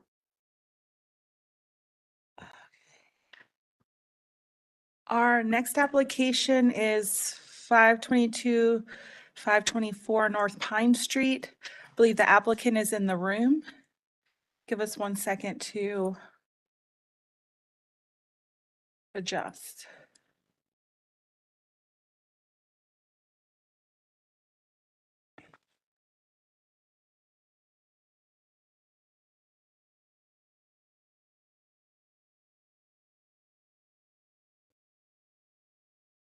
Hello, everyone. This project is at 522, 524 North Pine Street. And it involves 3 different parts. One of them is roof changes. And those roof changes are changing the existing pent gable on the rear of the structure and adding a full gable end. The second part is changing some windows. The changes of the windows are at the gable end as well. The existing windows were removed and a new set of triple aluminum clad windows were installed. Is also proposing to remove skylights from the 1970s and install eyebrow dormers on the left and right side of the structure. And then the third part of the project is an accessory building that's in the rear right corner of the lot. And this building is 2 stories, has a footprint of approximately 12 by 12, and features a gable roof and engaged second floor porch. This application is considered an after-the-fact review, and the commission should review it as if the work has not yet occurred. And the applicant is here with us. Can you state your name for the court reporter, and have you been sworn in yet? Have you been sworn in yet today? Okay. You can turn on your mic and then Chair Hawkins will swear you in.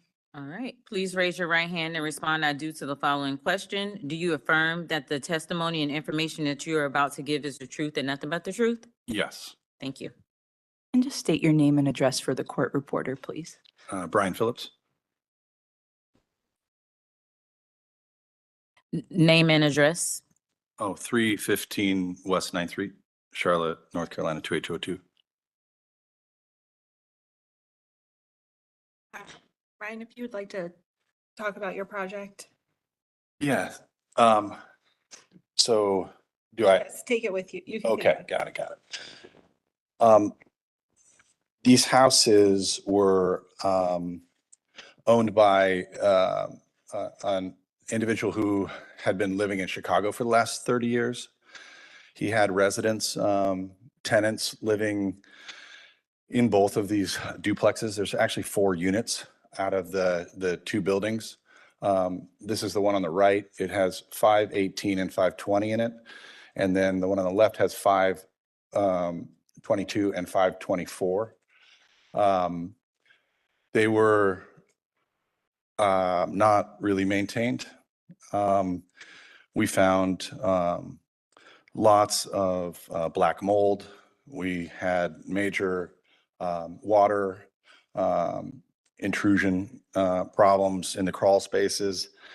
We understood some of the tenants were actually ill. I think one of them had died, who was a tenant for 12 years in one of these.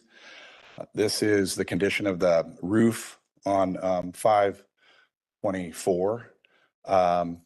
So the updates to the units were strictly interior. So, bathroom remodel, kitchen remodel, ripping all the old conditions out and just replacing with the same, obviously updated.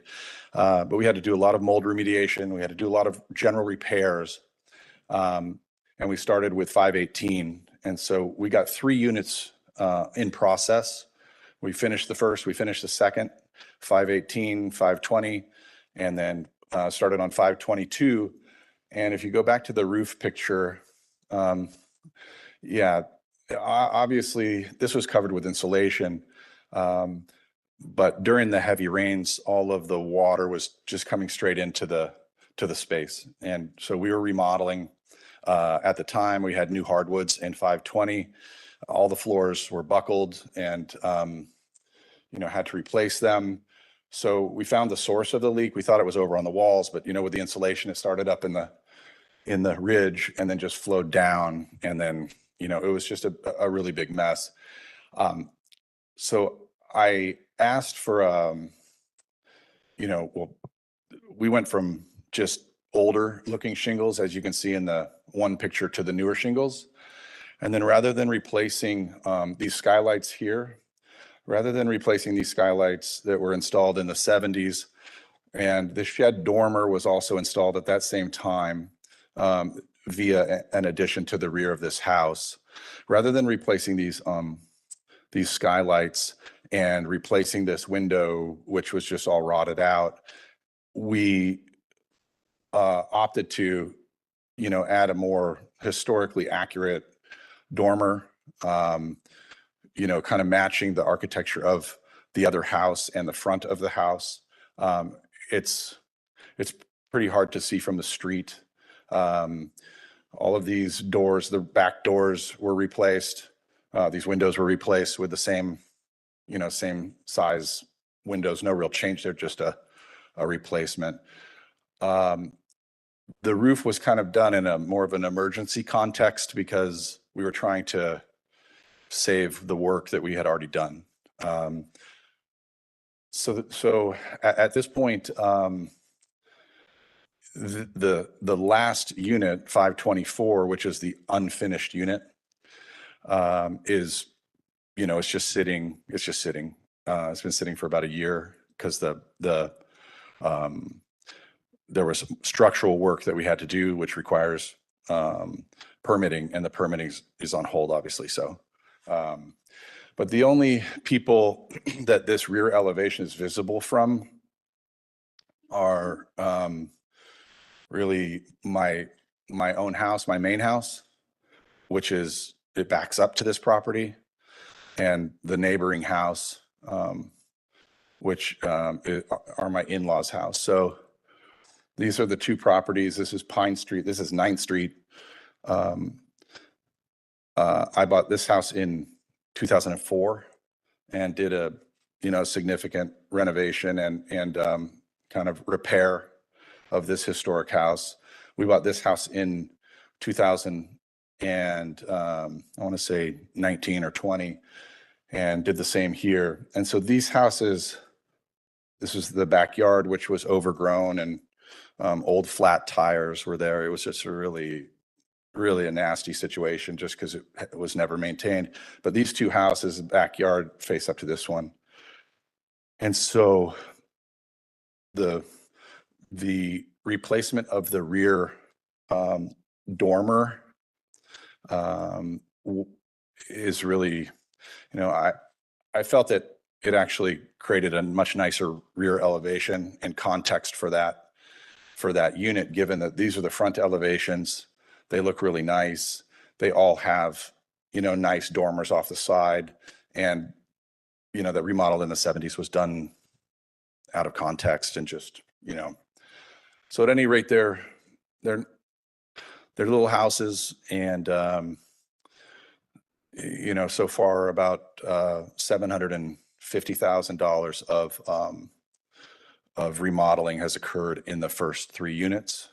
And it's about a $200,000 budget or so on each unit. So it's been a nice addition for the neighborhood, or a nice remediation, I would say, of a pretty bad property, with a landlord who was not here ever. So, but that, yeah. Any questions? Whole presentation of the other items as well. Oh, yeah, I'm sorry. Perfect. So this is the back corner of the property. We were going to do just a garden shed, 12 by 12, just normal garden shed. There's no utilities or anything to that. And everything I saw in the building code, anything under 12 by 12 was, unplumbed and unpowered. There wasn't any permitting requirements for that size structure. My 8-year-old daughter said, can we build a tree fort? She got kind of excited. And I said, well, we could do, maybe something. And so instead of just being, 1 story, we built this kind of stubby 2nd story up there. And so, I understand that's causing some problems for the neighbor that's back here, I believe. He must have called the city 25 times, So I'm fine just taking this 2nd story off and just doing a 1-story garden shed, just rebuilding the roof at that 1st story. It's, no problem. But I would match, the Anderson dealer in the neighborhood is a friend. So, these nice doors are not, it was a mismatch on a custom home. So I was able to pick it up for a couple $100. So I was able to do really nice features, but we were going to match the cypress siding on the main house and some of the cedar shingle details in the dormer, just to make it look like a cute little cottage. And just do it in 1 story. So the finished, product would be cut off here, a little roof here, cypress lap siding around, and a little shingle detail to match. So, but I haven't wanted to do anything obviously until we had a discussion. So the requests, I think, are essentially, I hope that you're okay with the small dormers added in lieu of replacing the skylights.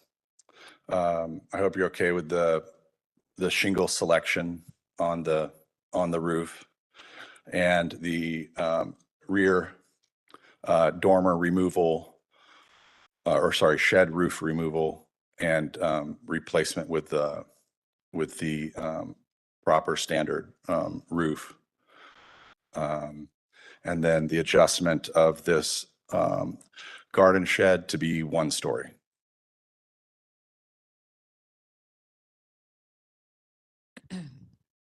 Right. Do we have any callers online for this project? All right. Thank you for taking us through your application. I will say as a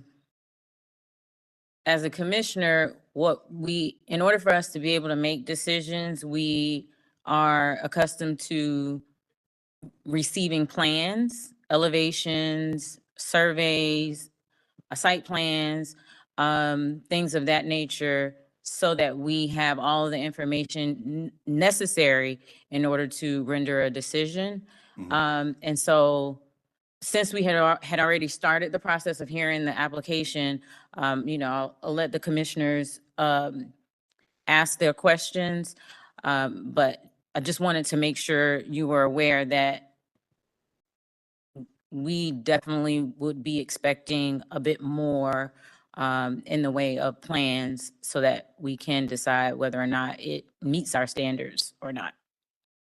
Yeah, I think because the conditions exist, I felt like you could just look at it and, if you wanted drawings related to the new stuff rather than just looking at the photos of the actual in-place work, I'm certain, I could pay an architect to go do that. But I think the representation of the real photos might be a little more accurate than the renderings from an architect. So I'll just jump in and piggyback on what Chairperson Hawkins has said. When you're submitting an application, and I'm sure you saw this, Brian, Major Projects, which is what this is, has a required submission checklist. And there are a number of items that are on this checklist that we are missing. And one of the reasons why we need before and after is so that we have something to compare.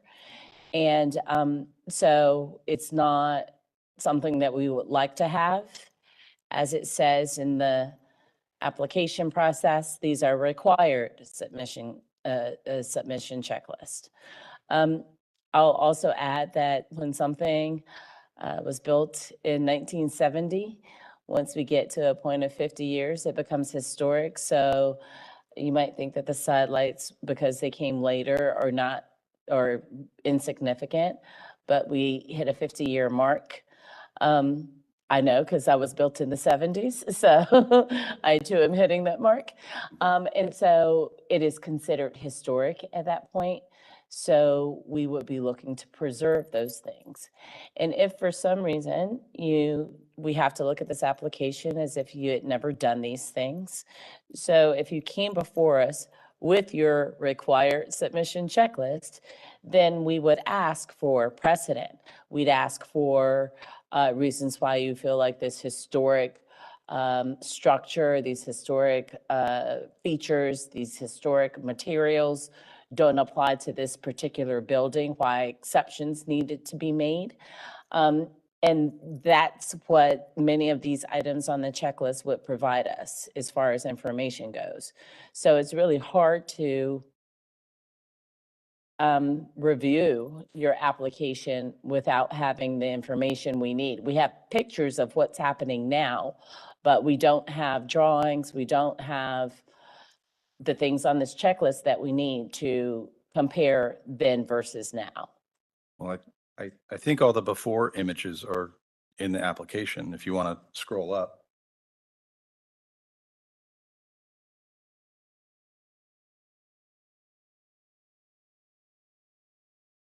So I'll ask then, There's the since site survey. Right? Yeah, that's one of the things you asked for. There's the before images in 8. Nothing across the entire elevation has changed at all, with the exception of the dormers on the one building over here. So, I mean, there's nothing I could.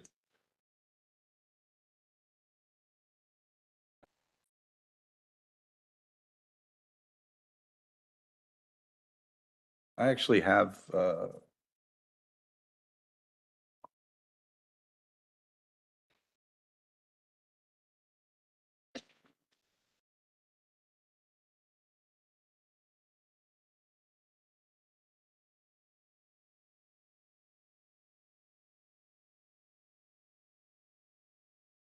that's how the do we condition. handle this, Candace, when we don't have all of the required documentation we need and we've started to hear the application? You accepted the application, yeah. I think at this point, you might want to continue it for the information that you're Okay. still All outstanding. right, I'll start with, so we changed the roof forms, which are pretty significant to the historic look of the place. Why should we make an exception? We would not allow that according to our standards. Why do we need to make an exception for you in this particular property? The roof that we're talking about was not built with the house originally. It was, the shed dormer was added during a remodel at some point, just like the skylights were, not in a historic capacity.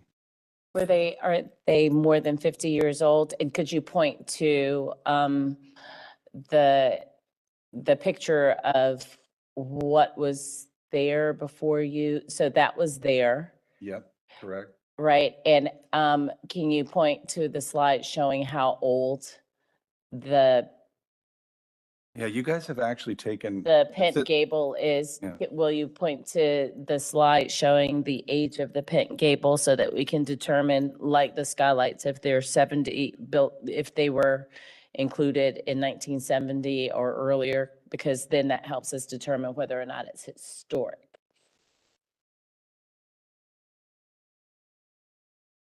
Well, they didn't have, Google Earth or any of those items.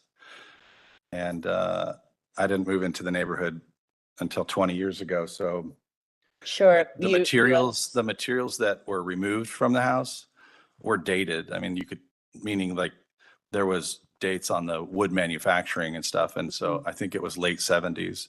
Okay, where is that information? I'm sure I missed it. So if you could point it out in the slide, that would be fantastic. But it looks like you guys have taken my application and woven in a bunch of other information. So I'm not even familiar really with the layout of this. I think you've taken some other pictures and put them in. I'm sorry, I think we're off course. What I asked for is the information that you said, the dated information that was included on the materials you removed. Will you point to the slide where that is so that we Yeah, I can didn't- see how old? I didn't include that in the package. I didn't think it was a requirement.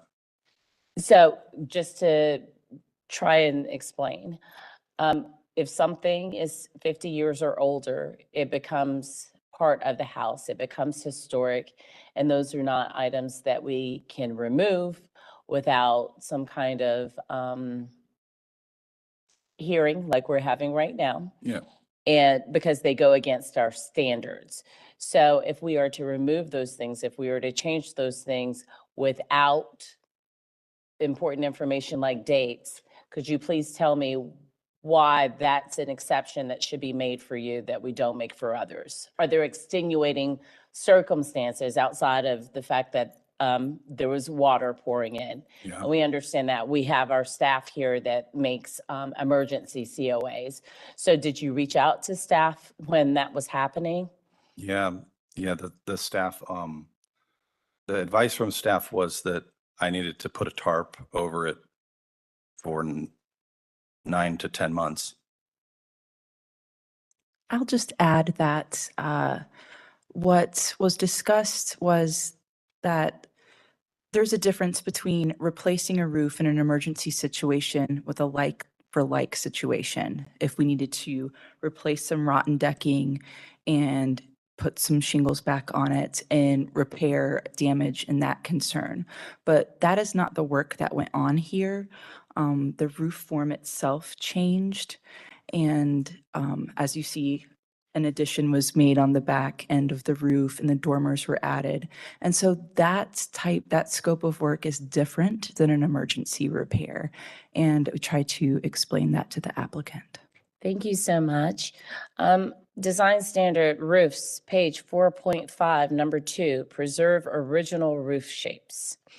3, retain architectural features, including dormers, cornices, exposed rafter tails, and chimneys. 4, replace historic roof coverings when necessary, using new material that matches the original roof, covering closely in composition, size, shape, color, and texture. So those are just 3 that I just picked out for roofs.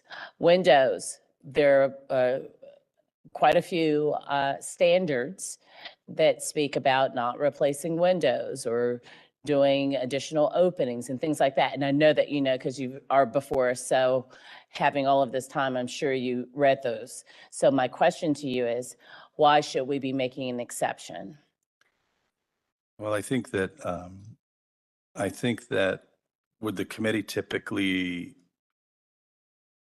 prefer to install non-historic elements like a skylight versus a wood interior window? I asked a question because I'm a commissioner asking you the question. So if you will please, sir, answer my question with a statement. Yeah, I would say that the property has been significantly improved in a manner in which it more consistently conforms with the neighborhood's historic standards. So the exception that I'm asking you to make would create a more accurate historic context for this building. Based on what evidence? Well, if you see the other elements of both of these duplexes, you can tell that there were no other skylights. Those were added long after the structures were actually built. All of the elements of the roof lines were maintained in their entirety. There was no change with the exception of replacing the skylight with the dormers and modifying that that non-historic shed dormer that I don't know when it was, I don't know when that rear thing was added. I can get the dating though. I can certainly get in the crawl space and find exactly when those materials were put in place for You you. do understand that this is information that's important for us as a body to have, just so that we're remaining consistent throughout all of our application processes. Well, I think I submitted everything that I was under the assumption that I submitted everything you requested. I guess I'm missing dates and I'm missing the specific drawings that depict what is installed, but I thought photos would be sufficient for the review. So it seems like there's missing information and that the applicant might be able to provide that if we allow him to do so. I agree. I'd like to give Brian the chance to make a case for the changes he made. So in order to do that, Brian, we just need the information included on the checklist. All right. All right, with that, let's go ahead and close for deliberation. Go ahead. I don't believe it was stated earlier, but just for the record, Commissioner Holtz has recused from this matter. Oh, thank you. All right, let's go ahead and close for deliberation. Commissioners, thank you, Commissioner Parati, for keeping us focused on the standards and the checklist that is of the required items for submission. And so perhaps we go through and make a motion of the things that we are missing in order to further evaluate this application. Or does anybody have a different idea? That sounds good. Okay. I would like to make a motion to continue this application so that Mr. Phillips can bring back the missing information that's included for all applicants who are undertaking major projects in the required submission checklist. Once we have all of that information, precedent for the changes Mr. Phillips made, architectural drawings, clear pictures of all sides of the project, contextual information, which includes this as well as other houses that Mr. Phillips is saying is precedent setting for the changes that he's made. And any other items in this checklist that are not included. Once we have all of that, then we can look at this application and judge it accordingly. Can I add something to that? Specifically, context and where these items exist within the neighborhood historically is what we're asking for and on top of the drawings, because they have to be historic. That's the big kicker that usually gets mixed up. And in order for them to be historic, we need dates. Anything that's even in 1970 or later, or earlier, excuse me, is considered historic. 50 years or older is considered historic. It doesn't mean that a case can't be made for changing those things, but we absolutely need to know the dates of those things.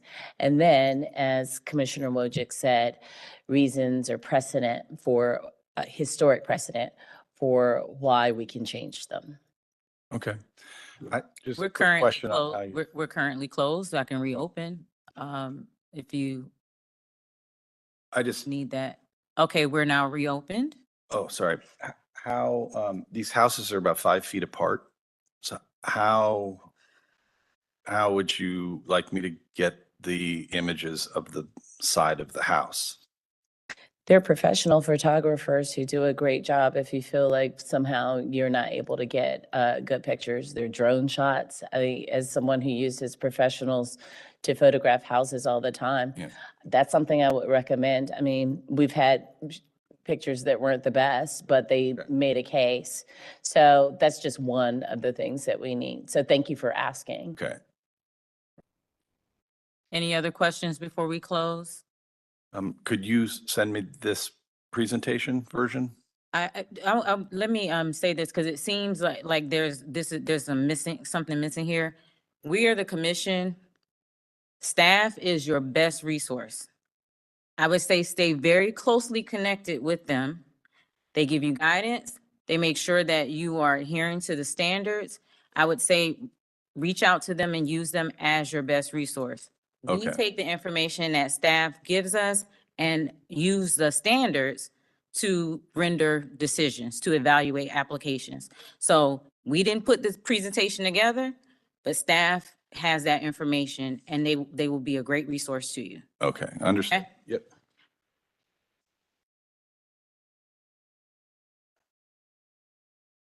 The agenda is published prior to all HDC meetings. So, and there's an email that's sent out to all applicants with the link to the application. So it's all online and we can help you direct you towards it. Okay. In the email that we send out with the to all applicants, we ask that the applicants check their presentations and let us know if there's anything wrong. So, thank you. And let the record show that Commissioner Barth left the meeting. All right, I'm gonna reclose. I think we were close to a motion. So commissioners?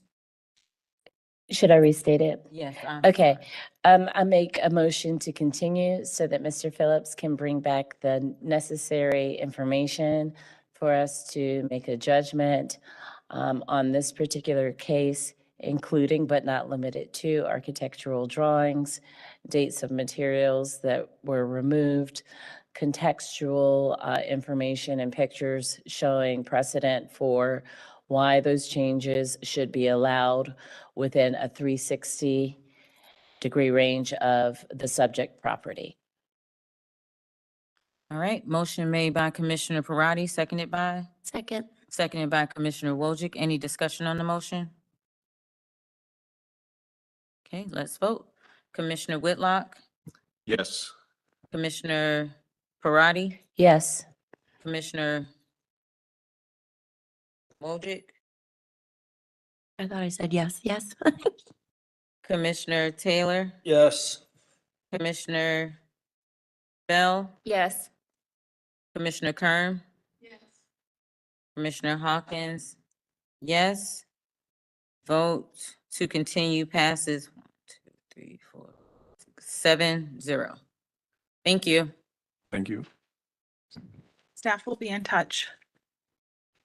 Okay, we have one more application. Can we get through it? Okay. So the next application is 425 Rensselaer Avenue. Is Nancy online? I am. You are. I am Nancy. starting my camera right away and looks like, hang on one second. And let the record show Commissioner Holtz return to the meeting.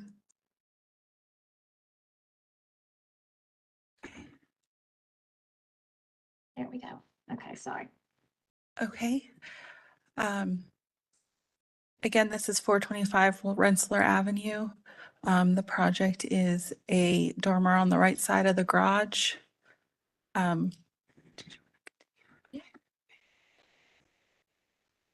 This project is a dormer addition on the right side of an existing garage, and that garage was constructed in 2014 under an approved COA.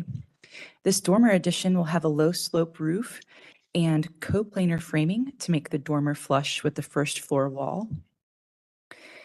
The dormer addition also has a boxed out wood soffit and eave applied to the top of the wall, and the addition involves wood grain fiber cement siding with wood corner boards, asphalt shingle roof, and 6/6 white vinyl grids between the glass windows. This application is an after-the-fact review, with the commission reviewing the project as if the work has not yet occurred. And I'll leave it to you, Nancy. Can you state your name and your address for the court reporter, please? Sure. It's You've been Nancy sworn in. Weekly at 425 Rensselaer Avenue, 28203. And have you been sworn in, Nancy? I have multiple times. Okay. Yeah. You can go ahead. Okay, if you want to go down to my presentation, is that where we want to start?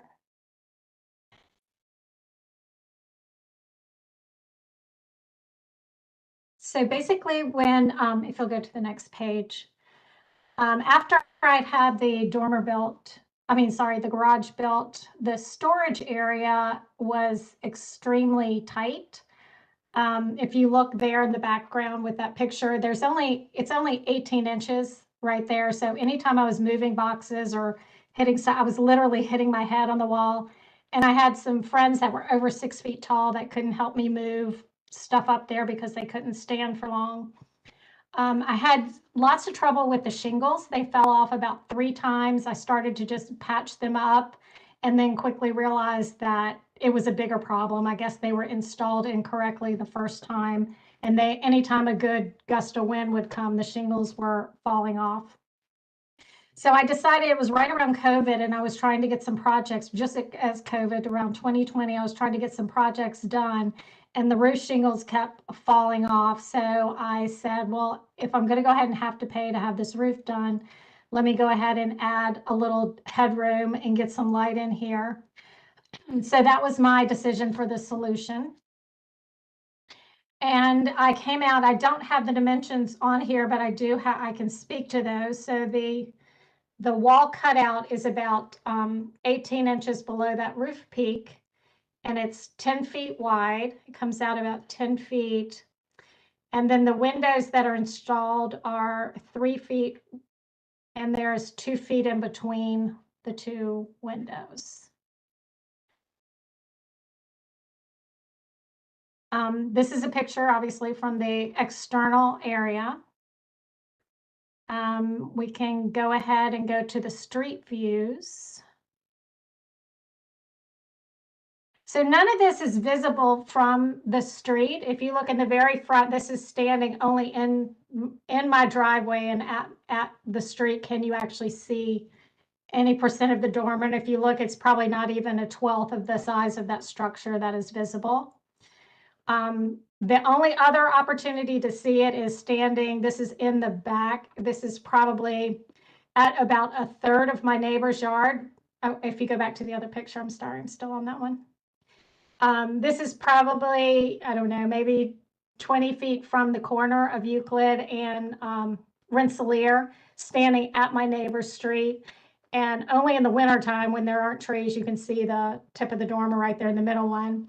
And then from Euclid, the only opportunity to see it is you really can't even see it because you can see my neighbor's garage, and then you see a tiny little white dot on the top of that garage is a piece of the trim of the dormer.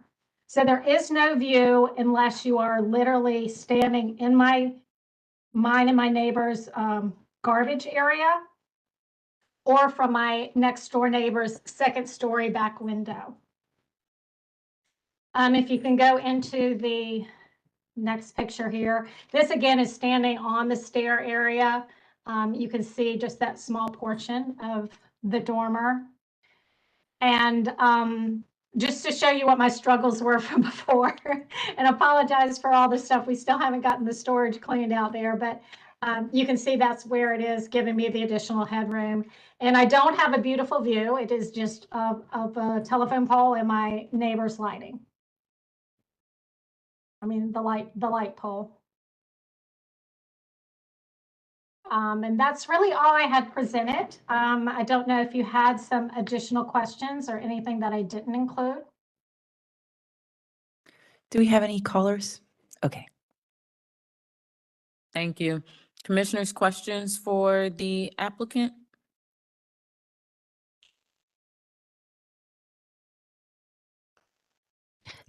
Hi, Nancy. This garage was a new addition, right? You came before the historic district, either staff or commission to get their blessing in building it, correct? Yes, there's a lot of drama around it. I've done both staff and been in front of the commission multiple times. I think I started in 2012 and was finally approved in 2014. So if I may, because you knew that you're in a historic district, because you had experience in submitting an application, why did you take it upon yourself to add the dormer instead of going through the steps that you already knew existed? Because I didn't recognize that not impacting the square footage would have an issue. I was unaware that even changing the roof required a COA.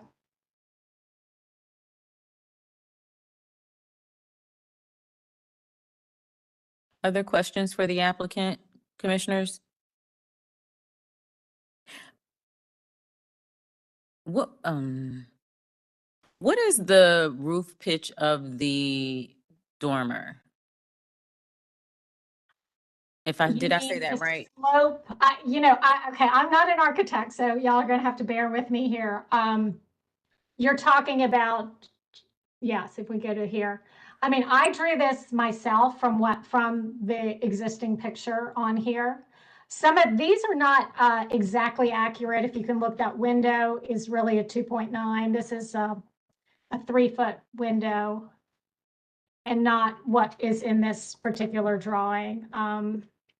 But when you say the roof pitch, I know that this is a shed dormer. I do not know what the slope of that roof is. I would not know how to measure that. If somebody can tell me how to obtain that, I'd be glad to obtain that information.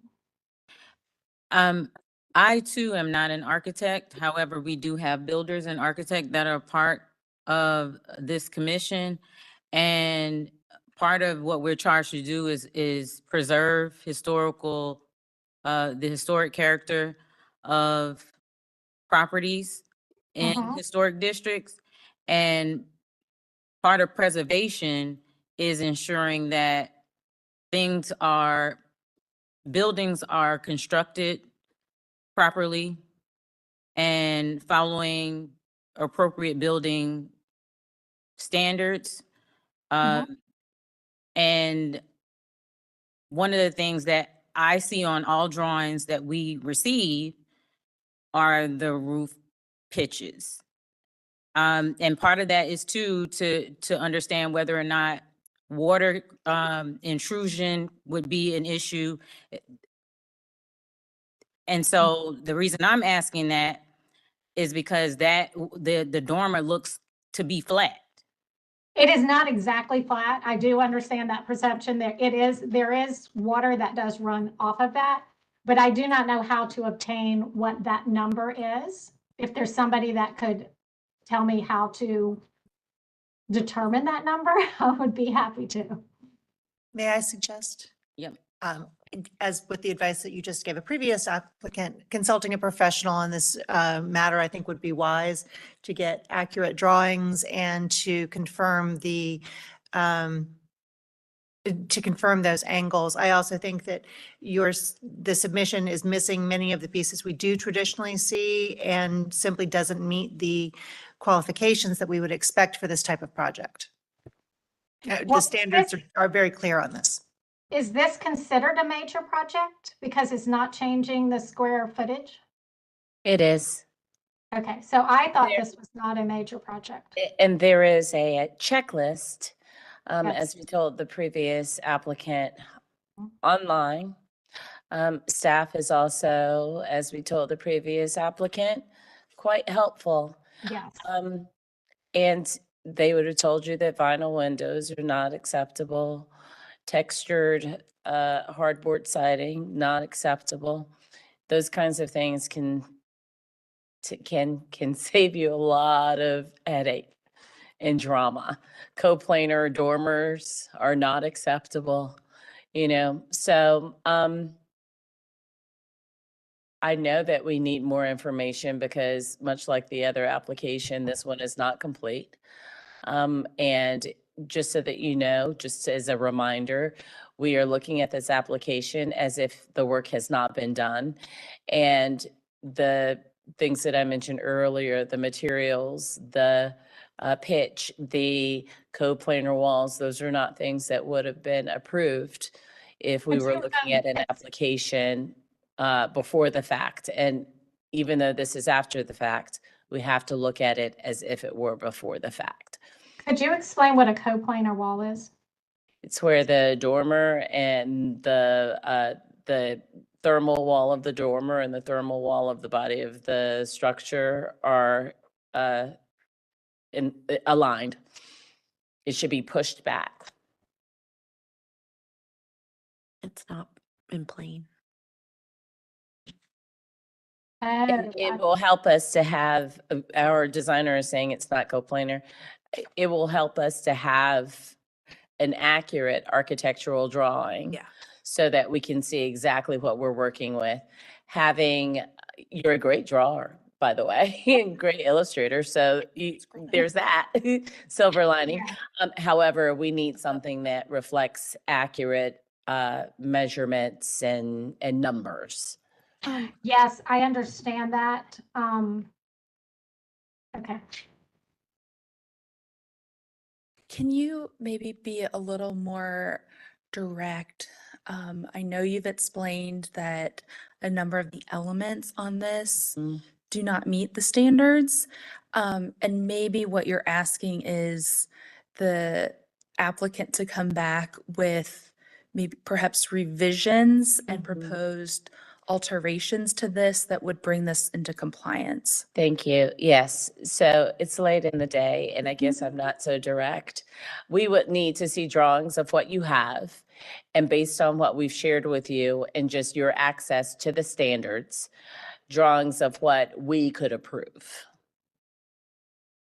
Okay. How to take what you have here and bring it into compliance. Because what you have here, if I'm being completely direct, would not get approved. Okay. And I do understand the windows. I did not realize that they were not the same because I had instructed them to go purchase the same. So if I had the windows, I can probably have easily replaced. But is there something, I mean, can I work with staff on this a little bit before I engage an architect?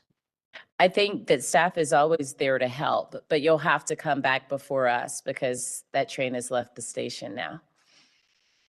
Okay, I understand. But absolutely reach out to staff because they will definitely be able to point you in the right direction so that when you come back, you have what you need and there's a plan for moving forward because this is not it. Right, I understand that, but if I have to do major revisions, then I might want to make some other alterations as well. So that's why I'm just trying to Sure, get. and staff can help. Right. Staff is more than willing to help. I will say that for everyone who's listening and for you, Ms. Weekly, staff is, as Chairperson Hawkins said, a great resource. Okay, so what I'm basically understanding is there's no quick and easy fix, that it is going to be a major expense if I have to engage an architect. So that's just kind of what I wanted to understand as I leave here. That is correct. I would also recommend that you work with an architect that has dealt with the historic district before, because our guidelines are not, our guidelines really need to be understood and referenced and communicated, just for so you're not spinning your wheels. Someone with experience in coming before the commission would be beneficial to you. Could I get some recommendations of some options? Staff can, that's where staff comes in. Staff can help you and help direct you, and I would lean heavily on them. And who can I contact from staff to go ahead and move this to the next step? Hi, Nancy. You can contact Elizabeth. We've been in touch, and I'll be happy to continue to help you on this journey. Okay. Okay, is there any other recommendations before we leave? I know it's a long day. I've been with you guys here all day too. I don't think we can offer anything in addition to what we've already shared. Your next step would be to contact Elizabeth. Okay, I appreciate your time and thank you very much. We probably still have to do, we're not done, so. Sorry. No, we need to close for deliberation. All right, but it does sound like we do have a motion. I can make a motion. I think I would just make a motion that, and I'll see what y'all think, but to continue this and then point her to the staff recommendations as her guidelines and those numbers. I mean, those standards. Okay, so Can I ask real quickly, why not just deny it and have her come back with a new application? Because we like to give people a chance. Okay. okay, I move to continue this application because the proposed project is incongruous with the following standards, and I'm referring to the staff analysis in the report, and that would be items 1, A, B, C, D, and E. All right. Motion made by Commissioner Whitlock, seconded by? Seconded by Commissioner Wojcik. Any discussion on the motion? His hand is up. The applicant has her hand up. Am I able to open it since we're in discussion? No? Okay. All right. Let's go ahead and vote. Commissioner Holtz, Yes. Commissioner Whitlock, Yes. Commissioner Parati, Yes. Commissioner Wojcik, Yes. Commissioner Taylor, Yes. Commissioner Bell, Yes. Commissioner Kerm, Yes. Commissioner Hawkins, yes. Vote to continue passes 8-0.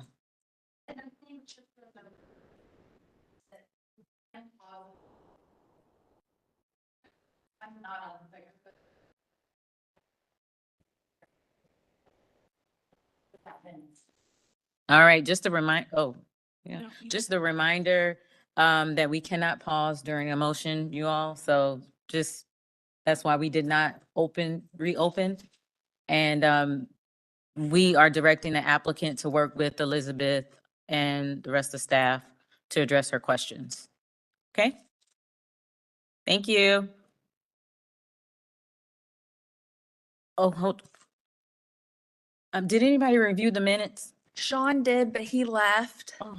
He didn't tell us that there were any problems. A question for City Attorney Myers. If we get Sean to email us, can we do like an email vote? Nice try, but no. I need to get these minutes So, approved, y'all. okay, I reviewed, Nobody else? Christy, I reviewed January, Oh, perfect. but not February. I was. Okay. So I'll make a motion to approve the January minutes. Thank you. All right. Thanks, Shauna. Do we have a second? Second. Any discussion? All in favor, vote aye. Aye. Aye. Those opposed, vote nay. Ayes have it. Anyone volunteer to review today's minutes, March? When they come out? March. We can, Commissioner Kerm, will you review March minutes? Thank you. Okay? Thank you. All right. Thanks, everybody, for a great meeting. We got through it. Whoop, whoop, whoop. Hey, we gotta close. Yes. Of our agenda. Is there any further business to discuss? This meeting is adjourned at 7:11 PM. Thank you.